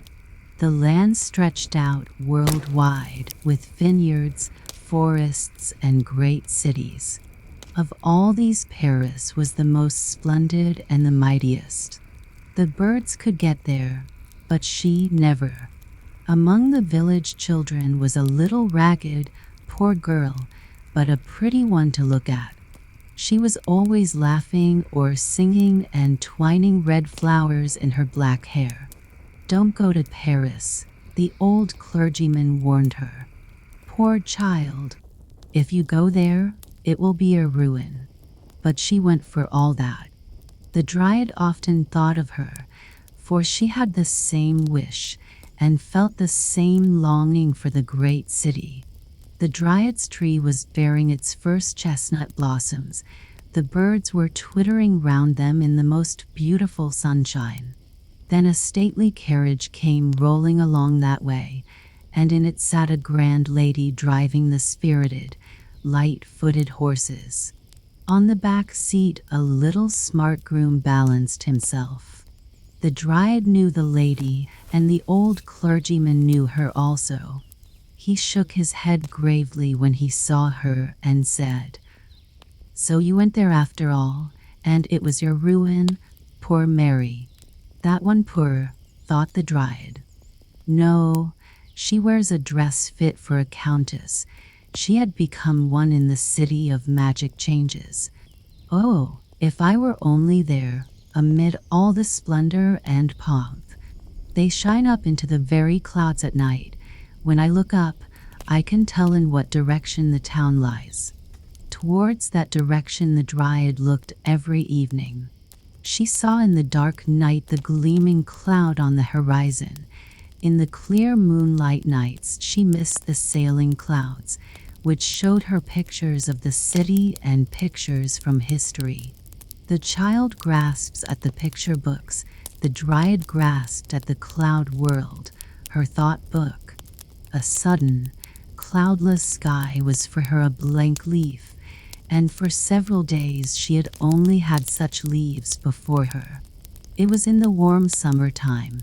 Not a breeze moved through the glowing hot days.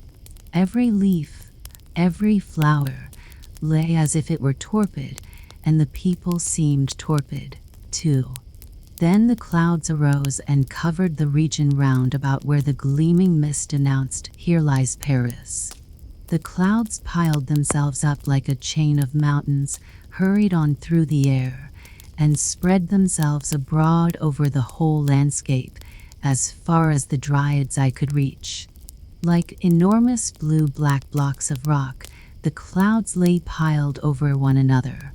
Gleams of lightning shot forth from them. "These also are the servants of the Lord God," the old clergyman had said. And there came a bluish, dazzling flash of lightning, a lighting up as if of the sun itself, which could burst blocks of rock asunder.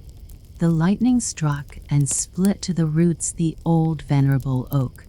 The crown fell asunder. It seemed as if the tree were stretching forth its arms to clasp the messengers of the light.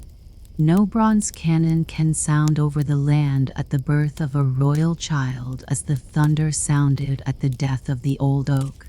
The rain streamed down. A refreshing wind was blowing. The storm had gone by, and there was quite a holiday glow on all things. The old clergyman spoke a few words for honorable remembrance, and a painter made a drawing as a lasting record of the tree. "Everything passes away," said the dryad, "passes away like a cloud, and never comes back." The old clergyman, too, did not come back. The green roof of his school was gone, and his teaching chair had vanished.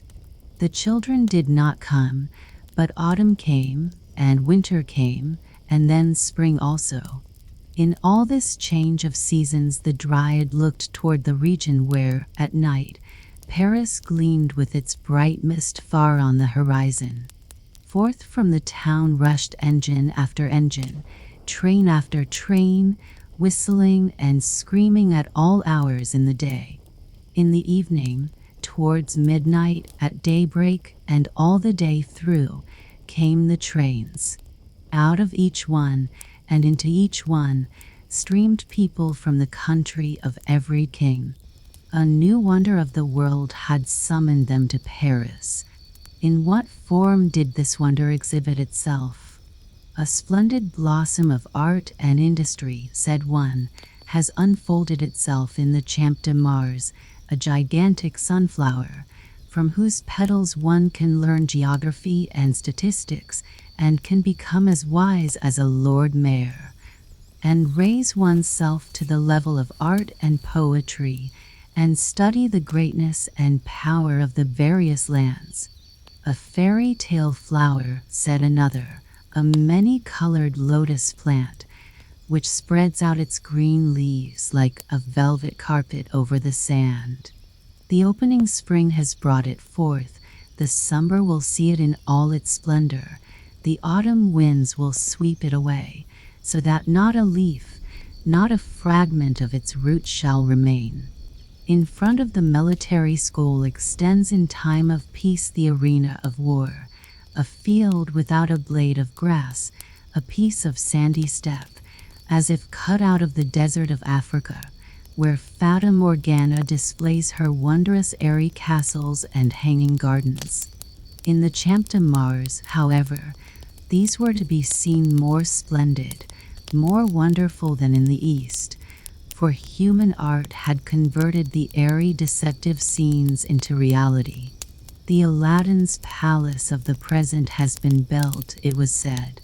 Day by day, hour by hour, it unfolds more of its wonderful splendor. The endless halls shine in marble and many colors. Master Bloodless here moves his limbs of steel and iron in the great circular hall of machinery. Works of art in metal, in stone, in Goblin's tapestry, announce the vitality of mind that is stirring in every land.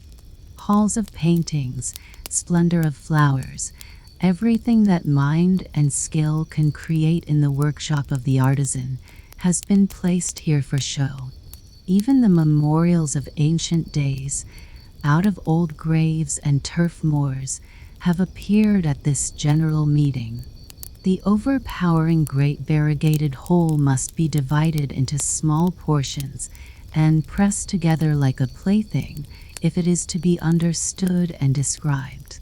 Like a great table on Christmas Eve, the Champ de Mars carried a wonder castle of industry and art, and around the knickknacks from all countries had been ranged, knickknacks on a grand scale, for every nation found some remembrance of home.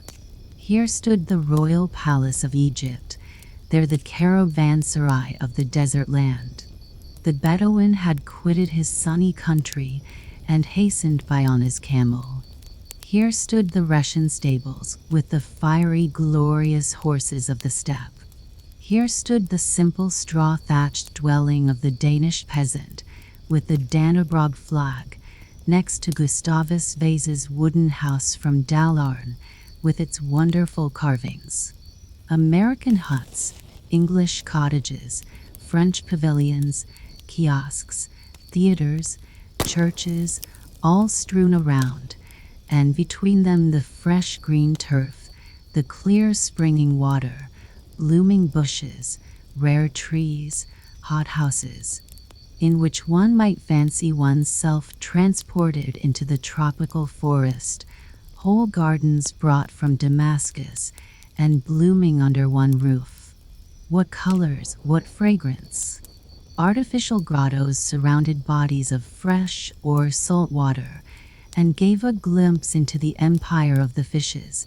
The visitors seemed to wander at the bottom of the sea, among fishes and polypi.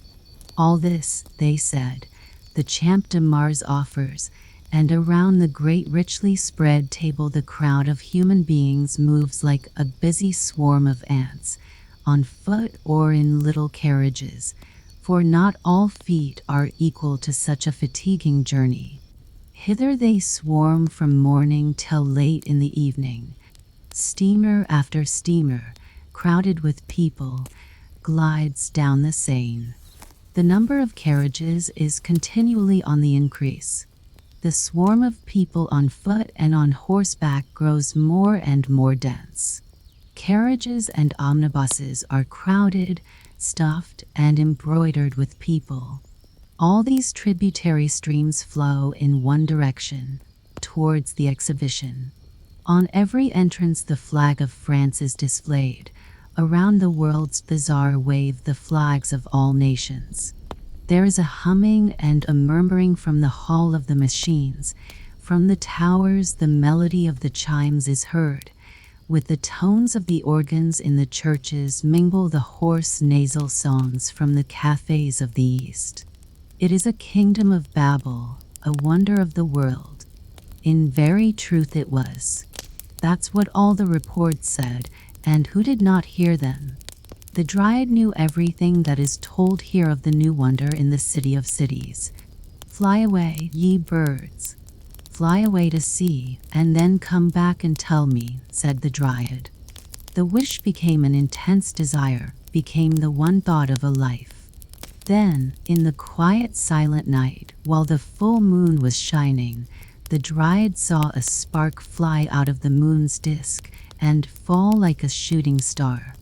And before the tree, whose leaves waved to and fro as if they were stirred by a tempest, stood a noble, mighty, and grand figure. In tones that were at once rich and strong, like the trumpet of the last judgment bidding farewell to life and summoning to the great account, it said, "Thou shalt go to the city of magic, thou shalt take root there, and enjoy the mighty rushing breezes, the air and the sunshine there. But the time of thy life shall then be shortened. The line of years that awaited thee here amid the free nature shall shrink to but a small tale. Poor Dryad, it shall be thy destruction. Thy yearning and longing will increase, thy desire will grow more stormy, the tree itself will be as a prison to thee. Thou wilt quit thy cell, and give up thy nature to fly out and mingle among men. Then the years that would have belonged to thee will be contracted to half the span of the ephemeral fly, that lives but a day, one night, and thy life taper shall be blown out, the leaves of the tree will wither and be blown away, to become green never again. Thus the word sounded, and the light vanished away, but not the longing of the Dryad. She trembled in the wild fever of expectation. I shall go there, she cried, rejoicingly. Life is beginning and swells like a cloud. Nobody knows whither it is hastening. When the great dawn arose and the moon turned pale, and the clouds were tinted red, the wished-for hour struck. The words of promise were fulfilled. People appeared with spades and poles. They dug round the roots of the tree, deeper and deeper, and beneath it a wagon was brought out, drawn by many horses, and the tree was lifted up, with its roots and the lumps of earth that adhered to them. Matting was placed around the roots, as though the tree had its feet in a warm bag. And now the tree was lifted on the wagon and secured with chains. The journey began, the journey to Paris. There the tree was to grow as an ornament to the city of French glory. The twigs and the leaves of the chestnut tree trembled in the first moments of its being moved, and the Dryad trembled in the pleasurable feeling of expectation. Away, away, it sounded in every beat of her pulse. Away, away, sounded in words that flew trembling along. The Dryad forgot to bid farewell to the regions of home. She thought not of the waving grass and of the innocent daisies, which had looked up to her as to a great lady, a young princess playing at being a shepherdess out in the open air. The chestnut tree stood upon the wagon and nodded his branches. Whether this meant farewell or forward, the Dryad knew not. She dreamed only of the marvelous new things that seemed yet so familiar, and that were to unfold themselves before her. No child's heart rejoicing in innocence, no heart whose blood danced with passion, had set out on the journey to Paris more full of expectation than she. Her farewell sounded in the words away, away. The wheels turned, the distant approached, the present vanished. The region was changed, even as the clouds change. New vineyards, forests, villages, villas appeared, came nearer, vanished. The chestnut tree moved forward, and the Dryad went with it. Steam engine after steam engine rushed past, sending up into the air vapory clouds that formed figures which told of Paris, whence they came, and whither the Dryad was going. Everything around knew it, and must know whither she was bound. It seemed to her as if every tree she passed stretched out its leaves towards her, with the prayer, "Take me with you, take me with you," for every tree enclosed a longing Dryad. What changes during this flight? Houses seemed to be rising out of the earth, more and more, thicker and thicker. The chimneys rose like flower pots ranged side by side, or in rows one above the other on the roofs. Great inscriptions in letters a yard long, and figures in various colors, covering the walls from cornice to basement, came brightly out. "Where does Paris begin, and when shall I be there?" asked the Dryad. The crowd of people grew, the tumult and the bustle increased. Carriage followed upon carriage. People on foot and people on horseback were mingled together. all around were shops on shops, music and song, crying and talking. The dryad in her tree was now in the midst of Paris. The great heavy wagon all at once stopped on a little square planted with trees. The high houses around had all of them balconies to the windows, from which the inhabitants looked down upon the young fresh chestnut tree, which was coming to be planted here as a substitute for the dead tree that lay stretched on the ground. The passers-by stood still and smiled in admiration of its pure vernal freshness. The older trees, whose buds were still closed, whispered with their waving branches, "Welcome, welcome." The fountain, throwing its jet of water high up in the air to let it fall again in the wide stone basin, told the wind to sprinkle the newcomer with pearly drops, as if it wished to give him a refreshing draught to welcome him. The dryad felt how her tree was being lifted from the wagon to be placed in the spot where it was to stand. The roots were covered with earth and fresh turf was laid on top. Blooming shrubs and flowers in pots were ranged around, and thus a little garden arose in the square. The tree that had been killed by the fumes of gas, the steam of kitchens, and the bad air of the city, was put upon the wagon and driven away. The passers-by looked on. Children and old men sat upon the bench and looked at the green tree. And we who were telling the story stood upon a balcony and looked down upon the green spring sight that had been brought in from the fresh country air, and said, what the old clergyman would have said, "Poor dryad." "I am happy, I am happy," the dryad cried, rejoicing, "and yet I cannot realize, cannot describe what I feel. Everything is as I fancied it, and yet as I did not fancy it." The houses stood there, so lofty, so close.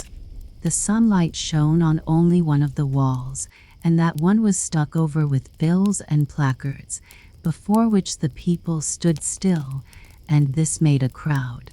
Carriages rushed past, carriages rolled past, light ones and heavy ones mingled together. Omnibuses, those overcrowded moving houses, came rattling by. Horsemen galloped among them. Even carts and wagons asserted their rights. The dryad asked herself if these high-grown houses, which stood so close around her, would not remove and take other shapes, like the clouds in the sky, and draw aside, so that she might cast a glance into Paris and over it. Notre Dame must show itself, the Vendôme column, and the wondrous building which had called and was still calling so many strangers to the city. But the houses did not stir from their places. It was yet day when the lamps were lit. The gas jets gleamed from the shops and shone even into the branches of the trees, so that it was like sunlight in summer. The stars above made their appearance, the same to which the dryad had looked up in her home. She thought she felt a clear, pure stream of air which went forth from them. She felt herself lifted up and strengthened, and felt an increased power of seeing through every leaf and through every fiber of the root. Amid all the noise and the turmoil, the colors and the lights, she knew herself watched by mild eyes. From the side streets sounded the merry notes of fiddles and wind instruments. Up, to the dance, to the dance, to jollity and pleasure. That was their invitation. Such music it was that horses, carriages, trees, and houses would have danced if they had known how. The charm of intoxicating delight filled the bosom of the dryad. "How glorious, how splendid it is," she cried, rejoicingly. "Now I am in Paris." The next day that dawned, the next night that fell, offered the same spectacle, similar bustle, similar life, changing indeed, yet always the same, And thus it went on through the sequence of days. Now I know every tree, every flower on the square here. I know every house, every balcony, every shop in this narrow cut-off corner where I am denied the sight of this great mighty city. Where are the arches of triumph, the boulevards, the wondrous felting of the world? I see nothing of all this. As if shut up in a cage, I stand among the high houses, which I now know by heart, with their inscriptions, signs, and placards, all the painted confectionery that is no longer to my taste. Where are all the things of which I heard, for which I longed, and for whose sake I wanted to come hither? What have I seized, found, won? I feel the same longing I felt before. I feel that there is a life I should wish to grasp and to experience. I must go out into the ranks of living men and mingle among them. I must fly about like a bird. I must see and feel and become human altogether. I must enjoy the 1/2 day instead of vegetating for years in everyday sameness and weariness, in which I become ill and at last sink and disappear like the dew on the meadows. I will gleam like the cloud, gleam in the sunshine of life, look out over the whole like the cloud, and pass away like it, no one knoweth whither. Thus sighed the Dryad, and she prayed, "Take from me the years that were destined for me, and give me but half of the life of the ephemeral fly. Deliver me from my prison. Give me human life, human happiness, only a short span, only the one night, if it cannot be otherwise, and then punish me for my wish to live, my longing for life. Strike me out of thy list. Let my shell, the fresh young tree, wither or be hewn down and burned to ashes and scattered to all the winds." A rustling went through the leaves of the tree. There was a trembling in each of the leaves. It seemed as if fire streamed through it. A gust of wind shook its green crown, and from the midst of that crown a female figure came forth. In the same moment she was sitting beneath the brightly illuminated leafy branches, young and beautiful to behold, like poor Mary, to whom the clergyman had said, "The great city will be thy destruction." The Dryad sat at the foot of the tree at her house door, which she had locked, and whose key had thrown away. So young, so fair. The stars saw her and blinked at her. The gas lamp saw her and gleamed and beckoned to her. How delicate she was, and yet how blooming, a child, and yet a grown maiden. Her dress was fine as silk, green as the freshly opened leaves on the crown of the tree. In her nut-brown hair clung a half-open chestnut blossom. She looked like the goddess of spring. For one short minute she sat motionless. Then she sprang up, and, light as a gazelle, she hurried away. She ran and sprang like the reflection from the mirror that, carried by the sunshine, is cast, now here, now there. Could anyone have followed her with his eyes, he would have seen how marvelously her dress and her form changed, according to the nature of the house or the place whose light happened to shine upon her. She reached the boulevards. Here a sea of light streamed forth from the gas flames of the lamps, the shops, and the cafes. Here stood in a row young and slender trees, each of which concealed its Dryad and gave shade from the artificial sunlight. The whole vast pavement was one great festive hall, where covered tables stood laden with refreshments of all kinds, from champagne and chartreuse down to coffee and beer. Here was an exhibition of flowers, statues, books, and colored stuffs. From the crowd close by the lofty houses she looked forth over the terrific stream beyond the rows of trees. Yonder heaved a stream of rolling carriages, cabriolets, coaches, omnibuses, cabs, and among them riding gentlemen and marching troops. To cross to the opposite shore was an undertaking fraught with danger to life and limb. Now lanterns shed their radiance abroad. Now the gas had the upper hand. Suddenly a rocket rises. Whence? Whither? Here are sounds of soft Italian melodies. Yonder, Spanish songs are sung, accompanied by the rattle of the castanets. But strongest of all, and predominating over the rest, the street organ tunes of the moment, the exciting can-can music, which Orpheus never knew, and which was never heard by the belle Helene. Even the barrow was tempted to hop upon one of its wheels. The dryad danced, floated, flew, changing her color every moment, like a hummingbird in the sunshine.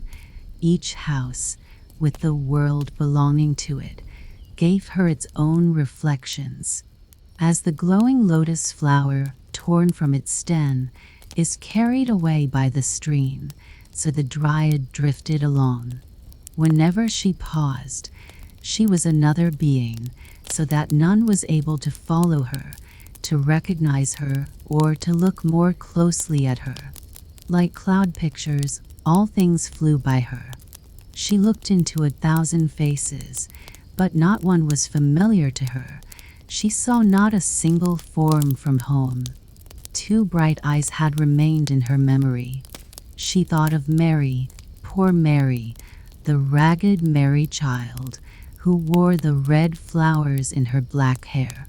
Mary was now here, in the world city, rich and magnificent as in that day when she drove past the house of the old clergyman, and past the tree of the dryad, the old oak. Here she was certainly living, in the deafening tumult. Perhaps she had just stepped out of one of the gorgeous carriages in waiting. Handsome equipages, with coachmen in gold braid and footmen in silken hose, drove up. The people who alighted from them were all richly dressed ladies. They went through the open gate and ascended the broad staircase that led to a building resting on marble pillars. Was this building, perhaps, the wonder of the world? There Mary would certainly be found. Sancta Maria resounded from the interior. Incense floated through the lofty painted and gilded aisles, where a solemn twilight reigned. It was the Church of the Madeleine. Clad in black garments of the most costly stuffs, fashioned according to the latest mode, the rich feminine world of Paris glided across the shining pavement. The crests of the proprietors were engraved on silver shields on the velvet-bound prayer books, and embroidered in the corners of perfumed handkerchiefs bordered with Brussels lace. A few of the ladies were kneeling in silent prayer before the altars. Others resorted to the confessionals. Anxiety and fear took possession of the dryad. She felt as if she had entered a place where she had no right to be. Here was the abode of silence, the hall of secrets. Everything was said in whispers, every word was a mystery. The dryad saw herself enveloped in lace and silk, like the women of wealth and of high birth around her. Had, perhaps, every one of them a longing in her breast, like the dryad? A deep, painful sigh was heard.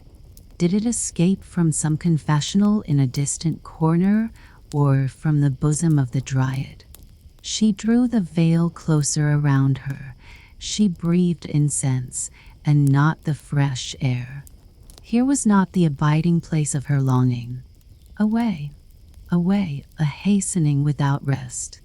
The ephemeral fly knows not repose, for her existence is flight. She was out again among the gas candelabra, by a magnificent fountain. All its streaming waters are not able to wash out the innocent blood that was spilled here. Such were the words spoken. Strangers stood around, carrying on a lively conversation, such as no one would have dared to carry on in the gorgeous Hall of Secrets whence the Dryad came. A heavy stone slab was turned and then lifted. She did not understand why. She saw an opening that led into the depths below. The strangers stepped down, leaving the starlit air and the cheerful life of the upper world behind them. "I am afraid," said one of the women who stood around to her husband, "I cannot venture to go down, nor do I care for the wonders down yonder. You had better stay here with me." "Indeed, and travel home," said the man, "and quit Paris without having seen the most wonderful thing of all, the real wonder of the present period, created by the power and resolution of one man." "I will not go down for all that," was the reply. The wonder of the present time, it had been called. The Dryad had heard and had understood it. The goal of her ardent longing had thus been reached, and here was the entrance to it. Down into the depths below Paris? She had not thought of such a thing, but now she heard it said, and saw the strangers descending and went after them. The staircase was of cast iron, spiral, broad, and easy. Below there burned a lamp, and farther down another. They stood in a labyrinth of endless halls and arched passages, all communicating with each other. All the streets and lanes of Paris were to be seen here again, as in a dim reflection. The names were painted up, and every house above had its number down here also, and struck its roots under the macadamized quays of a broad canal, in which the muddy water flowed onward. Over it the fresh streaming water was carried on arches, and quite at the top hung the tangled net of gas pipes and telegraph wires. In the distance lamps gleamed, like a reflection from the world city above. Every now and then a dull rumbling was heard. This came from the heavy wagons rolling over the entrance bridges. Whither had the Dryad come? You have, no doubt, heard of the catacombs? Now they are vanishing points in that new underground world, that wonder of the present day, the sewers of Paris. The Dryad was there, and not in the world's exhibition in the Champ de Mars. She heard exclamations of wonder and admiration. From here go forth health and life for thousands upon thousands up yonder. Our time is the time of progress, with its manifold blessings. Such was the opinion and the speech of men, but not of those creatures who had been born here, and who built and dwelt here, of the rats, namely, who were squeaking to one another in the clefts of a crumbling wall, quite plainly, and in a way the Dryad understood well. A big old father rat, with his tail bitten off, was relieving his feelings in loud squeaks, and his family gave their tribute of concurrence to every word he said. "I am disgusted with this man mewing," he cried, with these outbursts of ignorance. "A fine magnificence, truly, all made up of gas and petroleum. I can't eat such stuff as that. Everything here is so fine and bright now that one's ashamed of oneself, without exactly knowing why. Ah, if we only lived in the days of tallow candles, and it does not lie so very far behind us. That was a romantic time, as one may say." "What are you talking of there?" asked the Dryad. "I have never seen you before. What is it you are talking about?" "Of the glorious days that are gone," said the rat, "of the happy time of our great-grandfathers and great-grandmothers. Then it was a great thing to get down here. That was a rat's nest, quite different from Paris. Mother Plague used to live here then. She killed people, but never rats. Robbers and smugglers could breathe freely here. Here was the meeting place of the most interesting personages, whom one now only gets to see in the theaters where they act melodrama up above. The time of romance is gone even in our rat's nest, and here also fresh air and petroleum have broken in. Thus squeaked the rat. He squeaked in honor of the old time, when Mother Plague was still alive. A carriage stopped, a kind of open omnibus, drawn by swift horses. The company mounted and drove away along the Boulevard de Sebastopol, that is to say, the underground boulevard, over which the well-known crowded street of that name extended. The carriage disappeared in the twilight. The dryad disappeared, lifted to the cheerful freshness above. Here, and not below in the vaulted passages, filled with heavy air, the wonder-work must be found which she was to seek in her short lifetime. It must gleam brighter than all the gas flames, stronger than the moon that was just gliding past. Yes, certainly, she saw it yonder in the distance. It gleamed before her, and twinkled and glittered like the evening star in the sky. She saw a glittering portal open that led to a little garden where all was brightness and dance music. Colored lamps surrounded little lakes in which were water plants of colored metal, from whose flowers jets of water spurted up. Beautiful weeping willows, real products of spring, hung their fresh branches over these lakes like a fresh, green, transparent and yet screening veil. In the bushes burnt an open fire, throwing a red twilight over the quiet huts of branches into which the sounds of music penetrated, an ear-tickling, intoxicating music that sent the blood coursing through the veins. Beautiful girls in festive attire, with pleasant smiles on their lips and the light spirit of youth in their hearts, marries, with roses in their hair, but without carriage and postilion, flitted to and fro in the wild dance. Where were the heads, were the feet? As if stung by tarantulas, they sprang, laughed, rejoiced, as if in their ecstasies they were going to embrace all the world. The dryad felt herself torn with them into the whirl of the dance. Round her delicate foot clung the silken boot, chestnut brown in color, like the ribbon that floated from her hair down upon her bare shoulders.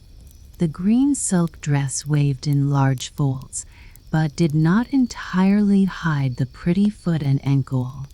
Had she come to the enchanted garden of Armida? What was the name of the place? The name glittered in gas jets over the entrance. It was Mabel. The soaring upwards of rockets, the splashing of fountains, and the popping of champagne corks accompanied the wild, piquantic dance. Over the whole glided the moon through the air, clear, but with a somewhat crooked face. A wild joviality seemed to rush through the dryad, as though she were intoxicated with opium. Her eyes spoke, her lips spoke, but the sound of violins and of flutes drowned the sound of her voice. Her partner whispered words to her which she did not understand, nor do we understand them. He stretched out his arms to draw her to him, but he embraced only the empty air. The dryad had been carried away like a rose leaf on the wind. Before her she saw a flame in the air, a flashing light high up on a tower. The beacon light shone from the goal of her longing, shone from the red lighthouse tower of the Fata Morgana of the Champ de Mars. Thither she was carried by the wind. She circled round the tower. The workmen thought it was a butterfly that had come too early and that now sank down dying. The moon shone bright. Gas lamps spread light around. Through the halls, over the all-worlds buildings scattered about, over the rose hills and the rocks produced by human ingenuity, from which waterfalls, driven by the power of Master Bloodless, fell down. The caverns of the sea, the depths of the lakes, the kingdom of the fishes were opened here. Men walked as in the depths of the deep pond, and held converse with the sea in the diving bell of glass. The water pressed against the strong glass walls above and on every side. The polypi, eel-like living creatures, had fastened themselves to the bottom and stretched out arms, fathoms long, for prey. A big turbot was making himself broad in front, quietly enough, but not without casting some suspicious glances aside.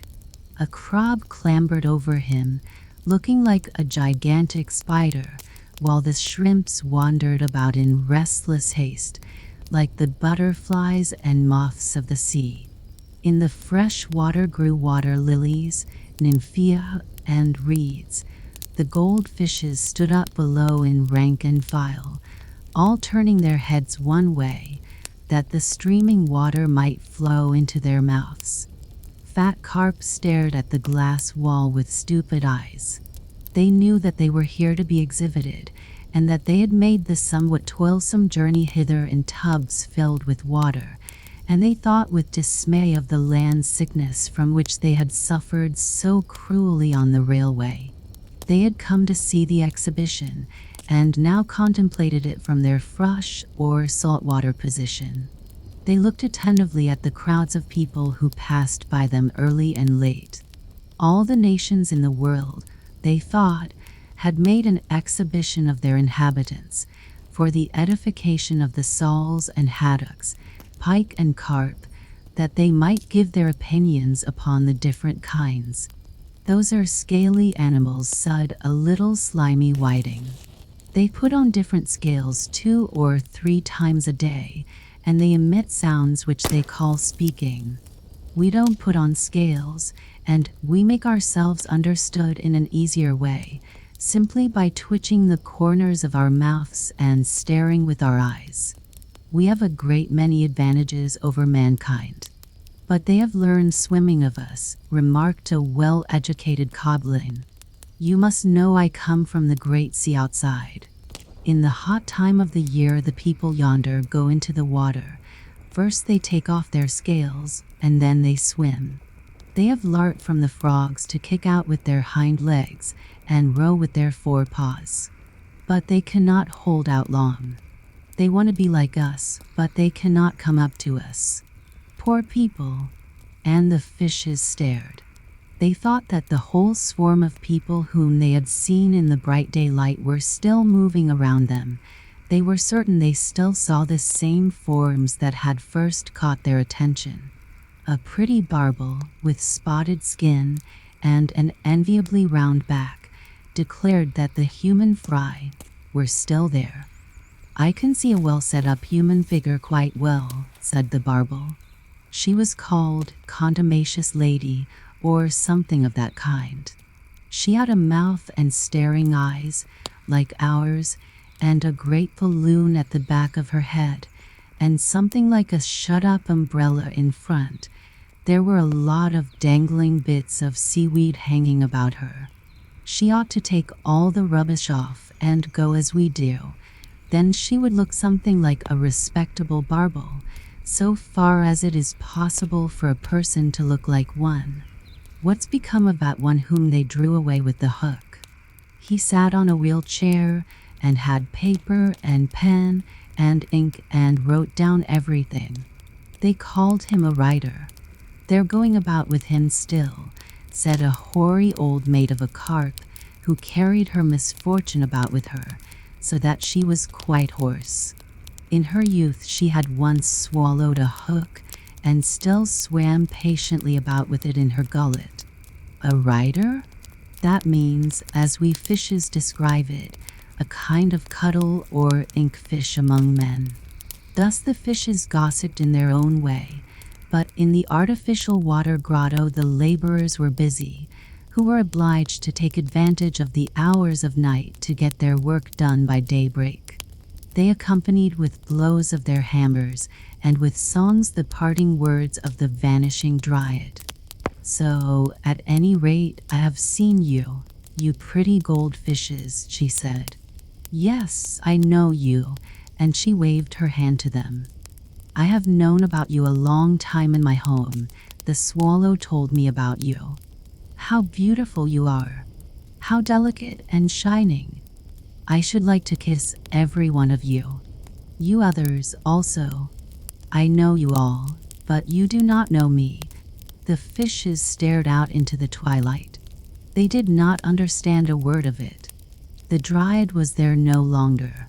She had been a long time in the open air, where the different countries, the country of black bread, the codfish coast, the kingdom of Russia leather, and the banks of eau de cologne, and the gardens of rose oil, exhaled their perfumes from the world wonder flower. When, after a night at a ball, we drive home half asleep and half awake, the melodies still sound plainly in our ears. We hear them, and could sing them all from memory. When the eye of the murdered man closes, the picture of what it saw last clings to it for a time like a photographic picture. So it was likewise here. The bustling life of day had not yet disappeared in the quiet night. The dryad had seen it. She knew. Thus it will be repeated tomorrow. The dryad stood among the fragrant roses and thought she knew them and had seen them in her own home.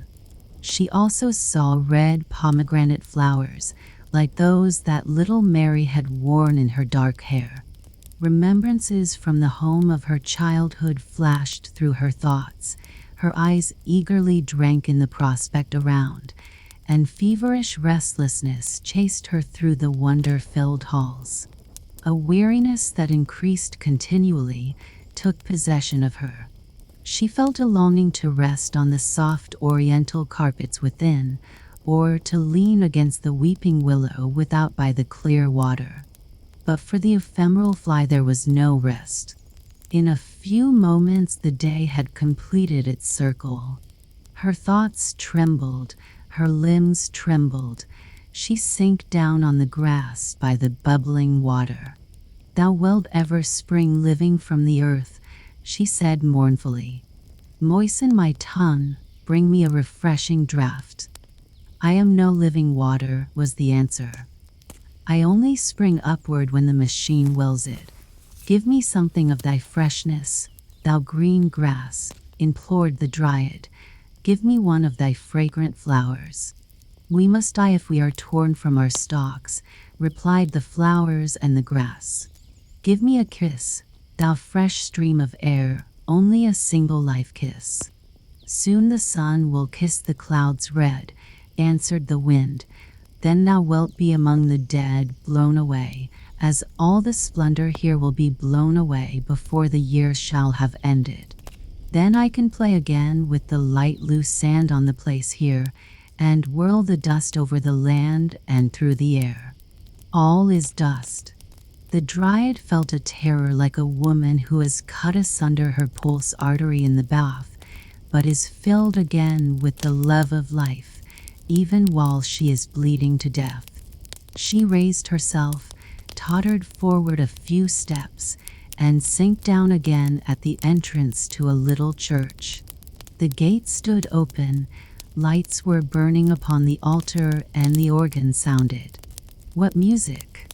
Such notes the dryad had never yet heard, and yet it seemed to her as if she recognized a number of well-known voices among them. They came deep from the heart of all creation. She thought she heard the stories of the old clergymen, of great deeds, and of the celebrated names, and of the gifts that the creatures of God must bestow upon posterity if they would live on in the world. The tones of the organ swelled, and in their song there sounded these words: "Thy wishing and thy longing have torn thee, with thy roots, from the place which God appointed for thee. That was thy destruction, thou poor dryad." The notes became soft and gentle, and seemed to die away in a wail. In the sky the clouds showed themselves with a ruddy gleam. The wind sighed. "Pass away, ye dead. Now the sun is going to rise." The first ray fell on the dryad. Her form was irradiated in changing colors, like the soap bubble when it is bursting and becomes a drop of water, like a tear that falls and passes away like a vapor. Poor Dryad, only a dewdrop, only a tear, poured upon the earth and vanished away. Jack the Dullard. An old story told anew. Far in the interior of the country lay an old baronial hall, and in it lived an old proprietor who had 2 sons, which 2 young men thought themselves too clever by half. They wanted to go out and woo the king's daughter, for the maiden in question had publicly announced that she would choose for her husband that youth who could arrange his words best. So these 2 geniuses prepared themselves a full week for the wooing. This was the longest time that could be granted them, but it was enough, for they had had much preparatory information, and everybody knows how useful that is. One of them knew the whole Latin dictionary by heart, and 3 whole years of the daily paper of the little town into the bargain, and so well, indeed, that he could repeat it all either backwards or forwards, just as he chose. The other was deeply read in the corporation laws, and knew by heart what every corporation ought to know, and accordingly he thought he could talk of affairs of state, and put his spoke in the wheel in the council. And he knew one thing more. He could embroider suspenders with roses and other flowers, and with arabesques, for he was a tasty, light-fingered fellow. I shall win the princess. So cried both of them. Therefore their old papa gave to each of them a handsome horse. The youth who knew the dictionary and newspaper by heart had a black horse, and he who knew all about the corporation laws received a milk-white steed. Then they rubbed the corners of their mouths with fish oil, so that they might become very smooth and glib. All the servants stood below in the courtyard, and looked on while they mounted their horses, and just by chance the 3rd son came up. For the proprietor had really 3 sons, though nobody counted the 3rd with his brothers, because he was not so learned as they, and indeed he was generally known as Jack the Dullard. "Hello," said Jack the Dullard. "Where are you going?" "I declare you have put on your Sunday clothes. We're going to the king's court, as suitors to the king's daughter. Don't you know the announcement that has been made all through the country?" And they told him all about it. "My word, I'll be in it too," cried Jack the Dullard, and his 2 brothers burst out laughing at him and rode away.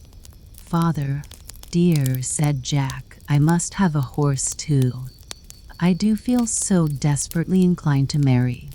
If she accepts me, she accepts me, and if she won't have me, I'll have her, but she shall be mine." "Don't talk nonsense," replied the old gentleman. "You shall have no horse from me.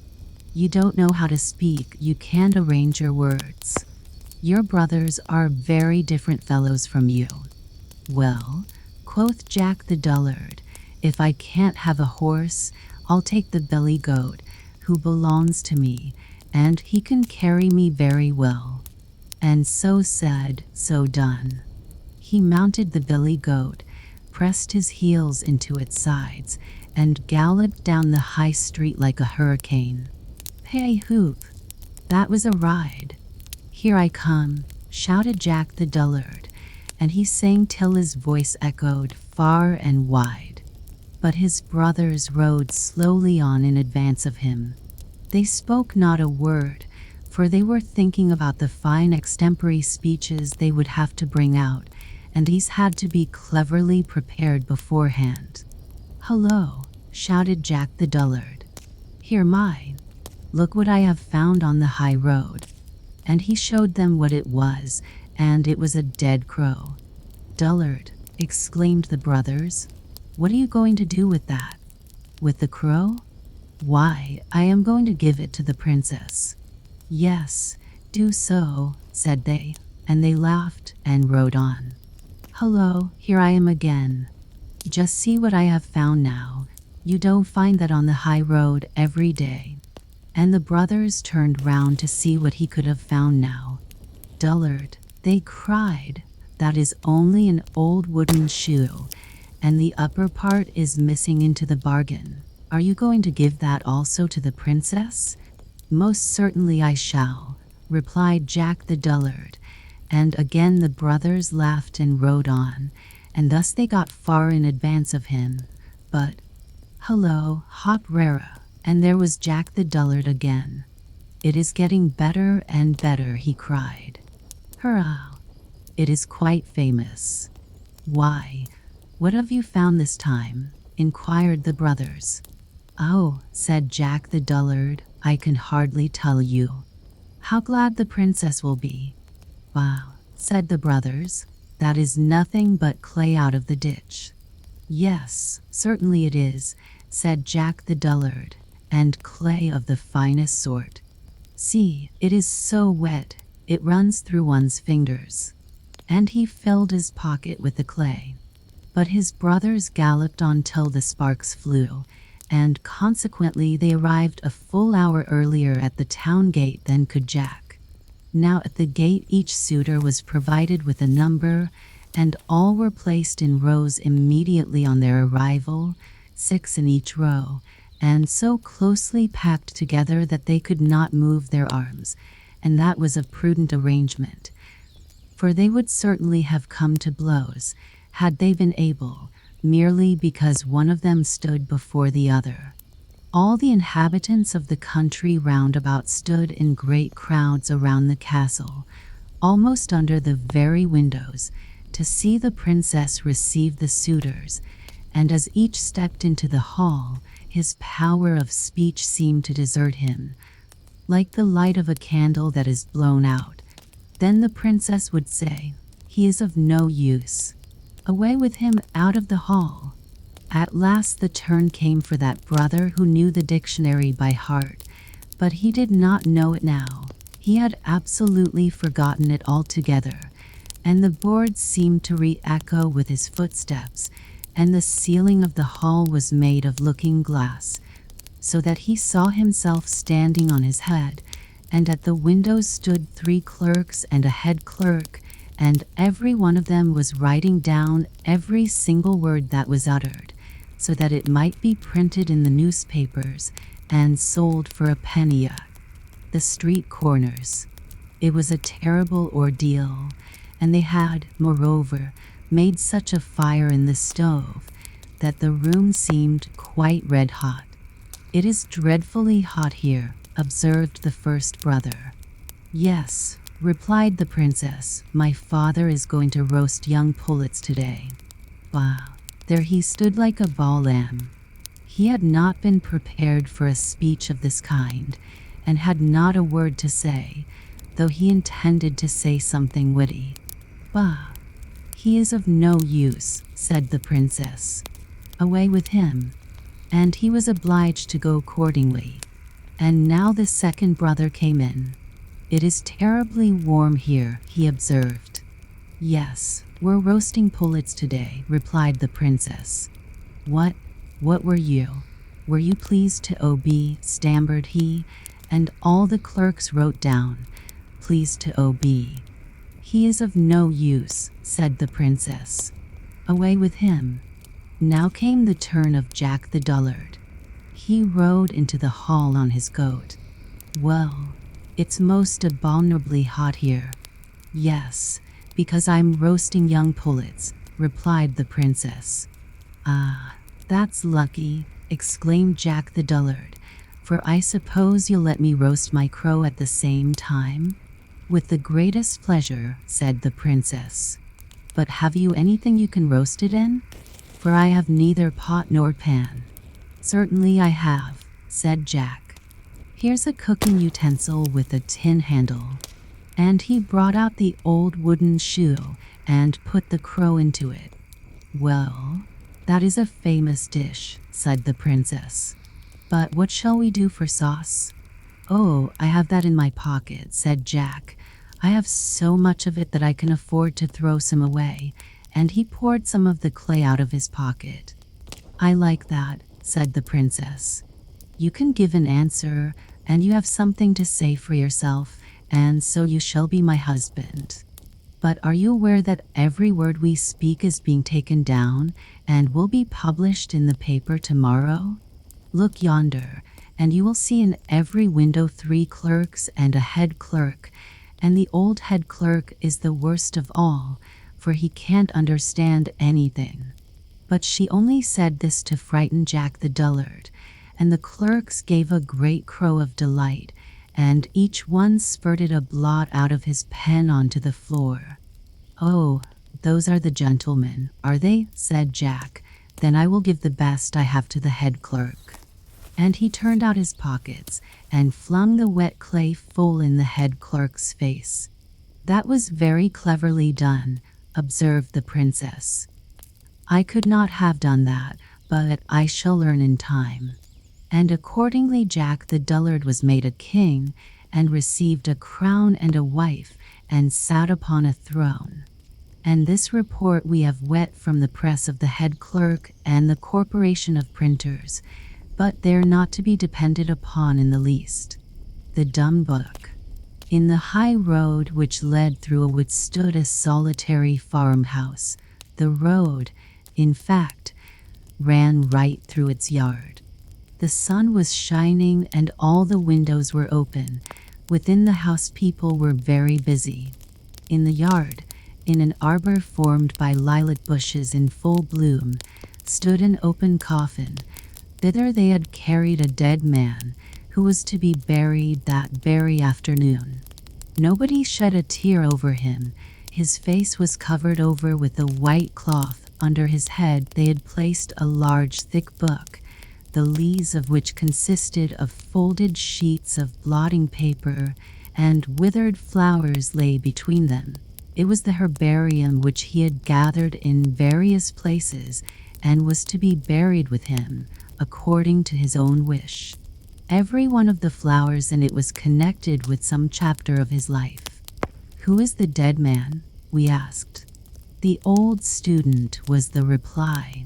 "They say that he was once an energetic young man, that he studied the dead languages, and sang and even composed many songs. Then something had happened to him, and in consequence of this he gave himself up to drink, body and mind. When at last he had ruined his health, they brought him into the country, where someone paid for his board and residence. He was gentle as a child as long as the sullen mood did not come over him, but when it came he was fierce, became as strong as a giant, and ran about in the wood like a chased deer. But when we succeeded in bringing him home, and prevailed upon him to open the book with the dried up plants in it, he would sometimes sit for a whole day looking at this or that plant, while frequently the tears rolled over his cheeks. God knows what was in his mind, but he requested us to put the book into his coffin, and now he lies there. In a little while the lid will be placed upon the coffin, and he will have sweet rest in the grave. The cloth which covered his face was lifted up. The dead man's face expressed peace. A sunbeam fell upon it. A swallow flew with the swiftness of an arrow into the arbor, turning in its flight, and twittered over the dead man's head. What a strange feeling it is, surely we all know it, to look through old letters of our young days. A different life rises up out of the past, as it were, with all its hopes and sorrows.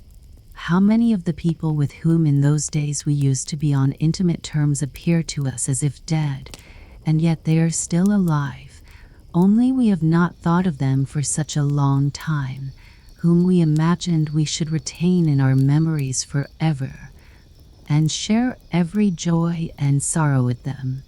The withered oak leaf in the book here recalled the friend, the schoolfellow, who was to be his friend for life. He fixed the leaf to the student's cap in the green wood when they vowed eternal friendship. Where does he dwell now?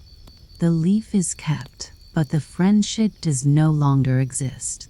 Here is a foreign hothouse plant, too tender for the gardens of the north.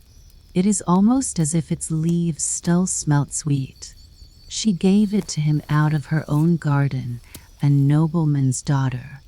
Here is a water lily that he had plucked himself, and watered with salt tears, a lily of sweet water.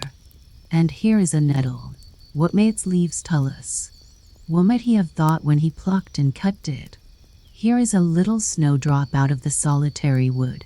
Here is an evergreen from the flower pot at the tavern, and here is a simple blade of grass.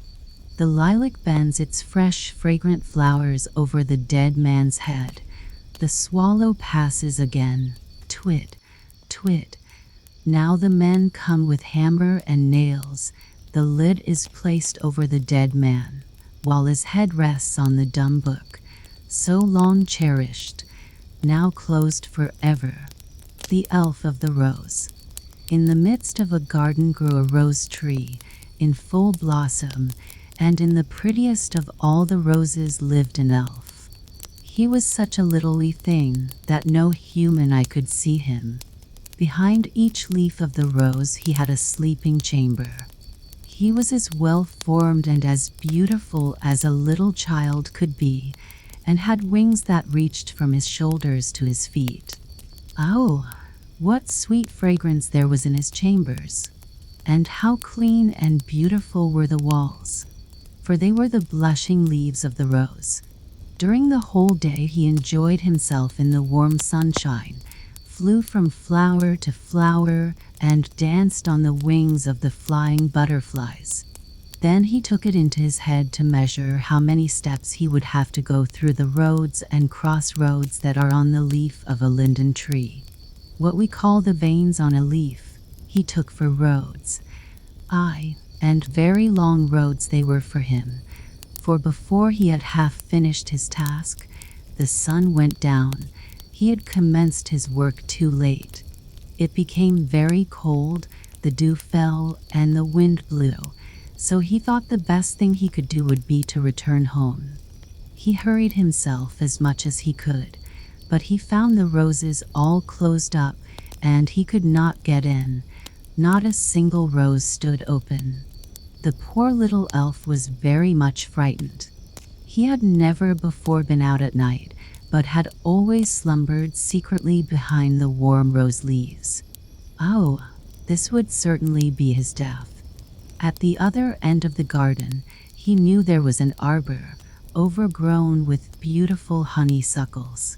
The blossoms looked like large painted horns, and he thought to himself, he would go and sleep in one of these till the morning. He flew thither, but hush! 2 people were in the arbor, a handsome young man and a beautiful lady. They sat side by side and wished that they might never be obliged to part. They loved each other much more than the best child can love its father and mother. "But we must part," said the young man. "Your brother does not like our engagement, and therefore he sends me so far away on business, over mountains and seas. Farewell, my sweet bride, for so you are to me." And then they kissed each other, and the girl wept and gave him a rose, but before she did so, she pressed a kiss upon it so fervently that the flower opened. Then the little elf flew in and leaned his head on the delicate, fragrant walls. Here he could plainly hear them say, "Farewell, farewell," and he felt that the rose had been placed on the young man's breast. Oh, how his heart did beat! The little elf could not go to sleep, it thumped so loudly. The young man took it out as he walked through the dark wood alone, and kissed the flower so often and so violently that the little elf was almost crushed. He could feel through the leaf how hot the lips of the young man were, and the rose had opened, as if from the heat of the noonday sun. There came another man, who looked gloomy and wicked. He was the wicked brother of the beautiful maiden. He drew out a sharp knife, and while the other was kissing the rose, the wicked man stabbed him to death. Then he cut off his head and buried it with the body in the soft earth under the linden tree. Now he is gone and will soon be forgotten, thought the wicked brother. He will never come back again. He was going on a long journey over mountains and seas.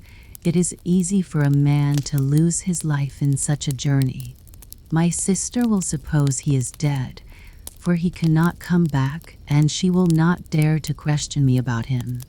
Then he scattered the dry leaves over the light earth with his foot, and went home through the darkness. But he went not alone, as he thought. The little elf accompanied him. He sat in a dry, rolled-up linden leaf, which had fallen from the tree onto the wicked man's head as he was digging the grave. The hat was on the head now, which made it very dark, and the little elf shuddered with fright and indignation at the wicked deed. It was the dawn of morning before the wicked man reached home. He took off his hat and went into his sister's room. There lay the beautiful, blooming girl, dreaming of him whom she loved so, and who is now, she supposed, traveling far away over mountain and sea. Her wicked brother stalked over her and laughed hideously, as fiends only can laugh. The dry leaf fell out of his hair upon the counterpane, but he did not notice it, and went to get a little sleep during the early morning hours. But the elf slipped out of the withered leaf, placed himself by the ear of the sleeping girl, and told her, as in a dream, of the horrid murder, described the place where her brother had slain her lover, and buried his body, and told her of the linden tree, in full blossom, that stood close by. That you may not think this is only a dream that I have told you, he said, you will find on your bed a withered leaf. Then she awoke and found it there. Oh, what bitter tears she shed, and she could not open her heart to anyone for relief. The window stood open the whole day, and the little elf could easily have reached the roses or any of the flowers, but he could not find it in his heart to leave one so afflicted. In the window stood a bush bearing monthly roses. He seated himself in one of the flowers and gazed on the poor girl. Her brother often came into the room and would be quite cheerful in spite of his base conduct, so she dare not say a word to him of her heart's grief. As soon as night came on, she slipped out of the house and went into the wood, to the spot where the linden tree stood, and after removing the leaves from the earth, she turned it up, and there found him who had been murdered. Oh, how she wept and prayed that she also might die. Gladly would she have taken the body home with her, but that was impossible, so she took up the poor head with the closed eyes, kissed the cold lips, and shook the mold out of the beautiful hair. I will keep this, said she, and as soon as she had covered the body again with the earth and leaves, she took the head and a little sprig of jasmine that bloomed in the wood, near the spot where he was buried, and carried them home with her. As soon as she was in her room, she took the largest flower pot she could find, and in this she placed the head of the dead man, covered it up with earth, and planted the twig of jasmine in it. Farewell, farewell, whispered the little elf. He could not any longer endure to witness all this agony of grief. He therefore flew away to his own rose in the garden. But the rose was faded. Only a few dry leaves still clung to the green hedge behind it. Alas, how soon all that is good and beautiful passes away, sighed the elf. After a while he found another rose, which became his home, for among its delicate fragrant leaves he could dwell in safety. Every morning he flew to the window of the poor girl, and always found her weeping by the flower pot.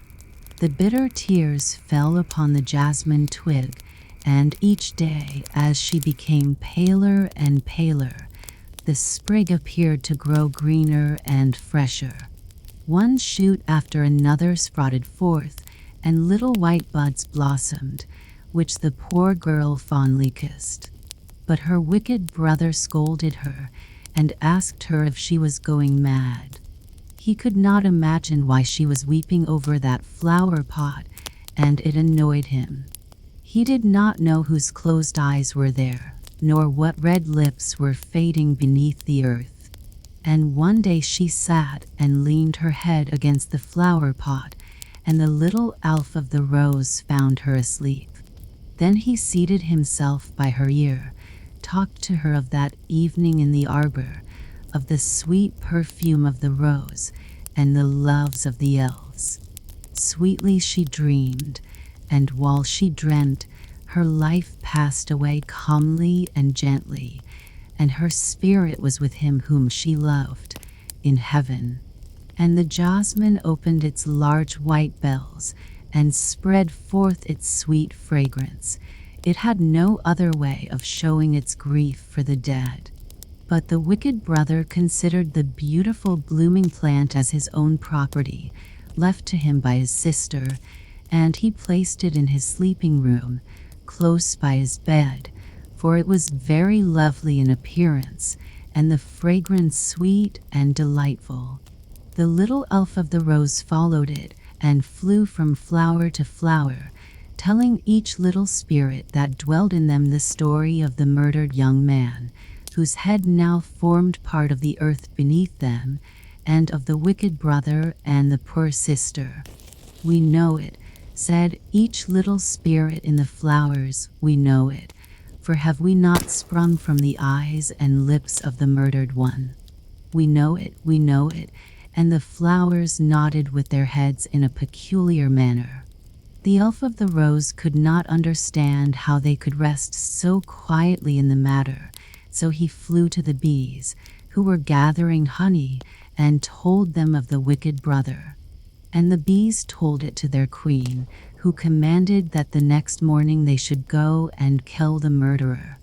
But during the night, the first after the sister's death, while the brother was sleeping in his bed, close to where he had placed the fragrant jasmine, every flower cup opened, and invisibly the little spirits stole out, armed with poisonous spears. They placed themselves by the ear of the sleeper, told him dreadful dreams, and then flew across his lips and pricked his tongue with their poisoned spears. "Now have we revenged the dead," said they, and flew back into the white bells of the jasmine flowers. When the morning came, and as soon as the window was opened, the rose elf, with the queen bee and the whole swarm of bees, rushed in to kill him. But he was already dead. People were standing round the bed and saying that the scent of the jasmine had killed him. Then the elf of the rose understood the revenge of the flowers and explained it to the queen bee, and she, with the whole swarm, buzzed about the flower pot. The bees could not be driven away. Then a man took it up to remove it, and one of the bees stung him in the hand, so that he let the flower pot fall, and it was broken to pieces. Then everyone saw the whitened skull, and they knew the dead man in the bed was a murderer. And the queen bee hummed in the air, and sang of the revenge of the flowers, and of the elf of the rose, and said that behind the smallest leaf dwells one who can discover evil deeds, and punish them also. The elfin hill. A few large lizards were running nimbly about in the clefts of an old tree. They could understand one another very well, for they spoke the lizard language. "What a buzzing and a rumbling there is in the elfin hill," said one of the lizards. "I have not been able to close my eyes for 2 nights on account of the noise. I might just as well have had the toothache, for that always keeps me awake." "There is something going on within there," said the other lizard. "They propped up the top of the hill with 4 red posts till cockcrow this morning, so that it is thoroughly aired, and the elfin girls have learnt new dances. There is something. I spoke about it to an earthworm of my acquaintance, said a third lizard. The earthworm had just come from the elfin hill, where he has been groping about in the earth day and night. He has heard a great deal, although he cannot see, poor miserable creature, yet he understands very well how to wriggle and lark about.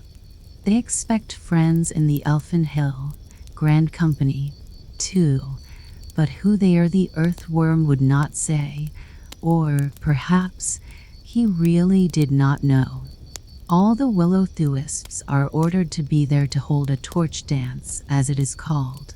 The silver and gold which is plentiful in the hill will be polished and placed out in the moonlight. Who can the strangers be? Asked the lizards. What can the matter be? Hark, what a buzzing and humming there is. Just at this moment the elfin hill opened, and an old elfin maiden, hollow behind, came tripping out. She was the old elf king's housekeeper, and a distant relative of the family. Therefore, she wore an amber heart on the middle of her forehead. Her feet moved very fast. Trip, trip, good gracious, how she could tread right down to the sea to the night raven. You are invited to the elf hill for this evening, said she, but will you do me a great favor and undertake the invitations? You ought to do something, for you have no housekeeping to attend to as I have. We are going to have some very grand people, conjurers, who have always something to say, and therefore the old elf king wishes to make a great display. Who is to be invited? Asked the raven. All the world may come to the great ball, even human beings, if they can only talk in their sleep, or do something after our fashion. But for the feast the company must be carefully selected. We can only admit persons of high rank. I have had a dispute myself with the elf king, as he thought we could not admit ghosts. The merman and his daughter must be invited first, although it may not be agreeable to them to remain so long on dry land. But they shall have a wet stone to sit on, or perhaps something better, so I think they will not refuse this time. We must have all the old demons of the first class, with tails, and the hobgoblins and imps, and then I think we ought not to leave out the death horse, or the grave pig, or even the church dwarf, although they do belong to the clergy, and are not reckoned among our people. But that is merely their office. They are nearly related to us and visit us very frequently. Croak, said the night raven as he flew away with the invitations. The elfin maidens were already dancing on the elf hill, and they danced in shawls woven from moonshine and mist, which look very pretty to those who like such things. The large hall within the elf hill was splendidly decorated. The floor had been washed with moonshine, and the walls had been rubbed with magic ointment, so that they glowed like tulip leaves in the light. In the kitchen were frogs roasting on the spit, and dishes preparing of snail skins, with children's fingers in them, salad of mushroom seed, hemlock, noses and marrow of mice, beer from the marsh woman's brewery, and sparkling saltpetre wine from the grave cellars. These were all substantial food. Rusty nails and church window glass formed the dessert. The old elf king had his gold crown polished up with powdered slate pencil. It was like that used by the first form, and very difficult for an elf king to obtain. In the bedrooms, curtains were hung up and fastened with the slime of snails. There was, indeed, a buzzing and humming everywhere. Now we must fumigate the place with burnt horsehair and pig's bristles, and then I think I shall have done my part, said the elf manservant. Father, dear, said the youngest daughter, may I now hear who our high-born visitors are? Well, I suppose I must tell you now, he replied. "Two of my daughters must prepare themselves to be married, for the marriages certainly will take place." The old goblin from Norway, who lives in the ancient Dovre Mountains, and who possesses many castles built of rock and freestone, besides a gold mine, which is better than all, so it is thought, is coming with his two sons, who are both seeking a wife. The old goblin is a true-hearted, honest, old Norwegian graybeard, cheerful and straightforward. I knew him formerly when we used to drink together to our good fellowship. He came here once to fetch his wife. She is dead now. She was the daughter of the king of the chalk hills at Moan. They say he took his wife from chalk. I shall be delighted to see him again. It is said that the boys are ill-bred, forward lads, but perhaps that is not quite correct, and they will become better as they grow older. Let me see that you know how to teach them good manners." "And when are they coming?" asked the daughter. "That depends upon wind and weather," said the elf king. "They travel economically.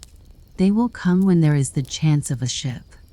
I wanted them to come over to Sweden, but the old man was not inclined to take my advice. He does not go forward with the times, and that I do not like." Two willow-thuists came jumping in, one quicker than the other, so of course, one arrived first.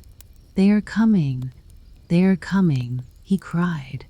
"Give me my crown," said the elf king, "and let me stand in the moonshine." The daughters drew on their shawls and bowed down to the ground. There stood the old goblin from the Dovre Mountains, with his crown of hardened ice and polished fir cones. Besides this, he wore a bear skin and great, warm boots, while his sons went with their throats bare and wore no braces, for they were strong men. "Is that a hill?" said the youngest of the boys, pointing to the elf hill. "We should call it a hole in Norway." "Boys," said the old man, "a hole goes in and a hill stands out.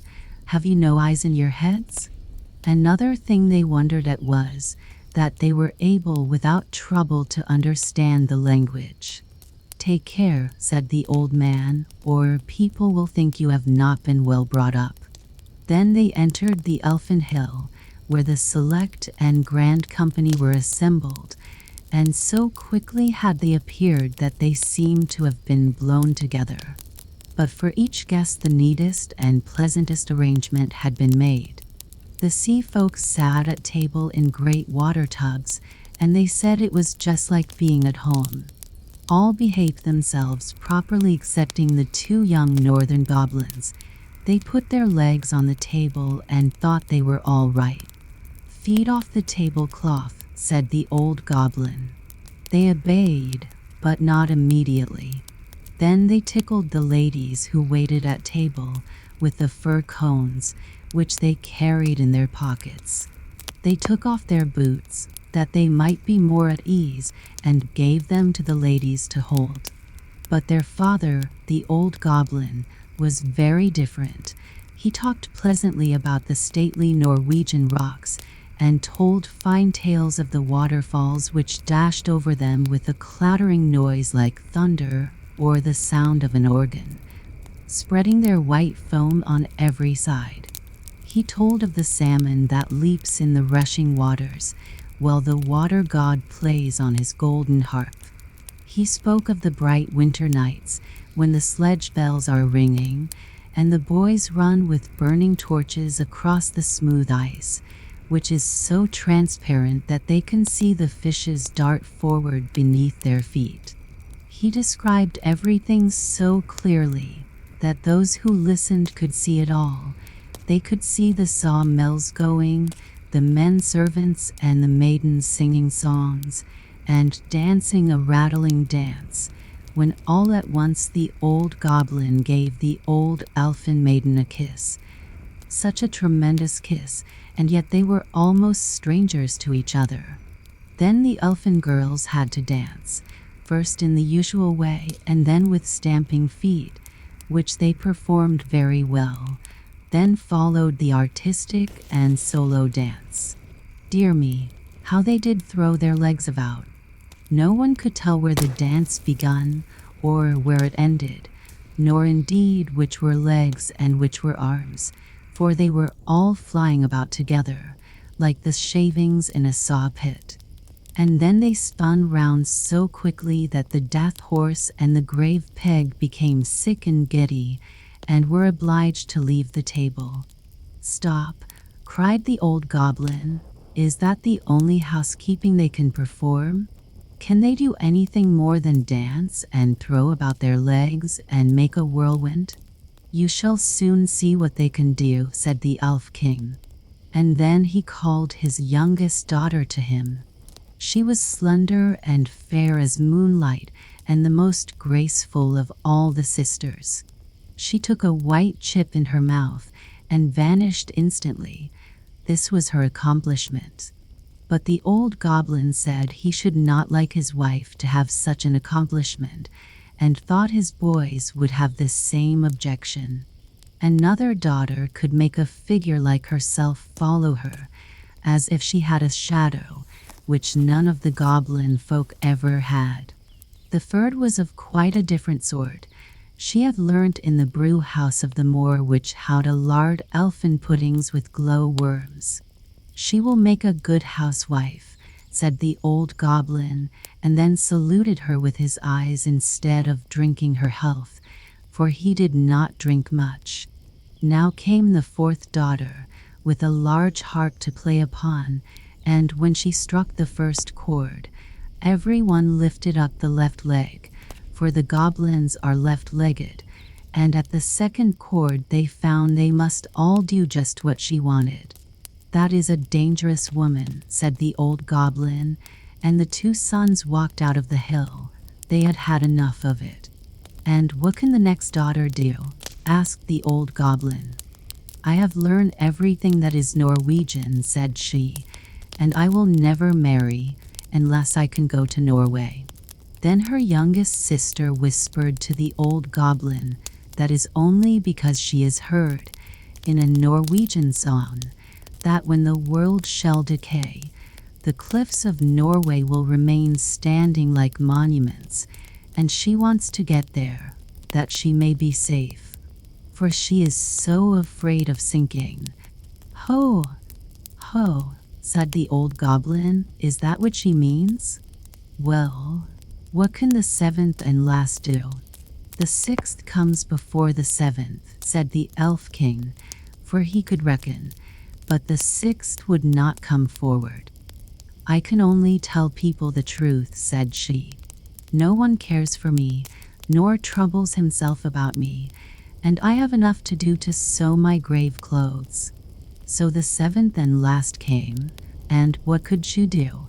Why, she could tell stories, as many as you liked, on any subject. "Here are my 5 fingers," said the old goblin. "Now tell me a story for each of them." So she took him by the wrist, and he laughed till he nearly choked, and when she came to the 4th finger, there was a gold ring on it, as if it knew there was to be a betrothal. Then the old goblin said, "Hold fast what you have. This hand is yours, for I will have you for a wife myself." Then the elfin girl said that the stories about the ring finger and little Peter Play Man had not yet been told. "We will hear them in the winter," said the old goblin, "and also about the fir and the birch trees, and the ghost stories, and of the tingling frost. You shall tell your tales, for no one over there can do it so well, and we will sit in the stone rooms, where the pine logs are burning, and drink mead out of the golden drinking horn of the old Norwegian kings. The water god has given me 2, and when we sit there, Nyx comes to pay us a visit, and will sing you all the songs of the mountain shepherdesses. How merry we shall be! The salmon will be leaping in the waterfalls, and dashing against the stone walls, but he will not be able to come in. It is indeed very pleasant to live in old Norway. But where are the lads? Where indeed were they? Why, running about the fields and blowing out the will-o'-the-wisps, who so good-naturedly came and brought their torches. "What tricks have you been playing?" said the old goblin. "I have taken a mother for you, and now you may take one of your aunts." But the youngsters said they would rather make a speech and drink to their good fellowship. They had no wish to marry.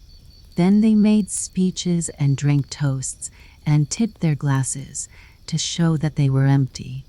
Then they took off their coats and lay down on the table to sleep, for they made themselves quite at home. But the old goblin danced about the room with his young bride and exchanged boots with her, which is more fashionable than exchanging rings. "The cock is crowing," said the old elfin maiden who acted as housekeeper. "Now we must close the shutters, that the sun may not scorch us." Then the hell closed up. But the lizards continued to run up and down the riven tree, and one said to the other, "Oh, how much I was pleased with the old goblin." "The boys pleased me better," said the earthworm. But then the poor miserable creature could not see the emperor's new suit. Many, many years ago lived an emperor who thought so much of new clothes that he spent all his money in order to obtain them. His only ambition was to be always well dressed. He did not care for his soldiers, and the theater did not amuse him. The only thing, in fact, he thought anything of was to drive out and show a new suit of clothes. He had a coat for every hour of the day, and as one would say of a king, he is in his cabinet, so one could say of him, the emperor is in his dressing room. The great city where he resided was very gay. Every day many strangers from all parts of the globe arrived. One day 2 swindlers came to the city. They made people believe that they were weavers and declared they could manufacture the finest cloth to be imagined. Their colors and patterns, they said, were not only exceptionally beautiful, but the clothes made of their material possessed the wonderful quality of being invisible to any man who was unfit for his office or unpardonably stupid. "That must be wonderful cloth," thought the emperor. "If I were to be dressed in a suit made of this cloth, I should be able to find out which men in my empire were unfit for their places, and I could distinguish the clever from the stupid. I must have this cloth woven for me without delay." And he gave a large sum of money to the swindlers in advance, that they should set to work without any loss of time. They set up 2 looms and pretended to be very hard at work, but they did nothing whatever on the looms. They asked for the finest silk and the most precious gold cloth. All they got they did away with, and worked at the empty looms till late at night. "I should very much like to know how they are getting on with the cloth," thought the emperor. But he felt rather uneasy when he remembered that he who was not fit for his office could not see it. Personally, he was of opinion that he had nothing to fear, yet he thought it advisable to send somebody else first to see how matters stood. Everybody in the town knew what a remarkable quality the stuff possessed, and all were anxious to see how bad or stupid their neighbors were. "I shall send my honest old minister to the weavers," thought the emperor. "He can judge best how the stuff looks, for he is intelligent, and nobody understands his office better than he." The good old minister went into the room where the swindler sat before the empty looms. "Heaven preserve us," he thought, and opened his eyes wide. "I cannot see anything at all," but he did not say so. Both swindlers requested him to come near, and asked him if he did not admire the exquisite pattern and the beautiful colors, pointing to the empty looms. The poor old minister tried his very best, but he could see nothing, for there was nothing to be seen. "Oh dear," he thought, "can I be so stupid? I should never have thought so." and nobody must know it. Is it possible that I am not fit for my office? No, I cannot say that I was unable to see the cloth. Now, have you got nothing to say? Said one of the swindlers, while he pretended to be busily weaving. Oh, it is very pretty, exceedingly beautiful, replied the old minister, looking through his glasses. What a beautiful pattern, what brilliant colors. I shall tell the emperor that I like the cloth very much. We are pleased to hear that, said the two weavers, and described to him the colors and explained the curious pattern. The old minister listened attentively, that he might relate to the emperor what they said, and so he did. Now the swindlers asked for more money, silk and gold cloth, which they required for weaving. They kept everything for themselves, and not a thread came near the loom, but they continued, as hitherto, to work at the empty looms. Soon afterwards the emperor sent another honest courtier to the weavers to see how they were getting on, and if the cloth was nearly finished. Like the old minister, he looked and looked, but could see nothing, as there was nothing to be seen. Is it not a beautiful piece of cloth? Asked the two swindlers, showing and explaining the magnificent pattern, which, however, did not exist. I am not stupid, said the man. It is therefore my good appointment for which I am not fit. It is very strange, but I must not let anyone know it. And he praised the cloth, which he did not see, and expressed his joy at the beautiful colors and the fine pattern. It is very excellent, he said to the emperor. Everybody in the whole town talked about the precious cloth. At last the emperor wished to see it himself, while it was still on the loom. With a number of courtiers, including the two who had already been there, he went to the two clever swindlers, who now worked as hard as they could, but without using any thread. Is it not magnificent? Said the two old statesmen who had been there before. Your Majesty must admire the colors and the pattern. And then they pointed to the empty looms, for they imagined the others could see the cloth. What is this? Thought the emperor. I do not see anything at all. That is terrible. Am I stupid? Am I unfit to be emperor? That would indeed be the most dreadful thing that could happen to me. Really, he said, turning to the weavers, your cloth has our most gracious approval. And nodding contentedly, he looked at the empty loom, for he did not like to say that he saw nothing.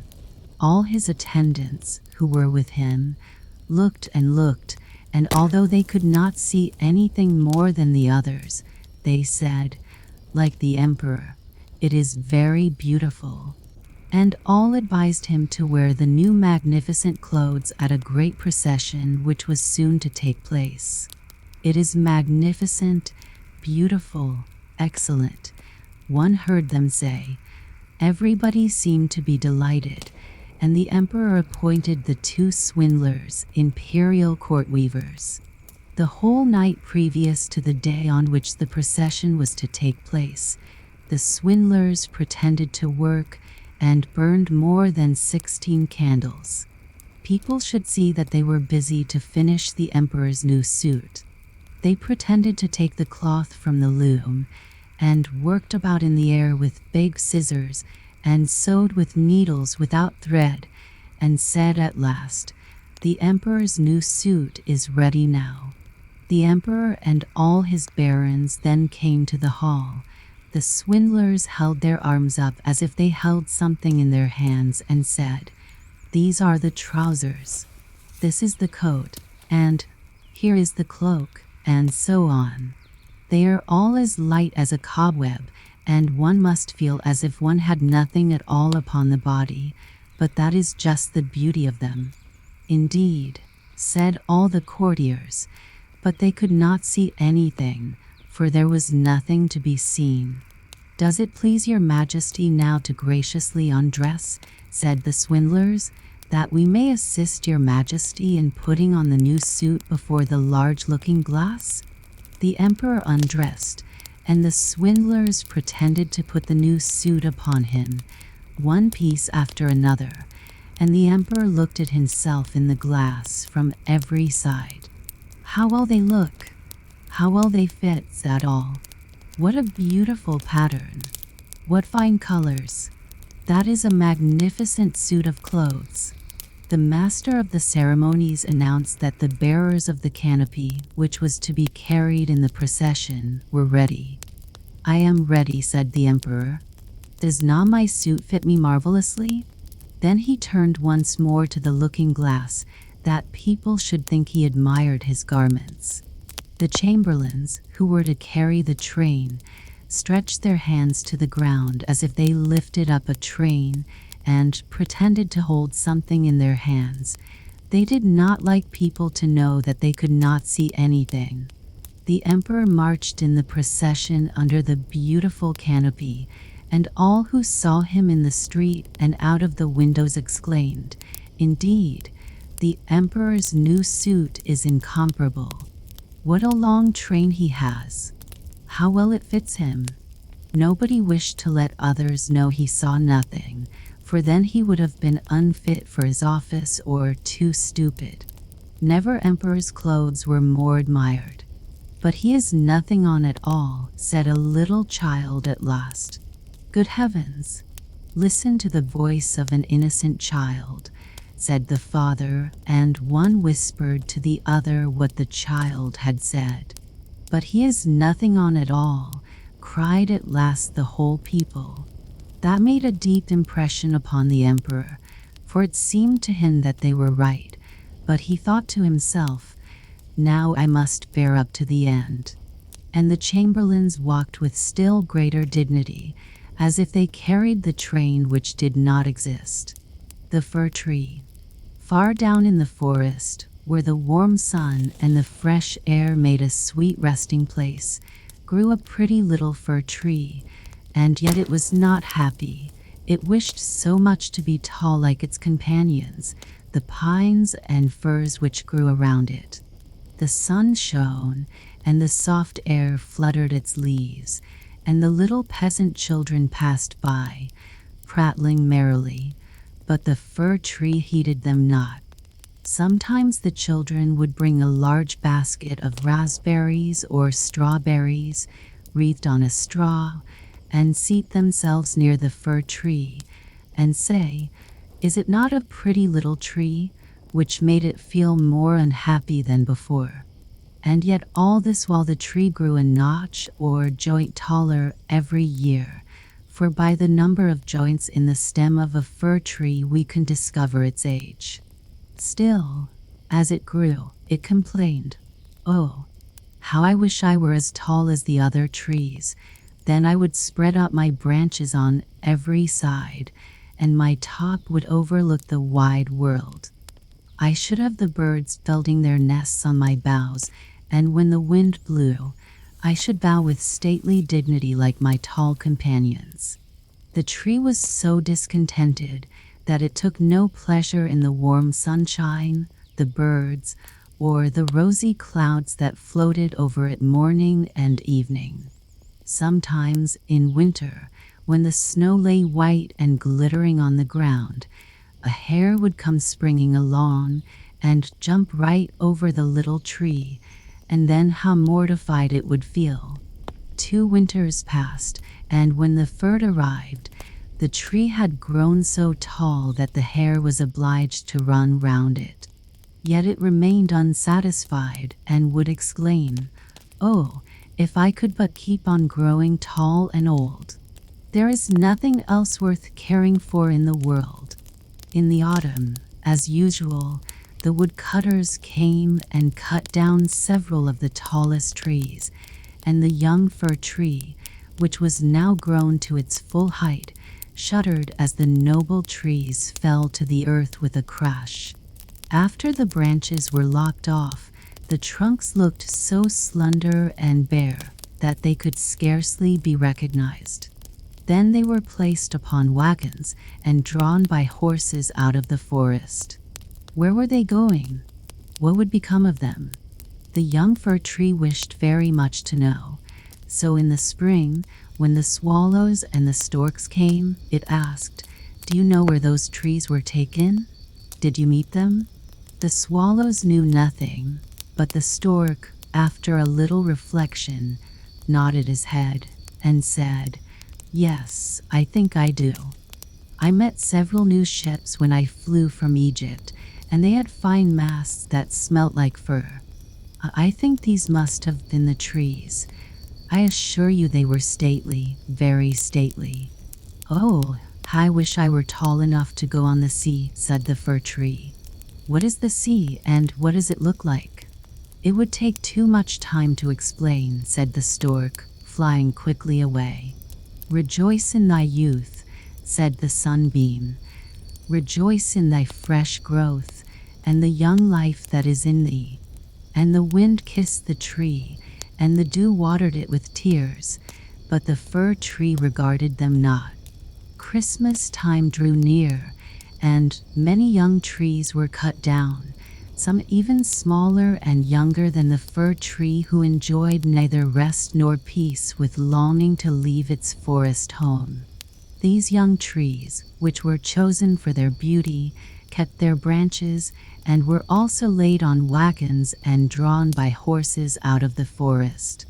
"Where are they going?" asked the fir tree. "They are not taller than I am. Indeed, one is much less. And why are the branches not cut off? Where are they going?" We know," sang the sparrows. "We have looked in at the windows of the houses in the town, and we know what is done with them. They are dressed up in the most splendid manner.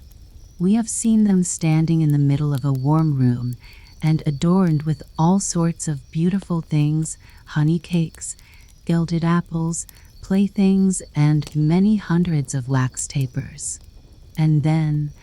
asked the fir tree, trembling through all its branches. "And then what happens?" "We did not see any more," said the sparrows, "but this was enough for us. I wonder whether anything so brilliant will ever happen to me," thought the fir tree. "It would be much better than crossing the sea. I long for it almost with pain. Oh, when will Christmas be here? I am now as tall and well grown as those which were taken away last year. Oh, that I were now laid on the wagon, or standing in the warm room, with all that brightness and splendor around me. Something better and more beautiful is to come after, or the trees would not be so decked out. Yes, what follows will be grander and more splendid. What can it be? I am weary with longing. I scarcely know how I feel. Rejoice with us," said the air and the sunlight. "Enjoy thine own bright life in the fresh air." But the tree would not rejoice, though it grew taller every day, and winter and summer, its dark green foliage might be seen in the forest, while passers-by would say, "What a beautiful tree." A short time before Christmas, the discontented fir tree was the first to fall. As the axe cut through the stem and divided the pith, the tree fell with a groan to the earth, conscious of pain and faintness, and forgetting all its anticipations of happiness, in sorrow at leaving its home in the forest. It knew that it should never again see its dear old companions, the trees, nor the little bushes and many-colored flowers that had grown by its side, perhaps not even the birds. Neither was the journey at all pleasant.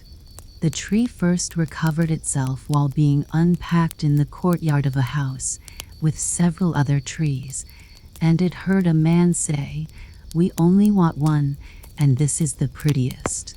Then came two servants in grand livery and carried the fir tree into a large and beautiful apartment. On the walls hung pictures, and near the great stove stood great china vases with lions on the lids.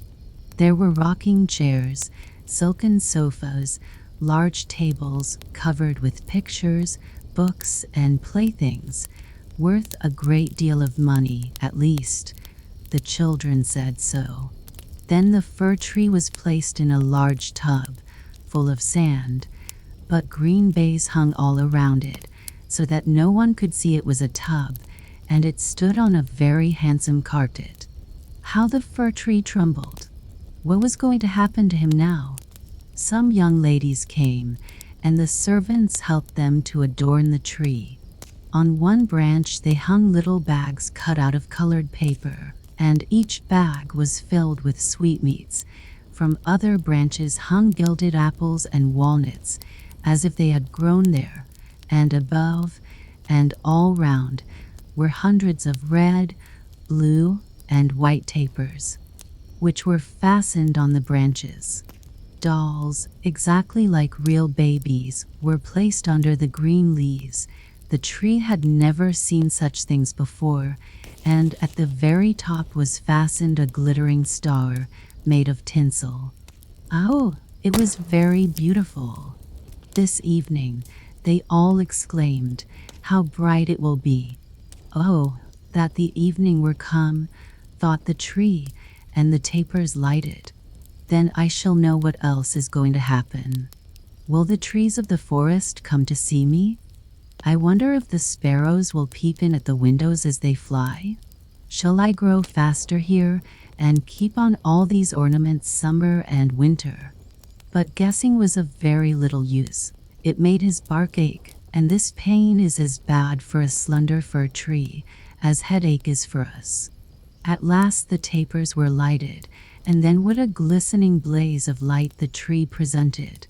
It trembled so with joy in all its branches that one of the candles fell among the green leaves and burned some of them. "Help! Help!" exclaimed the young ladies, but there was no danger, for they quickly extinguished the fire. After this, the tree tried not to tremble at all, though the fire frightened him. He was so anxious not to hurt any of the beautiful ornaments, even while their brilliancy dazzled him. And now the folding doors were thrown open, and a troop of children rushed in as if they intended to upset the tree. They were followed more silently by their elders. For a moment the little ones stood silent with astonishment, and then they shouted for joy, till the room rang, and they danced merrily round the tree, while one present after another was taken from it. What are they doing? What will happen next? Thought the fir. At last the candles burnt down to the branches and were put out. Then the children received permission to plunder the tree. Oh, how they rushed upon it, till the branches cracked, and had it not been fastened with the glistening star to the ceiling, it must have been thrown down. The children then danced about with their pretty toys, and no one noticed the tree, except the children's maid, who came and peeked among the branches to see if an apple or a fig had been forgotten. A story, cried the children, pulling a little fat man towards the tree. Now we shall be in the green shade, said the man, as he seated himself under it, and the tree will have the pleasure of hearing also. But I shall only relate one story. What shall it be? Evide, or Humpty Dumpty, who fell downstairs, but soon got up again, and at last married a princess. Evide, cried some. Humpty Dumpty, cried others, and there was a fine shouting and crying out. But the fir tree remained quite still, and thought to himself, "Shall I have anything to do with all this?" But he had already amused them as much as they wished. Then the old man told them the story of Humpty Dumpty, how he fell downstairs, and was raised up again, and married a princess. And the children clapped their hands and cried, "Tell another, tell another," for they wanted to hear the story of Evide, but they only had Humpty Dumpty. After this, the fir tree became quite silent and thoughtful. Never had the birds in the forest told such tales as Humpty Dumpty, who fell downstairs and yet married a princess. Ah, yes, so it happens in the world, thought the fir tree. He believed it all, because it was related by such a nice man. Ah, well, he thought, who knows? Perhaps I may fall down too and marry a princess. And he looked forward joyfully to the next evening, expecting to be again decked out with lights and playthings, gold and fruit. Tomorrow I will not tremble, thought he. I will enjoy all my splendor, and I shall hear the story of Humpty Dumpty again, and perhaps a vide. And the tree remained quiet and thoughtful all night. In the morning the servants and the housemaid came in. Now, thought the fir, all my splendor is going to begin again. But they dragged him out of the room and upstairs to the garret and threw him on the floor in a dark corner where no daylight shone, and there they left him. What does this mean? Thought the tree. What am I to do here? I can hear nothing in a place like this, and he had time enough to think, for days and nights passed and no one came near him, and when at last somebody did come, it was only to put away large boxes in a corner. So the tree was completely hidden from sight as if it had never existed. It is winter now, thought the tree. The ground is hard and covered with snow, so that people cannot plant me. I shall be sheltered here, I dare say, until spring comes. How thoughtful and kind everybody is to me. Still I wish this place were not so dark as well as lonely, with not even a little hair to look at. How pleasant it was out in the forest while the snow lay on the ground, when the hair would run by, yes, and jump over me too, although I did not like it then. Oh, it is terrible lonely here. Squeak, squeak, said a little mouse, creeping cautiously towards the tree. Then came another, and they both sniffed at the fir tree and crept between the branches. Oh, it is very cold, said the little mouse, or else we should be so comfortable here, shouldn't we, you old fir tree? I am not old, said the fir tree. There are many who are older than I am. Where do you come from? And what do you know? Asked the mice, who were full of curiosity. Have you seen the most beautiful places in the world, and can you tell us all about them? And have you been in the storeroom, where cheeses lie on the shelf and hams hang from the ceiling?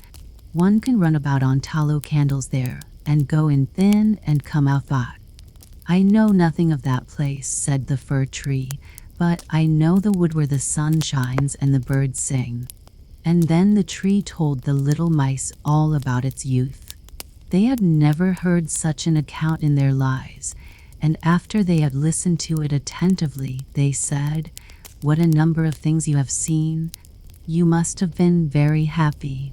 "Happy," exclaimed the fir tree, and then as he reflected upon what he had been telling them, he said, "Ah, yes. After all, those were happy days." But when he went on and related all about Christmas Eve, and how he had been dressed up with cakes and lights, the mice said, "How happy you must have been, you old fir tree." "I am not old at all," replied the tree. "I only came from the forest this winter. I am now checked in my growth." "What splendid stories you can relate," said the little mice. And the next night 4 other mice came with them to hear what the tree had to tell. The more he talked, the more he remembered, and then he thought to himself, "Those were happy days, but they may come again. Humpty Dumpty fell downstairs, and yet he married the princess. Perhaps I may marry a princess too." And the fir tree thought of the pretty little birch tree that grew in the forest, which was to him a real beautiful princess. "Who is Humpty Dumpty?" asked the little mice. And then the tree related the whole story. He could remember every single word, and the little mice was so delighted with it that they were ready to jump to the top of the tree. The next night a great many more mice made their appearance, and on Sunday 2 rats came with them, but they said it was not a pretty story at all, and the little mice were very sorry, for it made them also think less of it. "Do you know only one story?" asked the rats. "Only one," replied the fir tree. "I heard it on the happiest evening of my life, but I did not know I was so happy at the time." "We think it is a very miserable story," sighed the rats. "Don't you know any story about bacon or tallow in the storeroom?" "No," replied the tree. "Many thanks to you then," replied the rats, and they marched off. The little mice also kept away after this, and the tree sighed and said, "It was very pleasant when the merry little mice sat round me and listened while I talked. Now that is all past too. However, I shall consider myself happy when someone comes to take me out of this place." But would this ever happen? Yes. One morning people came to clear out the garret. The boxes were packed away, and the tree was pulled out of the corner and thrown roughly on the garret floor. Then the servant dragged it out upon the staircase where the daylight shone. "Now life is beginning again," said the tree, rejoicing in the sunshine and fresh air. Then it was carried downstairs and taken into the courtyard so quickly that it forgot to think of itself and could only look about. There was so much to be seen. The court was close to a garden where everything looked blooming. Fresh and fragrant roses hung over the little palings. The linden trees were in blossom, while the swallows flew here and there, crying, "Twit, twit, twit, my mate is coming." But it was not the fir tree they meant. "Now I shall live," cried the tree, joyfully spreading out its branches. But alas, they were all withered and yellow, and it lay in a corner amongst weeds and nettles. The star of gold paper still stuck in the top of the tree and glittered in the sunshine. In the same courtyard 2 of the merry children were playing who had danced round the tree at Christmas and had been so happy. The youngest saw the gilded star and ran and pulled it off the tree. "Look what is sticking to the ugly old fir tree," said the child, treading on the branches till they crackled under his boots. And the tree saw all the fresh bright flowers in the garden, and then looked at itself and wished it had remained in the dark corner of the garret. It thought of its fresh youth in the forest, of the merry Christmas evening, and of the little mice who had listened to the story of Humpty Dumpty. "Past, past," said the old tree. "Oh, had I but enjoyed myself while I could have done so. But now it is too late." Then a lad came and chopped the tree into small pieces till a large bundle lay in a heap on the ground. The pieces were placed in a fire under the copper, and they quickly blazed up brightly, while the tree sighed so deeply that each sigh was like a pistol shot. Then the children, who were at play, came and seated themselves in front of the fire, and looked at it and cried, "Pop, pop." But at each pop, which was a deep sigh, the tree was thinking of a summer day in the forest, and of Christmas evening, and of Humpty Dumpty, the only story it had ever heard or knew how to relate, till at last it was consumed. The boys still played in the garden, and the youngest wore the golden star on his breast, with which the tree had been adorned during the happiest evening of its existence. Now all was past, the tree's life was past, and the story also, for all stories must come to an end at last. The flax was in full bloom. It had pretty little blue flowers as delicate as the wings of a moth, or even more so. The sun shone, and the showers watered it, and this was just as good for the flax as it is for little children to be washed and then kissed by their mother. They look much prettier for it, and so did the flax. People say that I look exceedingly well, said the flax, and that I am so fine and long that I shall make a beautiful piece of linen. How fortunate I am. It makes me so happy. It is such a pleasant thing to know that something can be made of me. How the sunshine cheers me, and how sweet and refreshing is the rain. My happiness overpowers me. No one in the world can feel happier than I am. Ah, yes, no doubt, said the fern, but you do not know the world yet as well as I do, for my sticks are naughty. And then it sung quite mournfully. Snip, snap, snurr. Bass lur. The song is ended. No, it is not ended, said the flax. Tomorrow the sun will shine or the rain descend. I feel that I am growing. I feel that I am in full blossom. I am the happiest of all creatures. Well, one day some people came who took hold of the flax and pulled it up by the roots. This was painful. Then it was laid in water as if they intended to drown it, and after that, placed near a fire as if it were to be roasted. All this was very shocking. We cannot expect to be happy always, said the flax. By experiencing evil as well as good, we become wise. And certainly there was plenty of evil in store for the flax. It was steeped and roasted and broken and combed.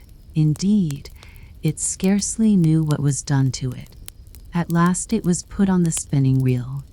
Whir, whir, went the wheel so quickly that the flax could not collect its thoughts. Well, I have been very happy, he thought in the midst of his pain, and must be contented with the past, and contented he remained till he was put on the loom, and became a beautiful piece of white linen. All the flax, even to the last stalk, was used in making this one piece. Well, this is quite wonderful. I could not have believed that I should be so favored by fortune. The fern was not wrong with its song of snip, snap, snurr. Bass lur. But the song is not ended yet, I am sure. It is only just beginning. How wonderful it is that after all I have suffered, I am made something of at last. I am the luckiest person in the world, so strong and fine, and how white, and what a length. This is something different to being a mere plant and bearing flowers. Then I had no attention, nor any water unless it rained. Now I am watched and taken care of. Every morning the maid turns me over, and I have a shower bath from the watering pot every evening. Yes, and the clergyman's wife noticed me, and said I was the best piece of linen in the whole parish. I cannot be happier than I am now. After some time, the linen was taken into the house, placed under the scissors, and cut and torn into pieces, and then pricked with needles. This certainly was not pleasant, but at last it was made into 12 garments of that kind which people do not like to name, and yet everybody should wear one. See now, then, said the flax, I have become something of importance. This was my destiny. It is quite a blessing.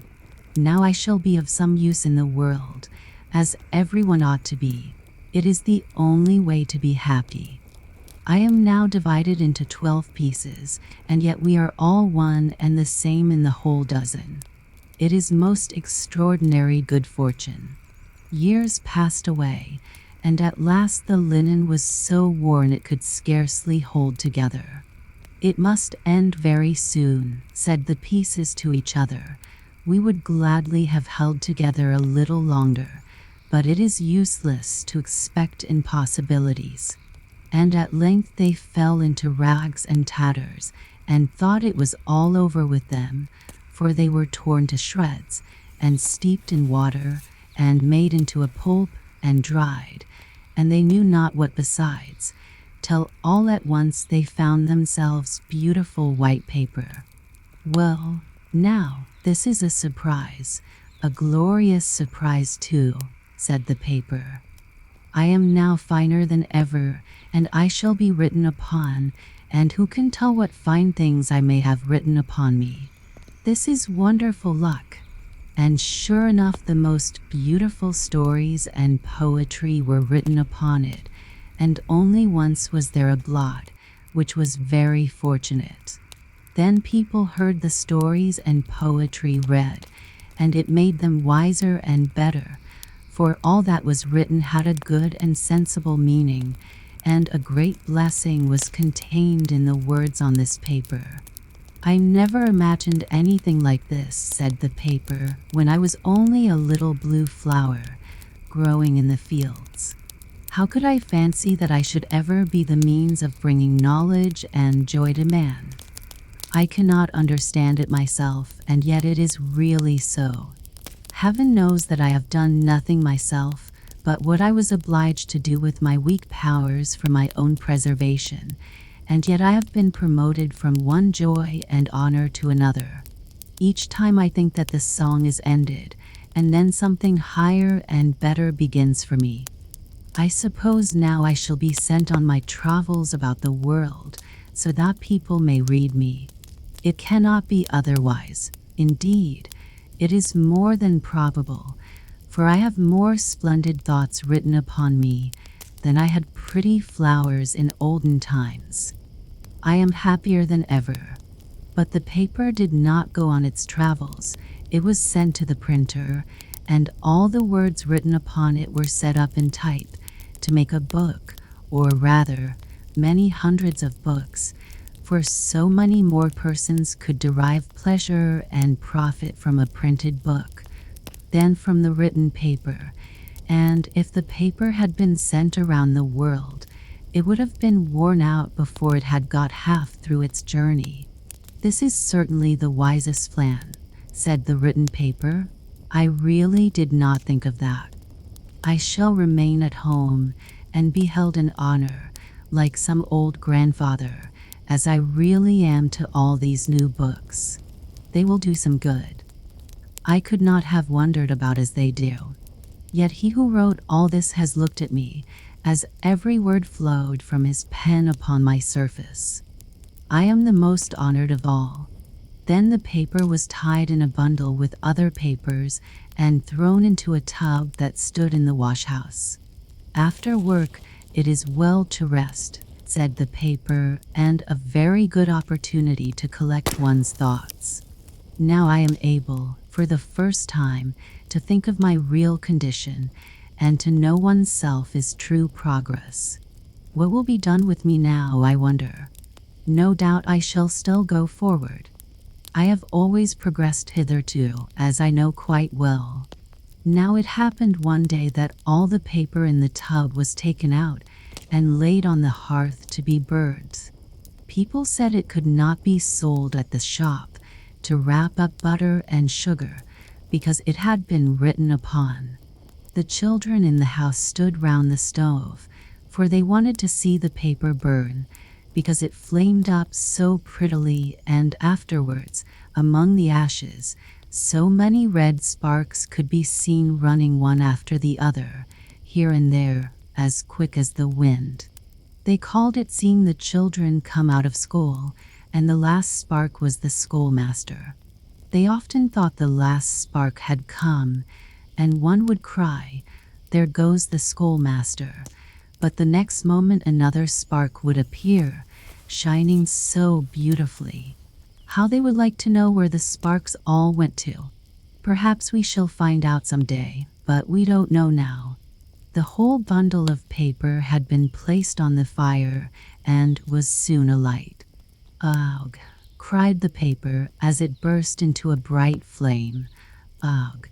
It was certainly not very pleasant to be burning, but when the whole was wrapped in flames, the flames mounted up into the air, higher than the flax had ever been able to raise its little blue flower, and they glistened as the white linen never could have glistened. All the written letters became quite red in a moment, and all the words and thoughts turned to fire. "Now I am mounting straight up to the sun," said a voice in the flames, and it was as if 1,000 voices echoed the words, and the flames darted up through the chimney and went out at the top. Then a number of tiny beings, as many in number as the flowers on the flax had been, and invisible to mortal eyes, floated above them. They were even lighter and more delicate than the flowers from which they were born, and as the flames were extinguished, and nothing remained of the paper but black ashes, these little beings danced upon it, and whenever they touched it, bright red sparks appeared. "The children are all out of school, and the schoolmaster was the last of all," said the children. "It was good fun, and they sang over the dead ashes. Snip, snap, snurr, bass lower. The song is ended." But the little invisible being said, "The song is never ended. The most beautiful is yet to come." But the children could neither hear nor understand this, nor should they, for children must not know everything. The flying trunk. There was once a merchant who was so rich that he could have paved the whole street with gold, and would even then have had enough for a small alley. But he did not do so. He knew the value of money better than to use it in this way. So clever was he that every shilling he put out brought him a crown, and so he continued till he died. His son inherited his wealth, and he lived a merry life with it. He went to a masquerade every night, made kites out of 5-pound notes, and threw pieces of gold into the sea instead of stones, making ducks and drakes of them. In this manner he soon lost all his money. At last he had nothing left but a pair of slippers, an old dressing gown, and 4 shillings. And now all his friends deserted him. They could not walk with him in the streets.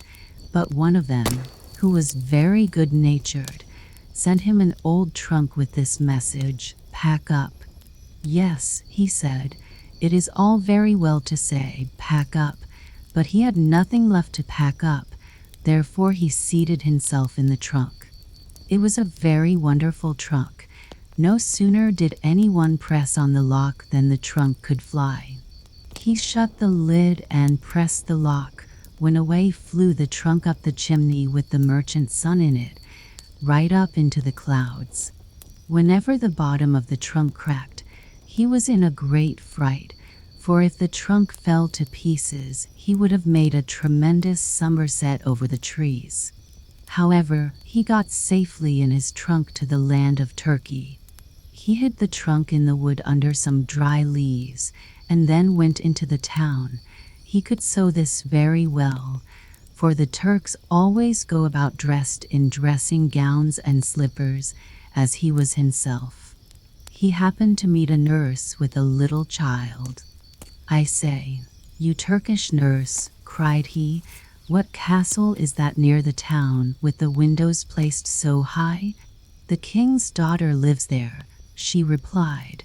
"It has been prophesied that she will be very unhappy about a lover, and therefore no one is allowed to visit her, unless the king and queen are present."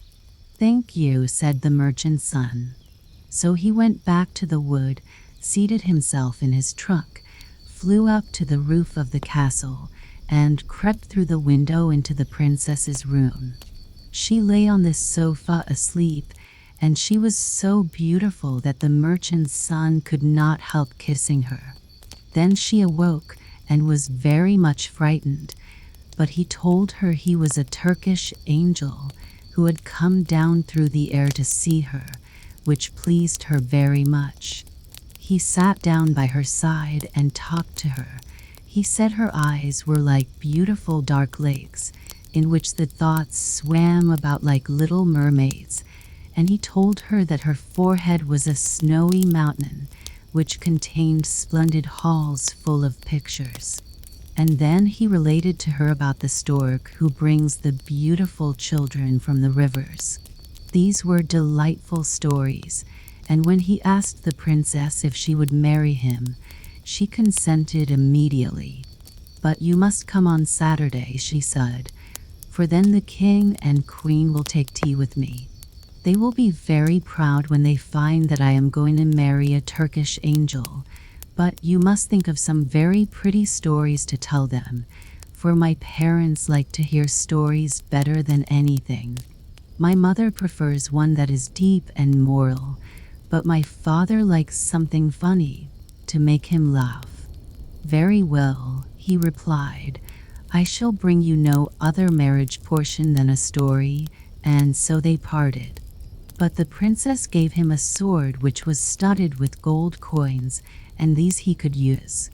Then he flew away to the town and bought a new dressing gown, and afterwards returned to the wood, where he composed a story, so as to be ready for Saturday, which was no easy matter.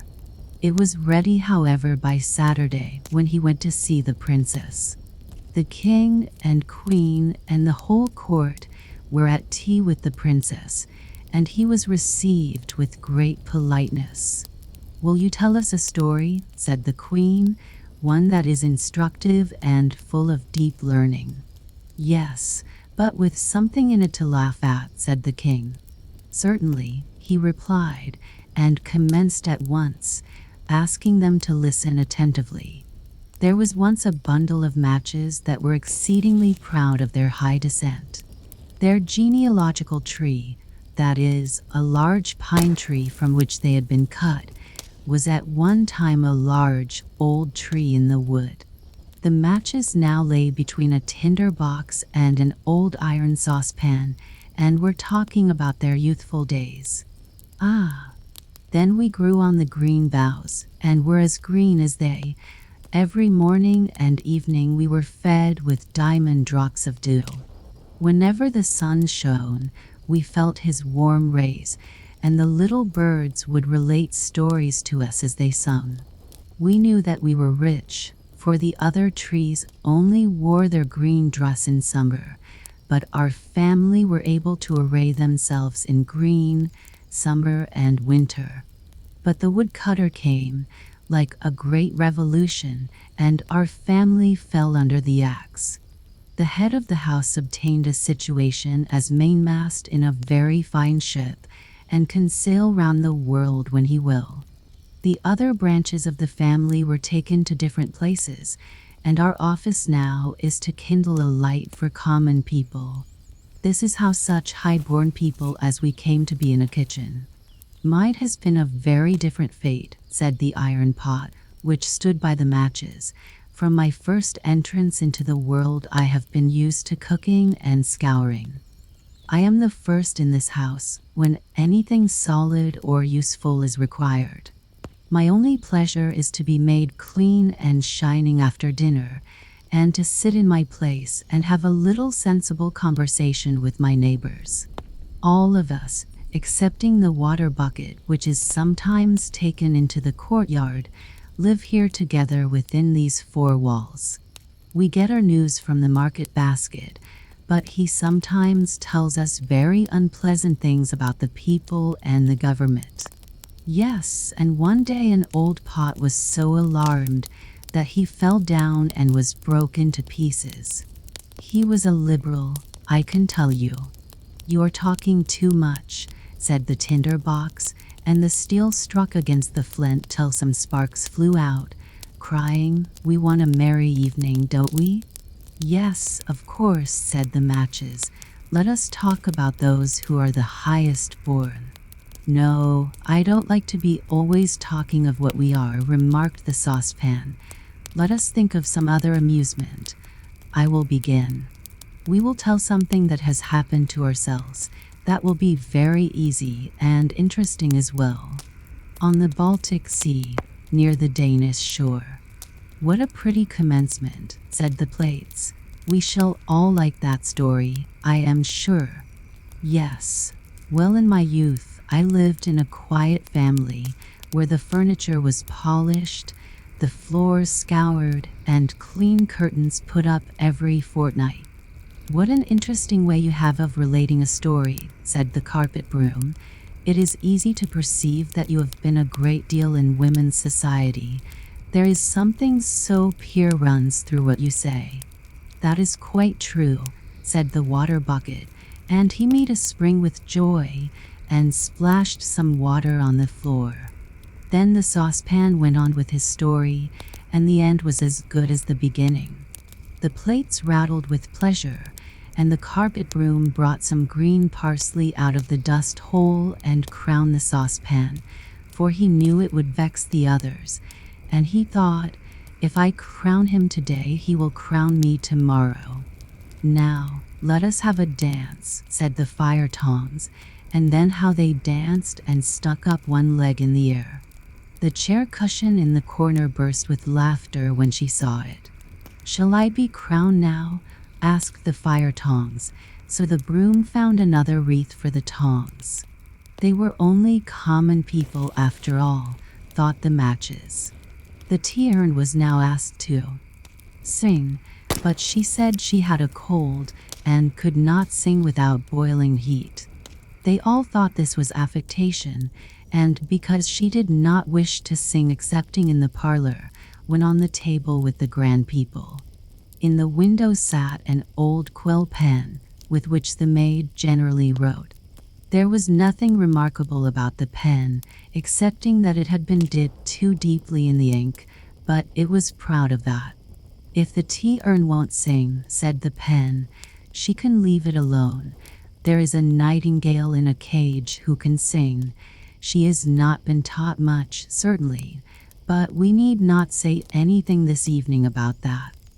I think it highly improper, said the tea kettle, who was kitchen singer and half-brother to the tea urn, that a rich foreign bird should be listened to here. Is it patriotic? Let the market basket decide what is right. I certainly am vexed, said the basket, inwardly vexed, more than anyone can imagine. Are we spending the evening properly? Would it not be more sensible to put the house in order? If each were in his own place, I would lead a game. This would be quite another thing. Let us act a play, said they all. At the same moment the door opened, and the maid came in. Then not one stirred. They all remained quite still, yet, at the same time, there was not a single pot amongst them who had not a high opinion of himself, and of what he could do if he chose. Yes, if we had chosen, they each thought, we might have spent a very pleasant evening. The maid took the matches and lighted them. Dear me, how they sputtered and blazed up. Now then, they thought, everyone will see that we are the first. How we shine, what a light we give. Even while they spoke, their light went out. What a capital story, said the queen.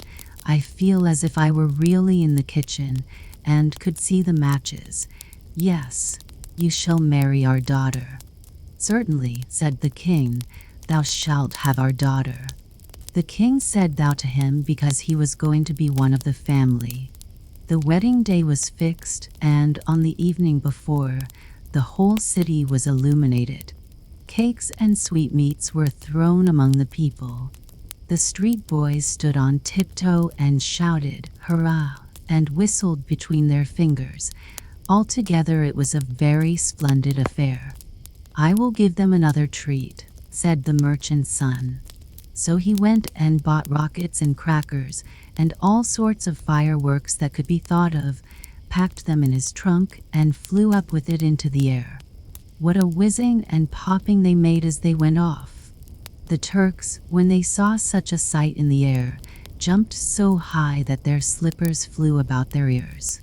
It was easy to believe after this that the princess was really going to marry a Turkish angel. As soon as the merchant's son had come down in his flying trunk to the wood after the fireworks, he thought, I will go back into the town now and hear what they think of the entertainment. It was very natural that he should wish to know. And what strange things people did say. To be sure, everyone whom he questioned had a different tale to tell, though they all thought it very beautiful. "I saw the Turkish angel myself," said one. "He had eyes like glittering stars and a head like foaming water." "He flew in a mantle of fire," cried another, "and lovely little cherubs peeped out from the folds." He heard many more fine things about himself, and that the next day he was to be married. After this he went back to the forest to rest himself in his trunk. It had disappeared. A spark from the fireworks which remained had set it on fire. It was burned to ashes. So the merchant's son could not fly any more, nor go to meet his bride. She stood all day on the roof waiting for him, and most likely she is waiting there still, while he wanders through the world telling fairy tales, but none of them so amusing as the one he related about the matches. The shepherd's story of the bond of friendship. The little dwelling in which we lived was of clay, but the doorposts were columns of fluted marble, found near the spot on which it stood. The roof sloped nearly to the ground. It was at this time dark, brown, and ugly, but had originally been formed of blooming olive and laurel branches, brought from beyond the mountains. The house was situated in a narrow gorge, whose rocky walls rose to a perpendicular height, naked and black, while round their summits clouds often hung, looking like white living figures. Not a singing bird was ever heard there, neither did men dance to the sound of the pipe. The spot was one sacred to olden times. Even its name recalled a memory of the days when it was called Delphi. Then the summits of the dark, sacred mountains were covered with snow, and the highest, Mount Parnassus, glowed longest in the red evening light. The brook which rolled from it near our house was also sacred. How well I can remember every spot in that deep, sacred solitude. A fire had been kindled in the midst of the hut, and while the hot ashes lay there red and glowing, the bread was baked in them. At times the snow would be piled so high around our hut as almost to hide it, and then my mother appeared most cheerful. She would hold my head between her hands and sing the songs she never sang at other times, for the Turks, our masters, would not allow it. She sang, "On the summit of Mount Olympus, in a forest of dwarf firs, lay an old stag. His eyes were heavy with tears and glittering with colors like dewdrops, and there came by a roebuck and said, 'What aileth thee, that thou weepest blue and red tears?' And the stag answered, 'The Turk has come to our city. He is wild dogs for the chase, a goodly pack. I will drive them away across the islands,' cried the young roebuck. 'I will drive them away across the islands into the deep sea.' But before evening the roebuck was slain, and before night the hunted stag was dead. And when my mother sang thus, her eyes would become moist, and on the long eyelashes were tears, but she concealed them and watched the black bread baking in the ashes. Then I would clench my fist and cry, 'We will kill these Turks.' But she repeated the words of the song, 'I will drive them across the islands to the deep sea.' But before evening came the roebuck was slain, and before the night the hunted stag was dead. We had been lonely in our hut for several days and nights when my father came home. I knew he would bring me some shells from the Gulf of Lepanto, or perhaps a knife with a shining blade. This time he brought, under his sheepskin cloak, a little child, a little half-naked girl. She was wrapped in a fur, but when this was taken off, and she lay in my mother's lap, 3 silver coins were found fastened in her dark hair. They were all her possessions. My father told us that the child's parents had been killed by the Turks, and he talked so much about them that I dreamed of Turks all night. He himself had been wounded, and my mother bound up his arm. It was a deep wound, and the thick sheepskin cloak was stiff with congealed blood. The little maiden was to be my sister. How pretty and bright she looked. Even my mother's eyes were not more gentle than hers. Anastasia, as she was called, was to be my sister, because her father had been united to mine by an old custom, which we still follow. They had sworn brotherhood in their youth, and the most beautiful and virtuous maiden in the neighborhood was chosen to perform the act of consecration upon this bond of friendship. So now this little girl was my sister. She sat in my lap, and I brought her flowers and feathers from the birds of the mountain. We drank together of the waters of Parnassus, and dwelt for many years beneath the laurel roof of the hut, while, winter after winter, my mother sang her song of the stag who shed red tears. But as yet I did not understand that the sorrows of my own countrymen were mirrored in those tears. One day there came to our hut Franks, men from a far country, whose dress was different to ours. They had tents and beds with them, carried by horses, and they were accompanied by more than 20 Turks, all armed with swords and muskets. These Franks were friends of the Pasha, and had letters from him, commanding an escort for them. They only came to Haer mountain, to ascend Parnassus amid the snow and clouds, and to look at the strange black rocks which raised their steep sides near our hut. They could not find room in the hut, nor endure the smoke that rolled along the ceiling till it found its way out at the low door, so they pitched their tents on a small space outside our dwelling. Roasted lambs and birds were brought forth, and strong, sweet wine, of which the Turks are forbidden to partake. When they departed, I accompanied them for some distance, carrying my little sister Anastasia, wrapped in a goat skin on my back. One of the Frankish gentlemen made me stand in front of a rock and drew us both as we stood there, so that we looked like one creature. I did not think of it then, but Anastasia and I were really one. She was always sitting on my lap, or riding in the goat skin on my back, and in my dreams she always appeared to me. 2 nights after this, other men, armed with knives and muskets, came into our tent. They were Albanians, brave men, my mother told me. They only stayed a short time. My sister Anastasia sat on the knee of one of them, and when they were gone, she had not 3, but 2 silver coins in her hair. One had disappeared. They wrapped tobacco in strips of paper and smoked it, and I remember they were uncertain as to the road they ought to take. But they were obliged to go at last, and my father went with them.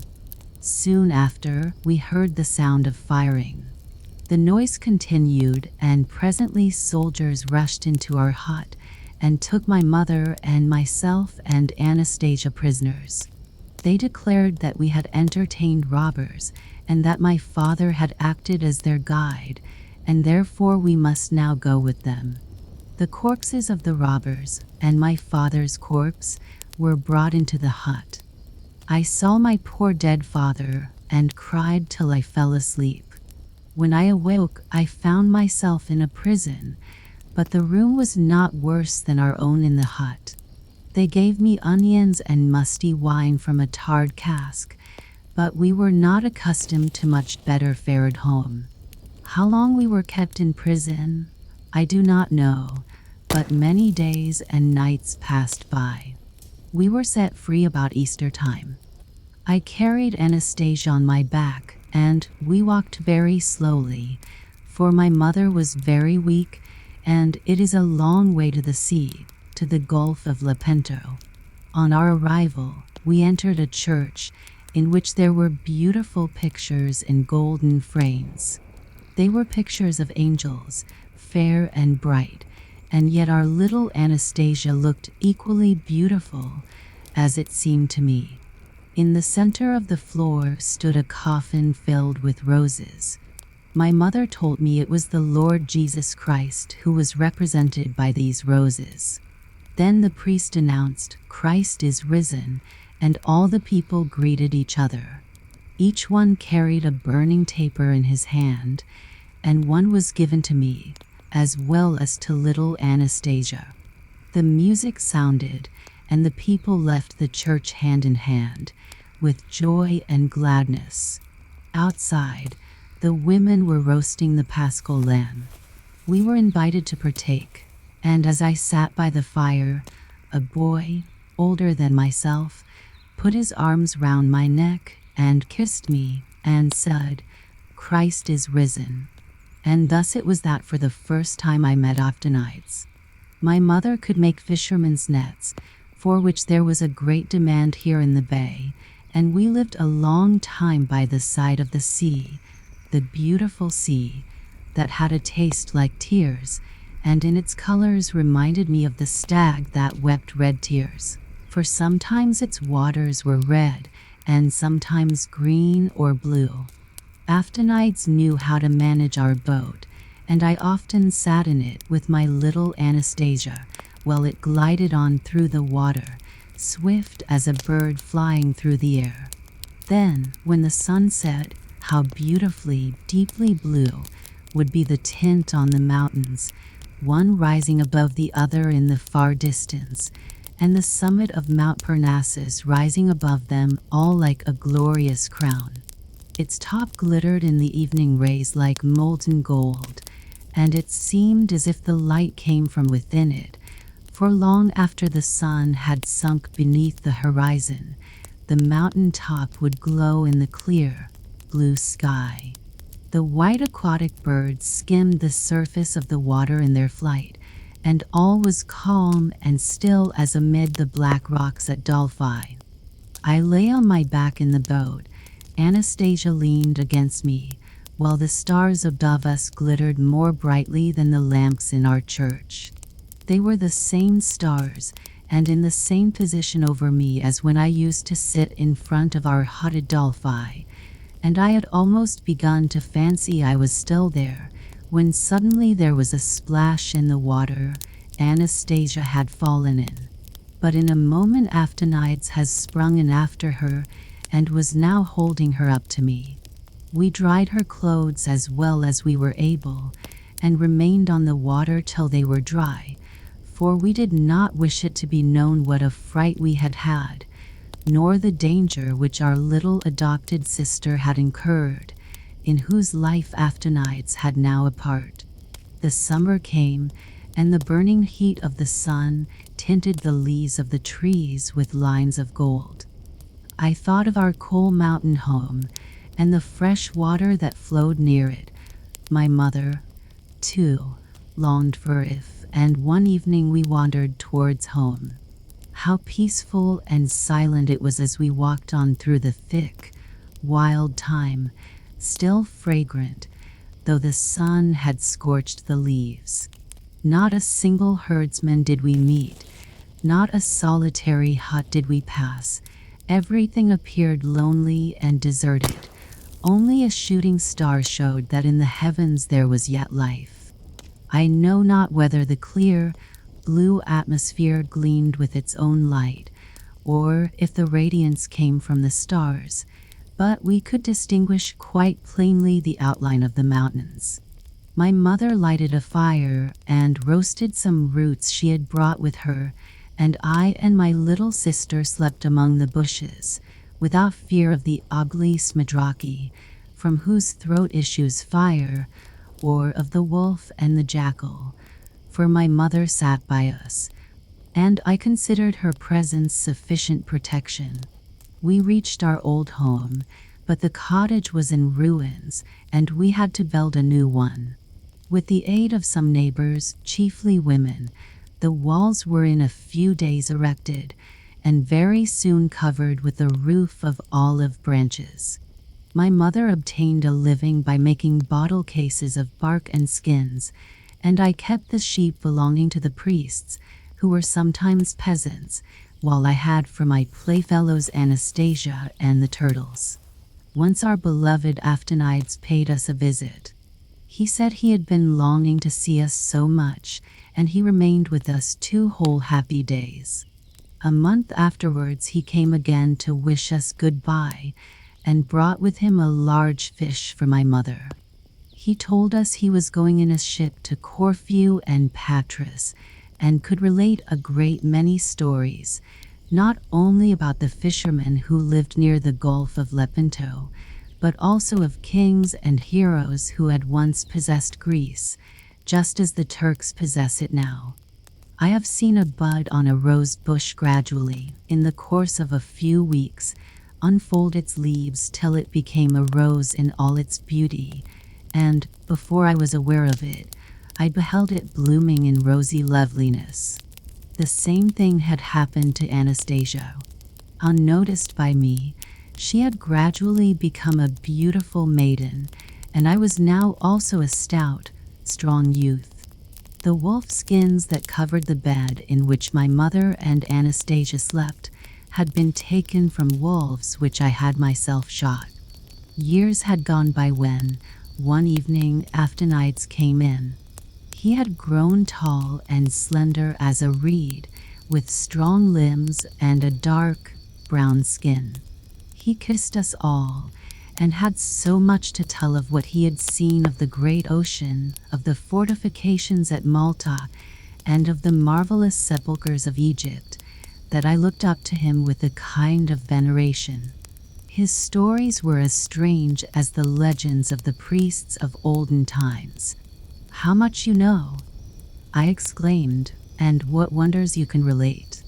"I think what you once told me, the finest of all," he replied. "You told me of a thing that has never been out of my thoughts, of the good old custom of the bond of friendship, a custom I should like to follow. Brother, let you and I go to church as your father and Anastasia's father once did. Your sister Anastasia is the most beautiful and most innocent of maidens, and she shall consecrate the deed. No people have such grand old customs as we Greeks." Anastasia blushed like a young rose, and my mother kissed Aftonides. At about 2 miles from our cottage, where the earth on the hill is sheltered by a few scattered trees, stood the little church, with a silver lamp hanging before the altar. I put on my best clothes, and the white tunic fell in graceful folds over my hips. The red jacket fitted tight and close, the tassel on my fez cap was of silver, and in my girdle glittered a knife and my pistols. Aftonides was clad in the blue dress worn by the Greek sailors. On his breast hung a silver medal with the figure of the Virgin Mary, and his scarf was as costly as those worn by rich lords. Everyone could see that we were about to perform a solemn ceremony. When we entered the little, unpretending church, the evening sunlight streamed through the open door on the burning lamp and glittered on the golden picture frames. We knelt down together on the altar steps, and Anastasia drew near and stood beside us. A long, white garment fell in graceful folds over her delicate form, and on her white neck and bosom hung a chain entwined with old and new coins, forming a kind of collar. Her black hair was fastened into a knot, and confined by a headdress formed of gold and silver coins which had been found in an ancient temple. No Greek girl had more beautiful ornaments than these. Her countenance glowed, and her eyes were like 2 stars. We all 3 offered a silent prayer, and then she said to us, "Will you be friends in life and in death?" "Yes," we replied. "Will you each remember to say, 'Whatever may happen, my brother is a part of myself. His secret is my secret, my happiness is his. Self-sacrifice, patience, everything belongs to me as they do to him'?" And we again answered, yes. Then she joined out hands and kissed us on the forehead, and we again prayed silently. After this, a priest came through a door near the altar and blessed us all three. Then a song was sung by other holy men behind the altar screen, and the bond of eternal friendship was confirmed. When we arose, I saw my mother standing by the church door weeping. How cheerful everything seemed now in our little cottage by the Delphian Springs. On the evening before his departure, Aftonide sat thoughtfully beside me on the slopes of the mountain. His arm was flung around me, and mine was round his neck. We spoke of the sorrows of Greece, and of the men of the country who could be trusted. Every thought of our souls lay clear before us. Presently I seized his hand. "Aftonides," I exclaimed, "there is one thing still that you must know. One thing that till now has been a secret between myself and heaven. My whole soul is filled with love, with a love stronger than the love I bear to my mother and to thee." "And whom do you love?" asked Aftonides, and his face and neck grew red as fire. "I love Anastasia," I replied. Then his hand trembled in mine, and he became pale as a corpse. I saw it, I understood the cause, and I believe my hand trembled too. I bent towards him, I kissed his forehead, and whispered, "I have never spoken of this to her, and perhaps she does not love me. Brother, think of this. I have seen her daily. She has grown up beside me, and has become a part of my soul. And she shall be thine," he exclaimed. "Thine. I may not wrong thee, nor will I do so. I also love her, but tomorrow I depart. In a year we will see each other again, but then you will be married. Shall it not be so? I have a little gold of my own, it shall be yours. You must and shall take it." We wandered silently homeward across the mountains. It was late in the evening when we reached my mother's door. Anastasia held the lamp as we entered. My mother was not there. She looked at Aftonides with a sweet but mournful expression on her face. "Tomorrow you are going to leave us," she said. "I am very sorry." "Sorry," he exclaimed, and his voice was troubled with a grief as deep as my own. I could not speak, but he seized her hand and said, "Our brother yonder loves you, and is he not dear to you? His very silence now proves his affection." Anastasia trembled and burst into tears. Then I saw no one, thought of none, but her. I threw my arms round her and pressed my lips to hers. As she flung her arms round my neck, the lamp fell to the ground, and we were in darkness, dark as the heart of poor Aftonides. Before daybreak he rose, kissed us all, and said, "Farewell," and went away. He had given all his money to my mother for us. Anastasia was betrothed to me, and in a few days afterwards she became my wife. The girl who trod on the loaf. There was once a girl who trod on a loaf to avoid soiling her shoes, and the misfortunes that happened to her in consequence are well known. Her name was Inga. She was a poor child, but proud and presuming, and with a bad and cruel disposition. When quite a little child, she would delight in catching flies and tearing off their wings, so as to make creeping things of them. When older, she would take cockchafers and beetles and stick pins through them. Then she pushed a green leaf or a little scrap of paper towards their feet, and when the poor creatures would seize it and hold it fast, and turn over and over in their struggles to get free from the pin, she would say, "The cockchafer is reading. See how he turns over the leaf." She grew worse instead of better with years, and unfortunately, she was pretty, which caused her to be excused, when she should have been sharply reproved. Your headstrong will require severity to conquer it, her mother often said to her. As a little child you used to trample on my apron, but one day I fear you will trample on my heart. And, alas, this fear was realized. Inga was taken to the house of some rich people who lived at a distance and who treated her as their own child and dressed her so fine that her pride and arrogance increased. When she had been there about a year, her patroness said to her, "You ought to go, for once, and see your parents, Inga."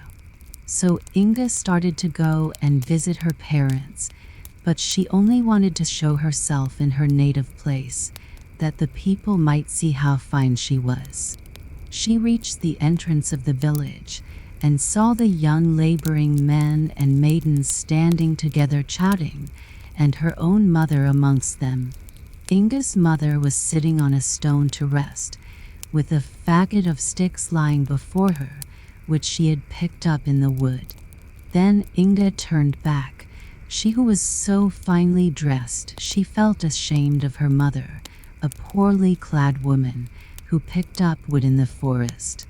She did not turn back out of pity for her mother's poverty, but from pride. Another half year went by, and her mistress said, "You ought to go home again and visit your parents, Inga, and I will give you a large wheaten loaf to take to them. They will be glad to see you, I am sure." So Inga put on her best clothes and her new shoes, drew her dress up around her, and set out, stepping very carefully, that she might be clean and neat about the feet, and there was nothing wrong in doing so. But when she came to the place where the footpath led across the moor, she found small pools of water and a great deal of mud, so she threw the loaf into the mud and trod upon it, that she might pass without wetting her feet. But as she stood with one foot on the loaf and the other lifted up to step forward, the loaf began to sink under her, lower and lower, till she disappeared altogether, and only a few bubbles on the surface of the muddy pool remained to show where she had sunk. And this is the story. But where did Inga go? She sank into the ground and went down to the marsh woman, who is always brewing there. The marsh woman is related to the elf maidens, who are well known, for songs are sung and pictures painted about them. But of the marsh woman nothing is known, excepting that when a mist arises from the meadows in summertime, it is because she is brewing beneath them. To the marsh woman's brewery Inga sunk down to a place which no one can endure for long. A heap of mud is a palace compared with the marsh woman's brewery, and as Inga fell she shuddered in every limb, and soon became cold and stiff as marble. Her foot was still fastened to the loaf, which bowed her down as a golden ear of corn bends the stem. An evil spirit soon took possession of Inga, and carried her to a still worse place, in which she saw crowds of unhappy people, waiting in a state of agony for the gates of mercy to be opened to them. And in every heart was a miserable and eternal feeling of unrest. It would take too much time to describe the various tortures these people suffered, but Inga's punishment consisted in standing there as a statue, with her foot fastened to the loaf. She could move her eyes about and see all the misery around her, but she could not turn her head, and when she saw the people looking at her she thought they were admiring her pretty face and fine clothes, for she was still vain and proud.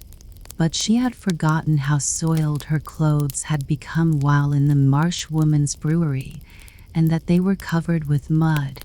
A snake had also fastened itself in her hair and hung down her back, while from each fold in her dress a great toad peeped out and croaked like an asthmatic poodle. Worse than all was the terrible hunger that tormented her, and she could not stoop to break off a piece of the loaf on which she stood. No, her back was too stiff, and her whole body like a pillar of stone. And then came creeping over her face and eyes flies without wings.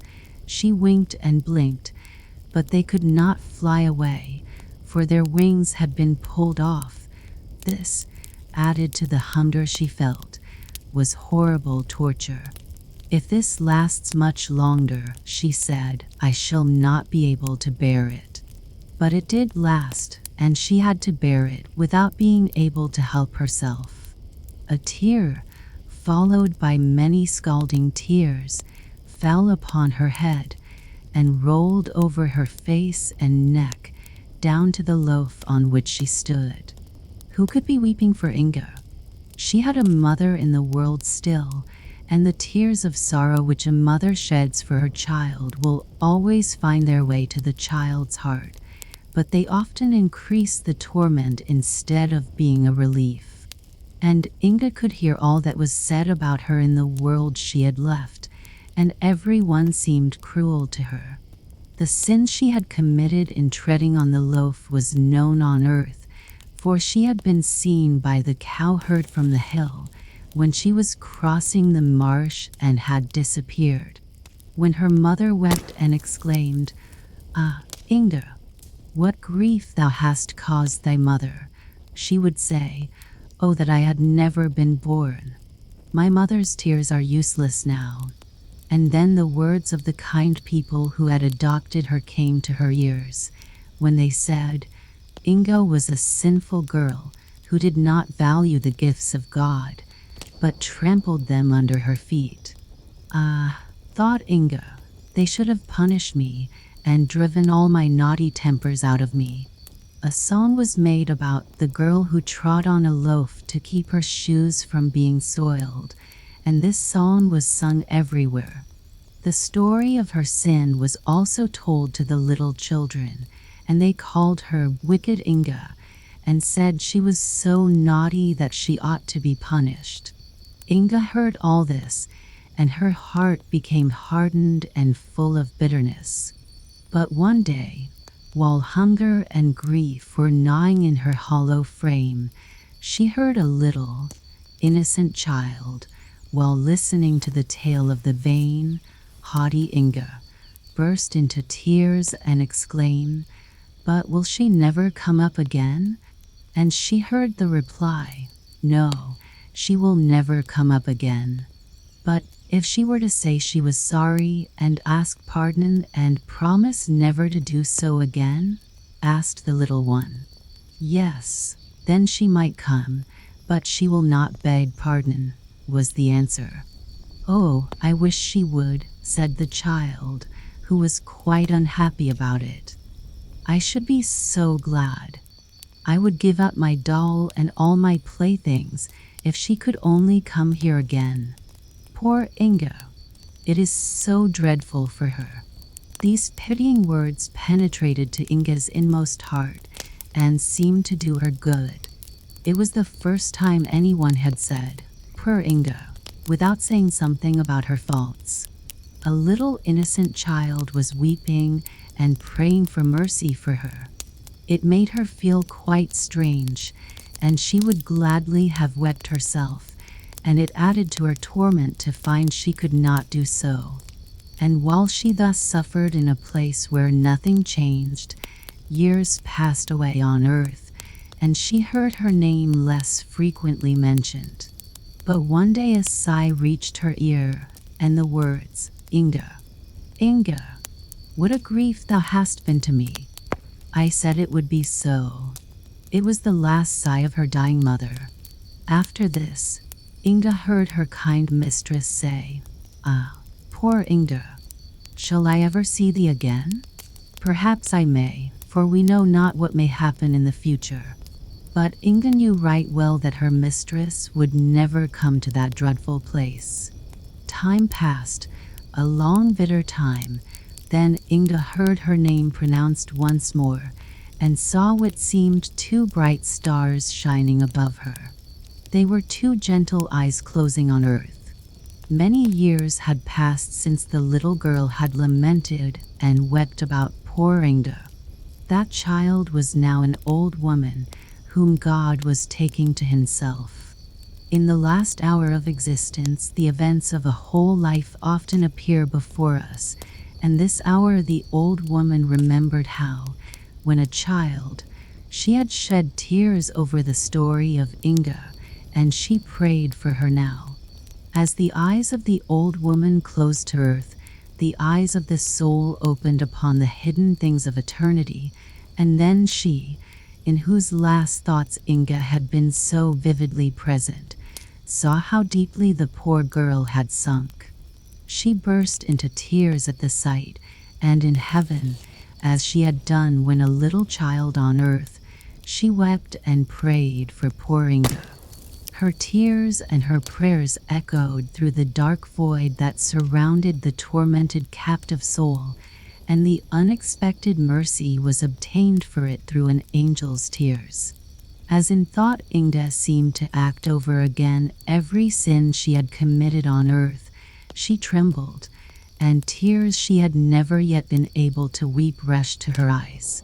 It seemed impossible that the gates of mercy could ever be opened to her, but while she acknowledged this in deep penitence, a beam of radiant light shot suddenly into the depths upon her.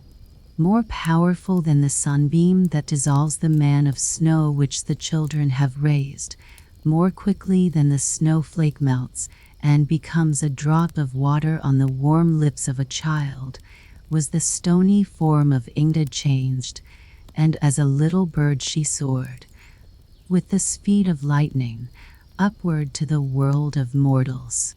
A bird that felt timid and shy to all things around it, that seemed to shrink with shame from meeting any living creature, and hurriedly sought to conceal itself in a dark corner of an old ruined wall. There it sat cowering and unable to utter a sound, for it was voiceless. Yet how quickly the little bird discovered the beauty of everything around it.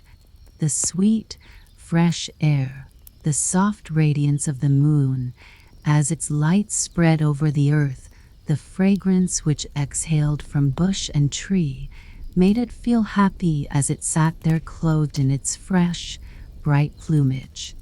All creation seemed to speak of beneficence and love. The bird wanted to give utterance to thoughts that stirred in his breast, as the cuckoo and the nightingale in the spring, but it could not. Yet in heaven can be heard the song of praise, even from a worm, and the notes trembling in the breast of the bird were as audible to heaven even as the psalms of David before they had fashioned themselves into words and song. Christmas time drew near, and a peasant who dwelt close by the old wall stuck up a pole with some ears of corn fastened to the top, that the birds of heaven might have feast and rejoice in the happy, blessed time. And on Christmas morning the sun arose and shone upon the ears of corn, which were quickly surrounded by a number of twittering birds. Then, from a hole in the wall, gushed forth in song the swelling thoughts of the bird as he issued from his hiding place to perform his first good deed on earth, and in heaven it was well known who that bird was. The winter was very hard. The ponds were covered with ice, and there was very little food for either the beasts of the field or the birds of the air. Our little bird flew away into the public roads, and found here and there, in the ruts of the sledges, a grain of corn, and at the halting places some crumbs. Of these he ate only a few, but he called around him the other birds and the hungry sparrows, that they too might have food. He flew into the towns and looked about, and wherever a kind hand had strewed bread on the window-sill for the birds, he only ate a single crumb himself, and gave all the rest to the rest of the other birds.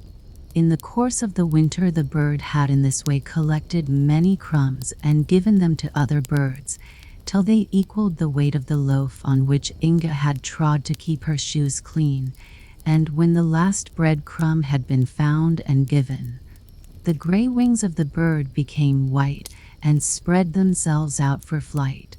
"See, yonder is a seagull," cried the children when they saw the white bird as it dived into the sea and rose again into the clear sunlight, white and glittering. But no one could tell whither it went then, although some declared it flew straight to the sun. The Goblin and the Huckster. There was once a regular student who lived in a garret and had no possessions. And there was also a regular huckster to whom the house belonged and who occupied the ground floor. A goblin lived with the huckster because at Christmas he always had a large dish full of jam with a great piece of butter in the middle. The huckster could afford this, and therefore the goblin remained with the huckster, which was very cunning of him. One evening the student came into the shop through the back door to buy candles and cheese for himself. He had no one to send, and therefore he came himself. He obtained what he wished, and then the huckster and his wife nodded good evening to him. And she was a woman who could do more than merely nod, for she had usually plenty to say for herself. The student nodded in return as he turned to leave, then suddenly stopped and began reading the piece of paper in which the cheese was wrapped. It was a leaf torn out of an old book, a book that ought not to have been torn up, for it was full of poetry. "Yonder lies some more of the same sort," said the huckster. "I gave an old woman a few coffee berries for it. You shall have the rest for 6 pence, if you will." "Indeed I will," said the student. "Give me the book instead of the cheese. I can eat my bread and butter without cheese. It would be a sin to tear up a book like this. You are a clever man and a practical man, but you understand no more about poetry than that cask yonder." This was a very rude speech, especially against the cask, but the huckster and the student both laughed, for it was only said in fun. But the goblin felt very angry that any man should venture to say such things to a huckster who was a householder and sold the best butter. As soon as it was night and the shop closed, and everyone in bed except the student, the goblin stepped softly into the bedroom where the huckster's wife slept and took away her tongue, which of course she did not then want. Whatever object in the room he placed his tongue upon immediately received voice and speech, and was able to express its thoughts and feelings as readily as the lady herself could do. It could only be used by one object at a time, which was a good thing, as a number speaking at once would have caused great confusion. The goblin laid the tongue upon the cask, in which lay a quantity of old newspapers. "Is it really true," he asked, "that you do not know what poetry is?" "Of course I know," replied the cask. "Poetry is something that always stands in the corner of a newspaper, and is sometimes cut out, and I may venture to affirm that I have more of it in me than the student has, and I am only a poor tub of the hucksters." Then the goblin placed the tongue on the coffee mill, and how it did go, to be sure. Then he put it on the butter tub and the cash box, and they all expressed the same opinion as the waste paper tub, and a majority must always be respected. "Now I shall go and tell the student," said the goblin, and with these words he went quietly up the back stairs to the garret where the student lived. He had a candle burning still, and the goblin peeped through the keyhole and saw that he was reading in the torn book, which he had brought out of the shop. But how light the room was! From the book shot forth a ray of light which grew broad and full, like the stem of a tree, from which bright rays spread upward and over the student's head. Each leaf was fresh, and each flower was like a beautiful female head, some with dark and sparkling eyes, and others with eyes that were wonderfully blue and clear. The fruit gleamed like stars, and the room was filled with sounds of beautiful music. The little goblin had never imagined, much less seen or heard of, any sight so glorious as this. He stood still on tiptoe, peeping in, till the light went out in the garret. The student no doubt had blown out his candle and gone to bed, but the little goblin remained standing there nevertheless, and listening to the music which still sounded on, soft and beautiful, a sweet cradle song for the student who had lain down to rest. "This is a wonderful place," said the goblin. "I never expected such a thing. I should like to stay here with the student."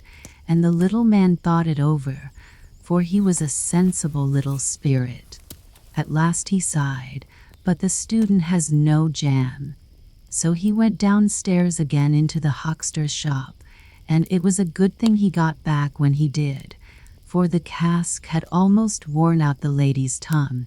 He had given a description of all that he contained on one side, and was just about to turn himself over to the other side to describe what was there, when the goblin entered and restored the tongue to the lady. But from that time forward, the whole shop, from the cash box down to the pinewood logs, formed their opinions from that of the cask, and they all had such confidence in him, and treated him with so much respect, that when the huckster read the criticisms on theatricals and art of an evening, they fancied it must all come from the cask. But after what he had seen, the goblin could no longer sit and listen quietly to the wisdom and understanding downstairs.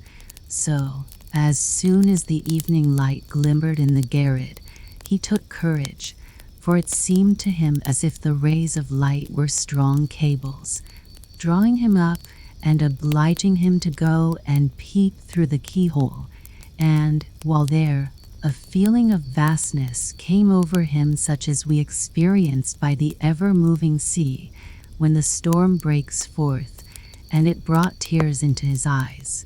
He did not himself know why he wept, yet a kind of pleasant feeling mingled with his tears.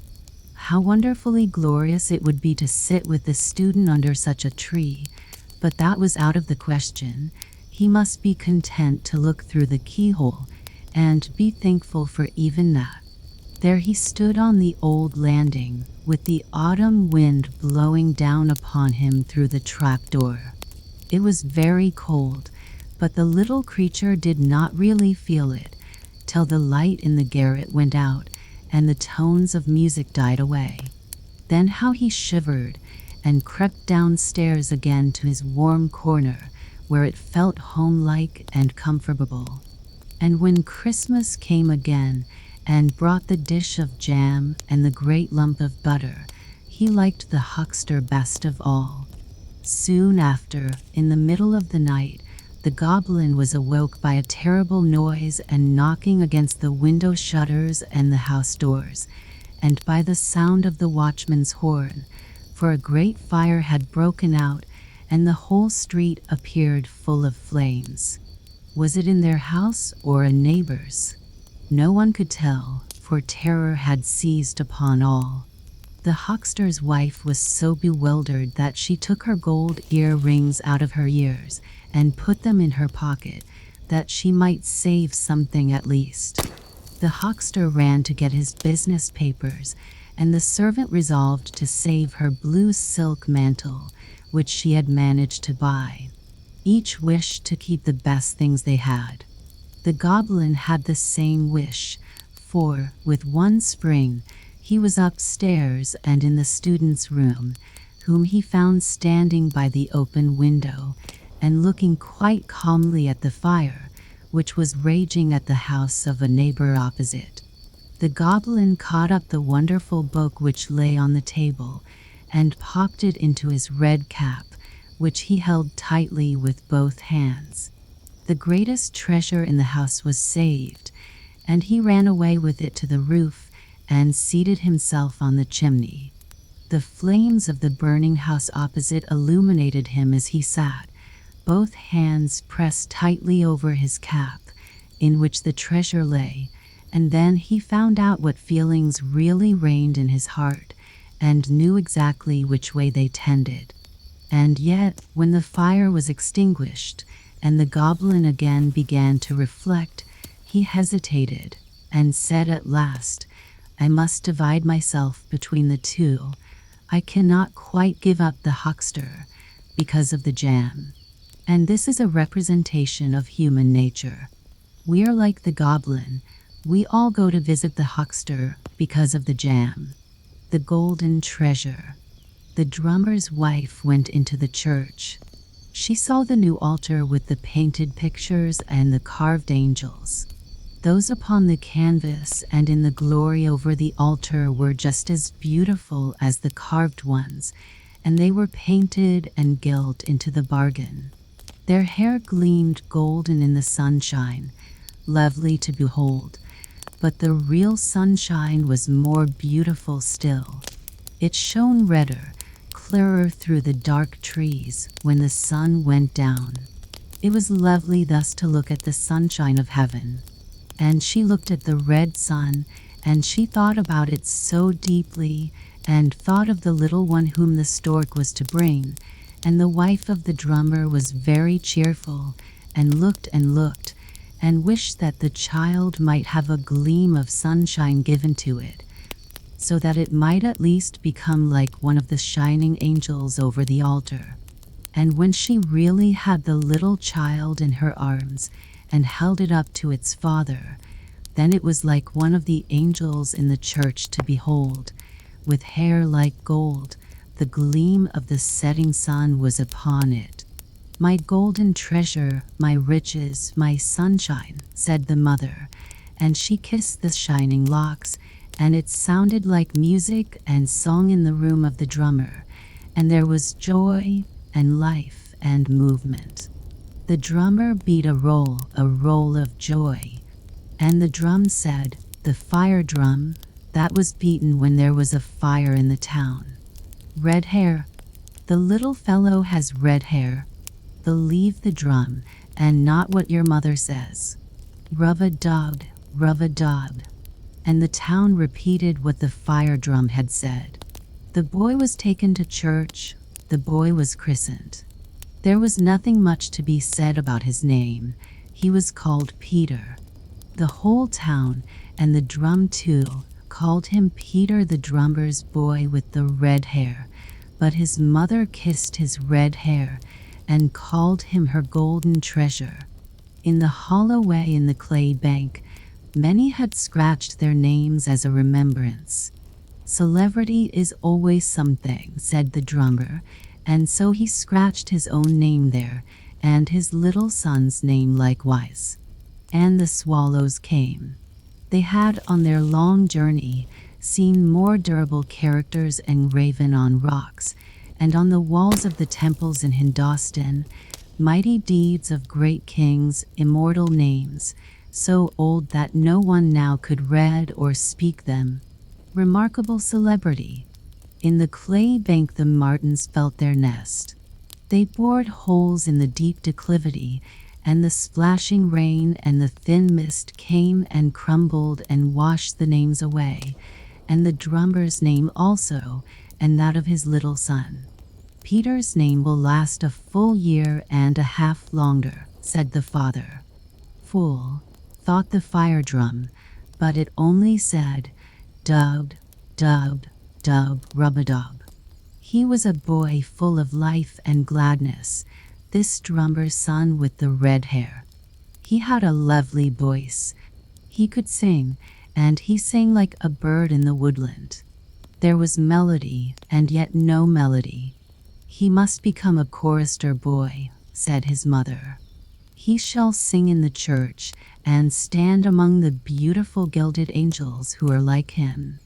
"Fiery cat," said some of the witty ones of the town. The drum heard that from the neighbors' wives. "Don't go home, Peter," cried the street boys. "If you sleep in the garret, there'll be a fire in the house, and the fire drum will have to be beaten." "Look out for the drumsticks," replied Peter. And, small as he was, he ran up boldly and gave the foremost such a punch in the body with his fist that the fellow lost his legs and tumbled over, and the others took their legs off with themselves very rapidly. The town musician was very genteel and fine. He was the son of the royal plate washer. He was very fond of Peter and would sometimes take him to his home, and he gave him a violin and taught him to play it.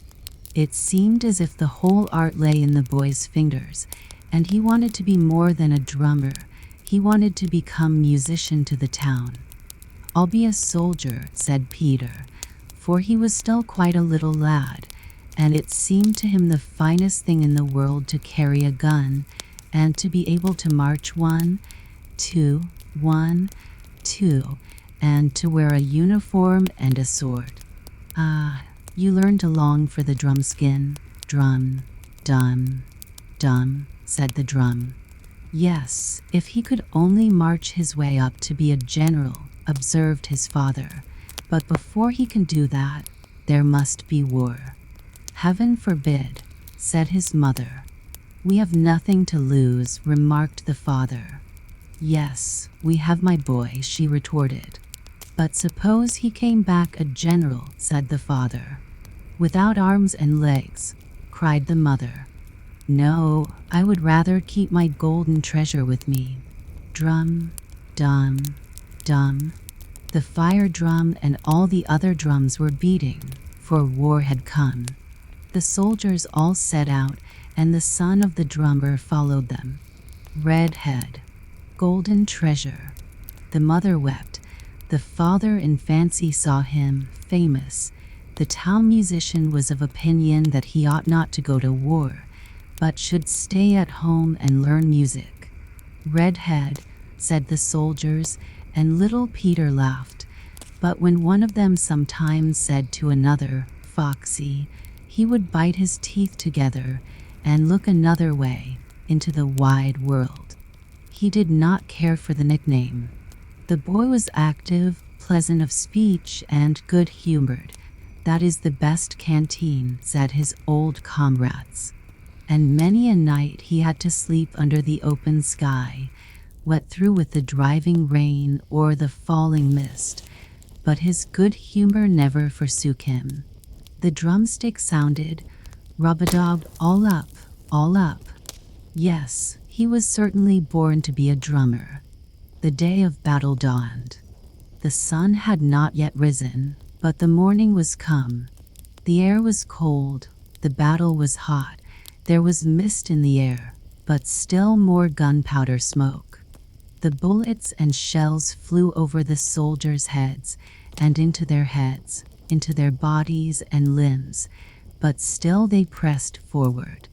Here or there one or other of them would sink on his knees, with bleeding temples and a face as white as chalk. The little drummer still kept his healthy color. He had suffered no damage. He looked cheerfully at the dog of the regiment, which was jumping along as merrily as if the whole thing had been got up for his amusement, and as if the bullets were only flying about that he might have a game of play with them. "March! Forward! March!" This was the word of command for the drum. The word had not yet been given to fall back, though they might have done so, and perhaps there would have been much sense in it, and now at last the word "retire" was given, but our little drummer beat forward. March, for he had understood the command thus, and the soldiers obeyed the sound of the drum. That was a good roll, and proved the summons to victory for the men, who had already begun to give way. Life and limb were lost in the battle. Bombshells tore away the flesh in red strips. Bombshells lit up into a terrible glow the straw heaps to which the wounded had dragged themselves, to lie untended for many hours, perhaps for all the hours they had to live. It's no use thinking of it, and yet one cannot help thinking of it. even far away in the peaceful town. The drummer and his wife also thought of it, for Peter was at the war. "Now, I'm tired of these complaints," said the fire drum. Again the day of battle dawned. The sun had not yet risen, but it was morning. The drummer and his wife were asleep. They had been talking about their son, as, indeed, they did almost every night, for he was out yonder in God's hand. And the father dreamt that the war was over, that the soldiers had returned home, and that Peter wore a silver cross on his breast. But the mother dreamt that she had gone into the church and had seen the painted pictures and the carved angels with the gilded hair, and her own dear boy, the golden treasure of her heart, who was standing among the angels in white robes, singing so sweetly, as surely only the angels can sing, and that he had soared up with them into the sunshine and nodded so kindly at his mother. "My golden treasure," she cried out, and she awoke. Now the good God has taken him to himself. She folded her hands and hid her face in the cotton curtains of the bed and wept. Where does he rest now? Among the many in the bed grave that they have dug for the dead? Perhaps he's in the water in the marsh. Nobody knows his grave. No holy words have been read over it. And the Lord's Prayer went inaudibly over her lips.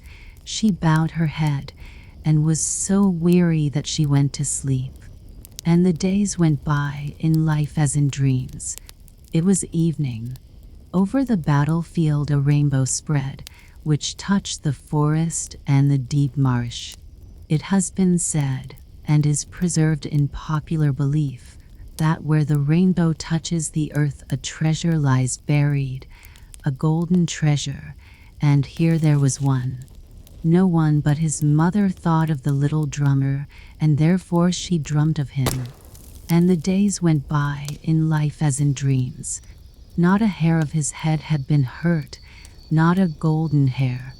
"Drummerum, drummerum, there he is," the drum might have said, and his mother might have sung if she had seen or drummed it. With hurrah and song, adorned with green wreaths of victory, they came home, as the war was at an end and peace had been signed.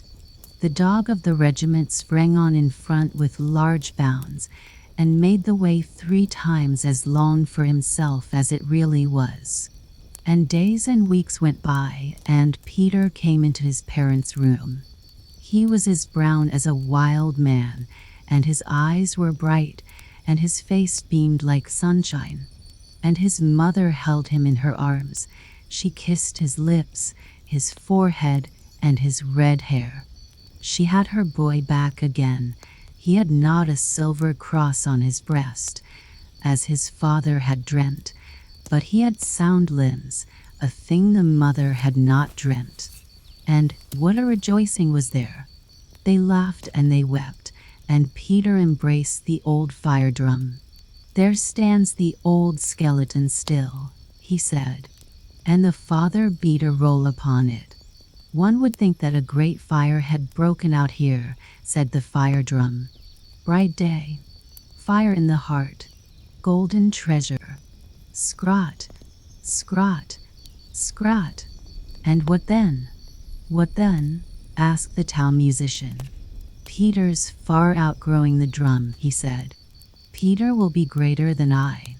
And yet he was the son of a royal plate washer, but all that he had learned in half a lifetime, Peter learned in half a year. There was something so merry about him, something so truly kind-hearted. His eyes gleamed, and his hair gleamed too. There was no denying that. "He ought to have his hair dyed," said the neighbor's wife. That answered capitally with the policeman's daughter, and she got a husband. But her hair turned as green as duckweed, and was always having to be colored up. "She knows how to manage for herself," said the neighbors, "and so can Peter. He comes to the most genteel houses, even to the burgomaster's, where he gives Miss Charlotte pianoforte lessons. He could play, fresh out of his heart, the most charming pieces that had never been put upon music paper. He played in the bright nights and in the dark nights, too. The neighbors declared it was unbearable, and the fire drum was of the same opinion. He played until his thoughts soared up and burst forth in great plans for the future.